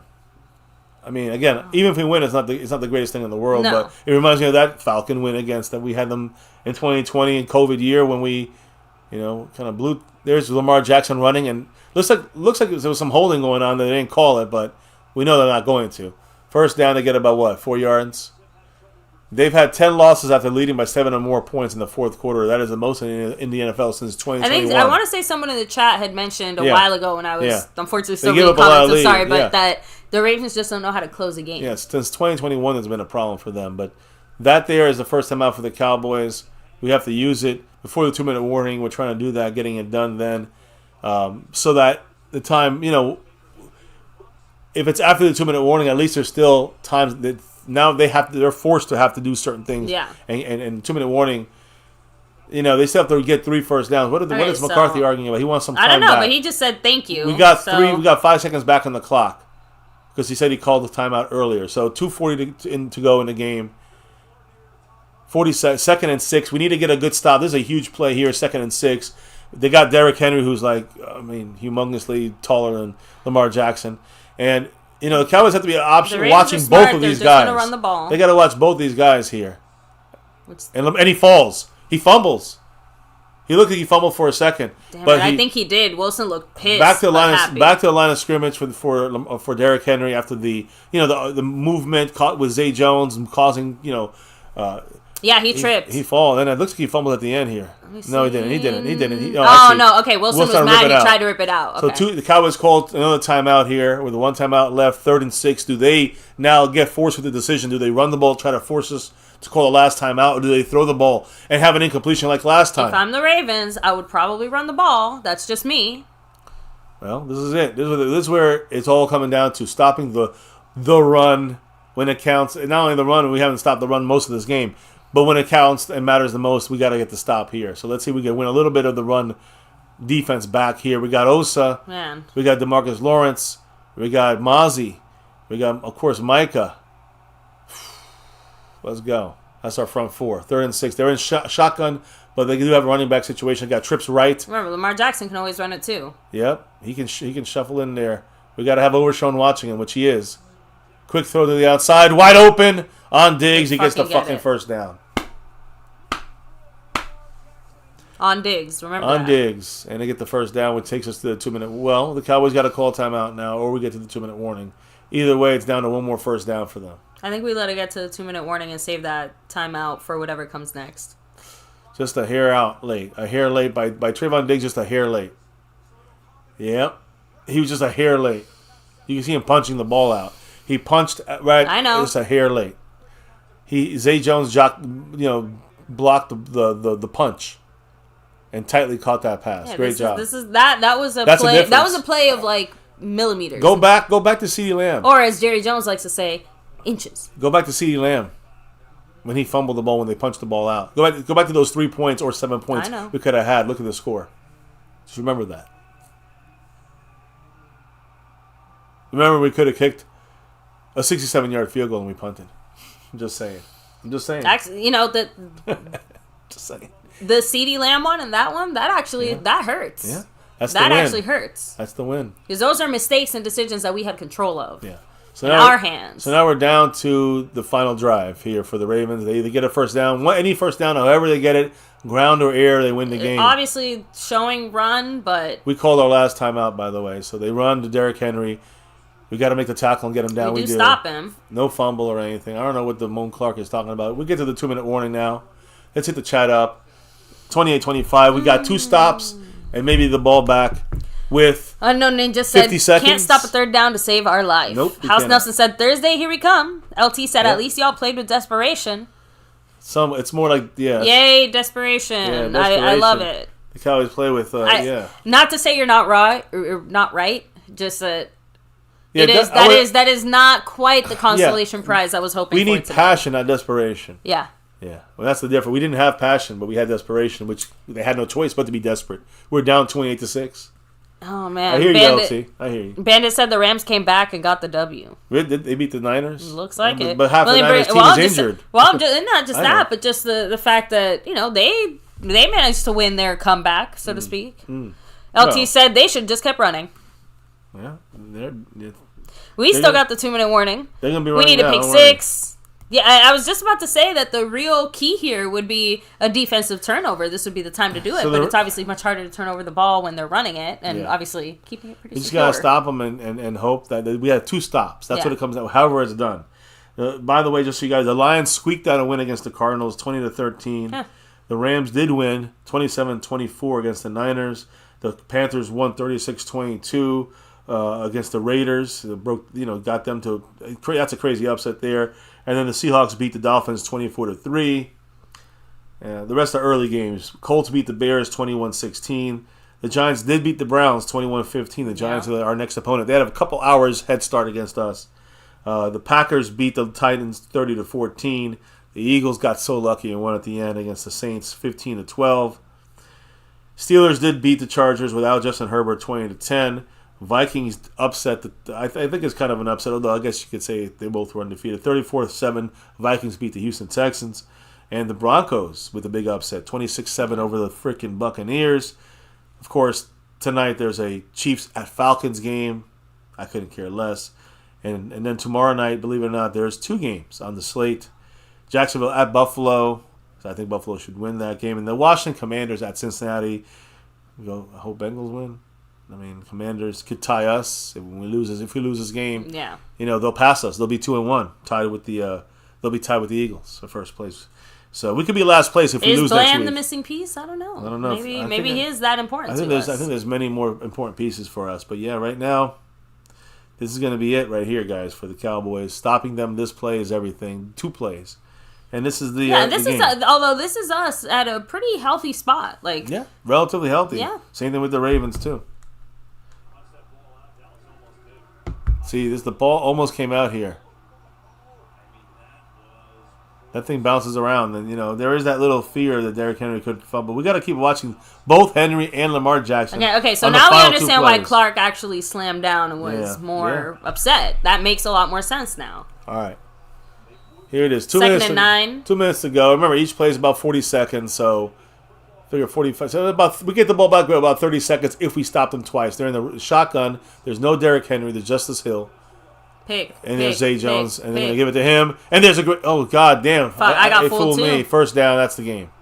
Lamar Jackson got the first down. And that should be it. Now, he just threw the ball. He just spiked the ball and threw it away. Would that be delay a game? Not at this point. No one. That was a great fake because I thought that Zay had and maybe if McCarthy makes enough of us think about it. I don't know. He spiked it out, man. I see someone flying with an Overshown cannot do it today. We thought he could do it. He can't do it. And that's the game. That is it. So that's it. After all that fun and that false hope, that they know it's over. That was an impressive faith. Yeah. They deserve it. They earned it. We did not. We earned the loss. And that's that. So close yet so far. Jet Li said they missed a holding call again. Doesn't matter. Yeah. Wiseman27 said it's hard for Diggs to stop that. That was a great play. Just wish our defense played a little better all game. I agree. Cowboy Longhorn said it would have been nice if we played the first 3 quarters. Yeah. Yeah. I was going to say, scoring, 19 points. Not bad. Way to go. One quarter, very impressive. Yeah, I mean, but what happened about the other 3? And the defense, what happened to you guys in the first half, allowing 28? So, Just so you guys know, second 11 taking a knee there. Those that have Lamar Jackson losing a couple points there on the kneeling. Oh, Wiseman27 said, at least our offense showed some life. The defense needs a complete makeover. The defense is just too scary and it's too broken down, and the Zimmer defense, it's not catching on. I was going to say, I don't think I can give the offense too much credit. But I guess technically... do you get... Yeah, you know why you give them more credit? Because the whole point is that they came through in that fourth quarter and at least put up points, but the defense couldn't come through with the stop. Mike is screaming at DeMarcus Lawrence. Huh. Yeah, I wonder what's going on there. You know? Well, we'll hear on the podcast tomorrow. Micah Parsons' podcast. I don't care anymore. Jerry Jones is shaking his head saying he's just not long enough there. Seabass said, not the team we all hoped for in the beginning of the season. You know, but we remember, though, Seabass... Wiseman27 agrees with you, y'all, if we kick that field goal instead of punting. You trust Brandon Aubrey to kick it for 65 but not 67? 60... Yeah, exactly. Like, that's my point. It's fucking stupid. Or even one of those other times where... Actually, no, I guess that was that time. That was the only time. We were on the 50-yard line. Dak got sacked, remember? Yeah, you're right. Dak got sacked. And if we, if he didn't get sacked, then we would have definitely kicked it. And Cowboy fan 1112 with the other one. That Lamb fumble fucked us. That's the killer. See, that one right there Even if we hadn't gotten the first down. I saw the loss in their eyes for the Cowboys. Yeah. But what ifs and all that. Let's be honest about this team, guys. This team is not that good. Yeah. Overall, we're just not that good. We're okay at times. Certain situations we can look better than others. I mean, against the teams that are worse, we look better. But let's be honest, we just... You have good moments, right? Yeah, but maybe a good quarter. But we're 1-2. And now we got, a short week here against the Giants in New York on the road, which they hate us. So it's going to be... The Cowboys better wake the fuck up and win this game. If we win the game, we're 2-2 going at Pittsburgh. Before we go home against the Lions, they got to bye week and get the Niners. I'm saying there's a lot of tough games coming up, back to back to back. So this is the easiest chance, and this is the game against the Giants. Yeah. We get the Giants game, we got a 10-day break, and maybe somebody wakes up. But we got to somehow get by the Giants. Maybe something changes within that time, but that's a little pseudo bye week. So the Cowboys need something. A good kick in the ass would be the first thing, and that means by the players, by the coaches, by the front office, and the front office needs a kick in the ass as well. So. Too late to make up a lot of the issues they have now because of the front office miscues in the offseason. Yeah. I told you guys in the offseason, we're going to talk about this part when the Cowboys have the bad games, or the bad streaks, the bad whatevers. Like now, already, week 3, we're going to say, remember these moments, right? And we said this back in March, and April, and May. And we said, remember these moments. Yeah. And now we're remembering these moments now. Like, goddamn, we had a chance to get this guy, that guy, and that guy, and we chose not to. We chose not even to call these guys, not even to look these guys' ways. All right, so let me read a few comments here in the chat. The problem. Seabass said, no playmakers to score points. It was, the running back, defensive tackle, wide receivers, 2 and 3. Jump Tube 7. I don't know what that Saints win was, but, okay, so talking to our Eagle fan there. Yeah. If we lose to the Giants, the season's over. Will Dak take his first loss to the Giants since year 1 of his career, basically? The streak will continue. Wiseman27 said, no one made a play on defense. Our sleeping offense woke up, and the special teams went crazy. Yeah. I have to agree with that statement, too, yeah. That's the best, nicest way of saying what happened today for us. Yeah. William Burney said, Diggs had a chance to make a play to get us the ball back, and he also wasn't good enough as far as playmakers also. Yep. He's a playmaker. He needs to make that play. His second too short. And a guy that's a playmaker, a top corner, should be making that play. Yeah, and Cowboys abroad, I think it's more like what Wiseman27 said. He said, too little, too late. We showed the will to fight, and that's something. And again, the offense and special teams definitely showed the will to fight. But what the heck is going on with our defense? This team will not get far if we can't figure that part out. Because that's kind of the point I think William Burney was trying to make that at least I feel like I agreed with. We absolutely sucked. We had some serious problems. But special teams was consistent and came through with some big plays and did what they had to do. And the offense eventually got its shit figured out long enough to score points and put points up on the board. But the defense did not, at basically a single point in time when they had to make a stop, They just were not able to come through more than truly figure it out. Once, maybe twice. The offense figured it out, but and that was more because the Ravens fucked up than it was that the defense made any really good plays. And we were lost on defense. 100% agree. That's the major issue right there. But my question is this: is fourth quarter down by whatever? Last week, the offense scored in the first 4 drives. We had 16 points. We had 3 field goals and a touchdown on the first 4 drives. Yet we were down by 19 at that point. Yeah, true. That's not on the offense. That's on the defense. The offense has issues. The defense is the issue. You understand what I'm trying to say? That's a good way of... The offense has issues, no doubt. Dak is off with CD. They're looking bad, and there's a lot of points. Play calling is still suspect. Offensive line is suspect. Everything is suspect. But definitely the coaching and offensive play calling is suspect. But that could be fixed. That could be gotten together. Things can be done and adjusted in that 10-day break after the Giants game. But those are issues on offense. The issue is defense is lost on the Zimmer scheme. Players are good. We know some of these players are good, but they're a second late.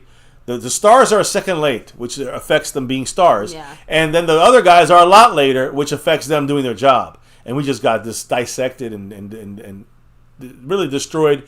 We came back because even though they did still stay with their starters and their press guys and all that stuff, the offense was allowed to flow a little bit more with Dak, and they woke up. And Dak kind of woke it up and got it going. Outside of that, though, there's only so much time you can do. The Ravens played it to the last second, and got us. LT, Eagle fan extraordinaire. Thank you, LT, with the $2 holler. Another $2 holler from the man, LT. Appreciate you, man. I know I should have him on the board tier too, but I know he's an Eagle fan. He don't really care as much as we're wrapping it up tonight. I know disappointing. He said Dak with 51 attempts, rushing 51 yards, and 274. No balanced run. L. How many rushing yards did he have? We had 51 attempts, and we rushed for 51 yards. 51 attempts for the Cowboys running? Really? No, I think 51, pass. Okay. I'm wondering how many. Dak passed 51 times. I'm wondering how many running yards. I'm wondering how many rushing attempts he had, because 5 times usually is a good thing. But I don't think he ran 5 times, in my opinion. No, nothing here was 5. No, I'm sorry. Okay. It's okay. Right. It's okay. And I think he was trying to say that we passed as much as we had run yards. Right. But the point is that there was no balanced offense. We were basically forced very early to get away from the run, and even when we did try to run, it was sucky. I 100% agree, and it showed on that field. It just, let me give him a heart. And love for that, man. I appreciate you, LT, man. I mean, congrats to your team pulling it out. Yeah. And the miracle win, and we blew it. So we're now tied with the Giants at 1-2. The loser of the Giants game is last place in the division. The Commanders. That is the place to be. Commanders, I guess, could be there if they lose tomorrow night to the Bengals and their game against whoever next week. Then they'll be tied with us or the Giants, whoever loses that game. But the key thing is here that Commanders, assuming they lose tomorrow night, the winner of the Giant Cowboy game will be at least a game back on the Eagles. That's all we can say. Yeah. Which will be in first place at the very least, or tie with the Eagles with a 2-2 record. That's what we got going right now for us. That's it. That's all we got. That's the fact of the matter. Situation we've been complaining about this since the off season, and now it's chickens have come home to roost. And now what are you going to do when there's nobody out there available? There's no trade options available. This team is not going to make a trade for anything groundbreaking or game-changing. There's nobody left out there to pick up free agent-wise. That's game-changing. So what's left? Now you really got to play with the guys you got. And some will come through at some times. Will be consistent? Probably not. But some will become consistent, and we'll see the ones that are ready. Next year, these guys will maybe shine more. But this year, we're going to find out the test run is what it is. So if McCarthy don't make it, Zimmer don't make it, you bring in Belichick. To me, I still say it. Bring in Belichick. Bring in a brand new offensive coordinator with some nice offensive, new kind of mind. And I trust Belichick finding someone like that. Yeah. But Belichick knows who he wants on defense and running that thing, and that's how we fix the team. This year. Okay, I got you, LT. So Dak threw 51 times. Okay. The team rushed only 51 yards, and we gave Baltimore 274 yards on the ground. That's okay. We gave up. Yeah, that's a loss. Horrible. And we lost by 3. Won the game, that's a loss. Yeah. Oh yeah. No, that's what I'm trying to say. We still the MO how to beat us is obvious. So the Ravens just kind of played around a little bit. We got lucky here and there, and the offense was able to like overcome the.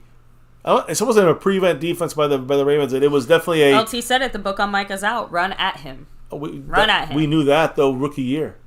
You know what I'm saying? We knew that if you run at Micah, you minimize his effect. And now it's really the way the Saints figured it out is that they give him 2 levels. They blocked him with the first guy while they were chipping him, and then the second guy would be like the running back. It wouldn't be double team at the same time. It would be double team by wave. So that may be the trickery that's been figured out by the Saints last week. I don't know how they did him this time, but just tired him out, made him irrelevant. And again, running at him, running at anybody is going to win. Running away from Micah is still going to be running. It's still going to be winning. But running away from Micah, running towards Micah minimizes the Micah effect even more. Yeah, we need a lot of things. Yeah. But let me go ahead, do some final shout-outs here, and then we'll go ahead and do the final board shout-outs and things like that, wrap things up, and try to enjoy the rest of our evening with the family. The weekend, yeah. That's what we're going to do. So Wiseman27, much love. We have LT, Bandit X91, Jason White, Too Weak, Too Slow. Let me see. Sniper123, Jeff Coughlin, Tarsha Smith, Max Beats, Cowboys Abroad, much love. Yes. Thank you. We Mr. have Cowboys Double R. Abroad. Appreciate you and yours, man. MJF, DJ Chuck, Timothy McMillian, Mr. C. Bass, of course, The Lunatic in the House, Prince NY, Cowboy Longhorn, Jump to Raul, Dave Brown, Matt XL, Cowboy Fan 1112, Aztec Aguilar, JRP, Eddie Pulido, Cindy Eubanks, Bleed Giants Blue, Jetly 44. We'll see the Giants soon. We'll have to at least probably do one stream this week. Unknown Ninja. That's as far back as it's letting me know. No, thank you so much. What, Tuesday? I appreciate you guys here for chilling, hanging with us. Would you say Tuesday would be the day that we probably do the stream? Yes. Kind of do the recap of what happened in this disaster, and then also kind of look at the preview of what's going to happen in this game against the Giants. At the same time, probably starting the Giants game a little earlier than we usually do. Yes. Give a little more of the matchups and keys to victory in that game. Yeah, and maybe fingers crossed over the weekend, not only will we do our usual kind of post-game live stream and stuff, but, fingers crossed we get the man, Mr. Seabass, on for another, Saturday live stream, a little check-in on how our team is doing, what's been going on with them, Yeah, since there's no game anymore, after Thursday, we got a 10-day break. Yes. We'll have Seabass on, talk about whatever Cowboy news and info we may need, recapping the Giant game, but then also having Seabass on this, the next weekend. At some point this weekend, obviously, depending on his schedule. So we'll hit you up, Mr. Seabass. Yes. But on that note, guys, this was horrifying. And, we talked about what we think about this game and what the future holds. Unfortunately, not very good. But fans will always keep hoping. And that's all we can do. It's in our nature. But now we know the expectation. Now we got to be real with it. Yeah. By the way, let me go through the people who've been repping this board this past week. Chill Pill, big shout out to Chill Pill. She's been the sponsor of the week. First time for her doing that as an in-season MC, My Cowboys Family member here. She's from the Over Everything crew, and that's why she was took over that sponsor of the week board as well. But she also was the gifting championship queen here. She was the champion there for the gifting membership last week with 10 gifted memberships. Big shout out to her. Big shout out to Mark Hovsepian, who's got 38 points on the Stream Boss, holding it down there, for the Stream Boss side of things. And he's holding it down again this week here, as you can see, Marco Seppian, 38 points. But he was also running in for the sponsor week until someone came and disrupted that. I will say this, though, real quick. The leader of the Cash App, not Chill Pill. Chill Pill was a champion. It was Jet Lee 44 who was the champion last week, and he's won this week as well. It looks like, I'm checking right now, it looks like he's won the Cash App King 2 weeks in a row, back to back. I'm going to say it, baby. Like our 90s Cowboys. It's okay. So far and away. They hurt a little less this time. I know. But much love to Jet Lee. He's repping there. Marco Seppian repping with 38 points on the Stream Boss. But John Luna is the new first on the board here. We had Chill Pill the first. Yeah. Sponsor of the week is now John Luna, heading into Monday's stream, Monday's week, or whatever you want to call next week. And, of course, as well as gifting 15 memberships tonight.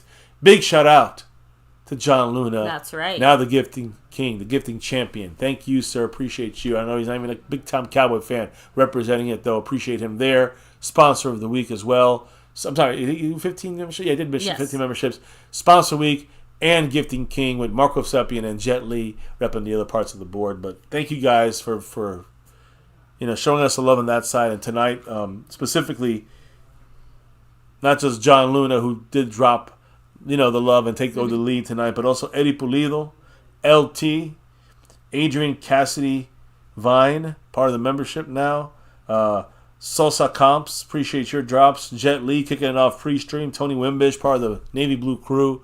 If you're in the membership, you can drop those emojis, although this time it means less with the loss, right? So it is what it is, guys. It's just kind of, we got to expect Cowboys going to probably, going to play. They're going to play all right against the shitty teams. Yeah. Maybe, but there's not a lot of shitty teams we're playing right now.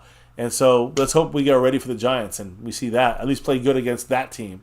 And unless we're that shitty team, right? Yeah. We'll see what happens. Either way, guys, Giants got their first road win since week 11 of 2023. So they're loving. They got something there. They're hyped with their first win there against the Browns this year. So we'll get a hyped Giants team with us, a team I would say like the Ravens, desperate this week. We're desperate next week. We got to beat this NFC East opponent here at New York. Like I said, I think we ended up being 6.5-point favorites starting off yesterday or 2 days ago. Yeah. We were 6.5-point favorites against the Giants. I expect that to be a little bit closer. Oh yeah, 2.5, 3 points, 3.5 points. Watch it be a little closer. Either way, should be. We'll see what happens. We'll talk about that and more right here on My Cowboys Family on Tuesday. But on that note, guys, thank you guys for dropping the love. Thank you guys for, I think I got a shout out there. Yeah. Thank you guys for dropping the knowledge in the chat all night long. I see. And you know why we do this? Let them know, baby. No matter what. That right? navy blue. That silver, too. And that star over everything. No matter what, guys. Win, lose, or draw, good, bad, or ugly. Here on this channel, we rep that star over everything. So, and here on My Cowboys Family for, 7 years on YouTube, in our 8th season doing this. Can't do this without you guys, but never forget the number one thing here, now, and forever. As always, no matter what. Go Cowboys! No matter what, guys, I know. Yeah. 1 and 2. Can't say much more than that. Thank you, guys, in the chat. Thank you, baby, for being here and sitting through it with me. Thank you guys over there, the true fans that rep that star at the hardest of times. This is when you have to still rep that star over everything. Yeah, it's easy to rep it when we win. Winning, yeah. When it's ugly, you rep it when we lose. You got to rep it. And, hey, no excuses. Sometimes we just got to take the L.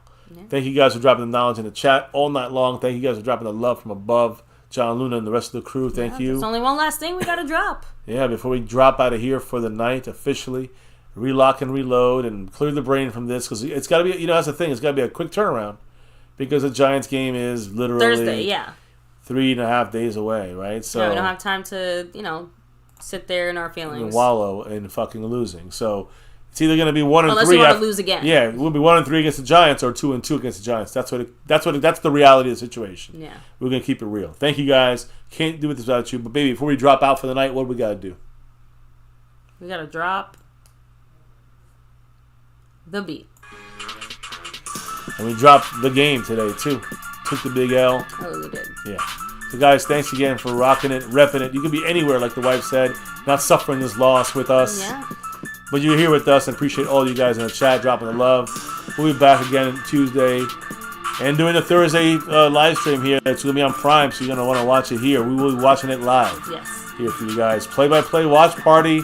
Hopefully, we're hoping for 2 and 2. Took the L against the Ravens here week 3. It sucks, but that's the reality. And we were outplayed start to finish. Let's be honest. Yeah, it was ugly. But little effort at the end gives a little hope for, hey, maybe we're not the worst team in the league. Horrible. Guys, hopefully Jerry Jones one day will wake up. Don't hold your breath. Here on MCF, we give you the reality of things here. And we talk about, we represent that navy blue, that silver too, and that star over everything. Never, ever forget the number one thing here, My Cowboys Family. You guys in the house, repping it with us. That star, hit that like button for the stream. No matter what happens, hit that like for the stream. Hit subscribe if you're new. Over 40K. Let's keep it going. 40,000 subscribers, family members. Thank you guys. And of course, hit that notification bell when we go live. A couple times a week now here, My Cowboys Family. Of course, always for game day live streams like this.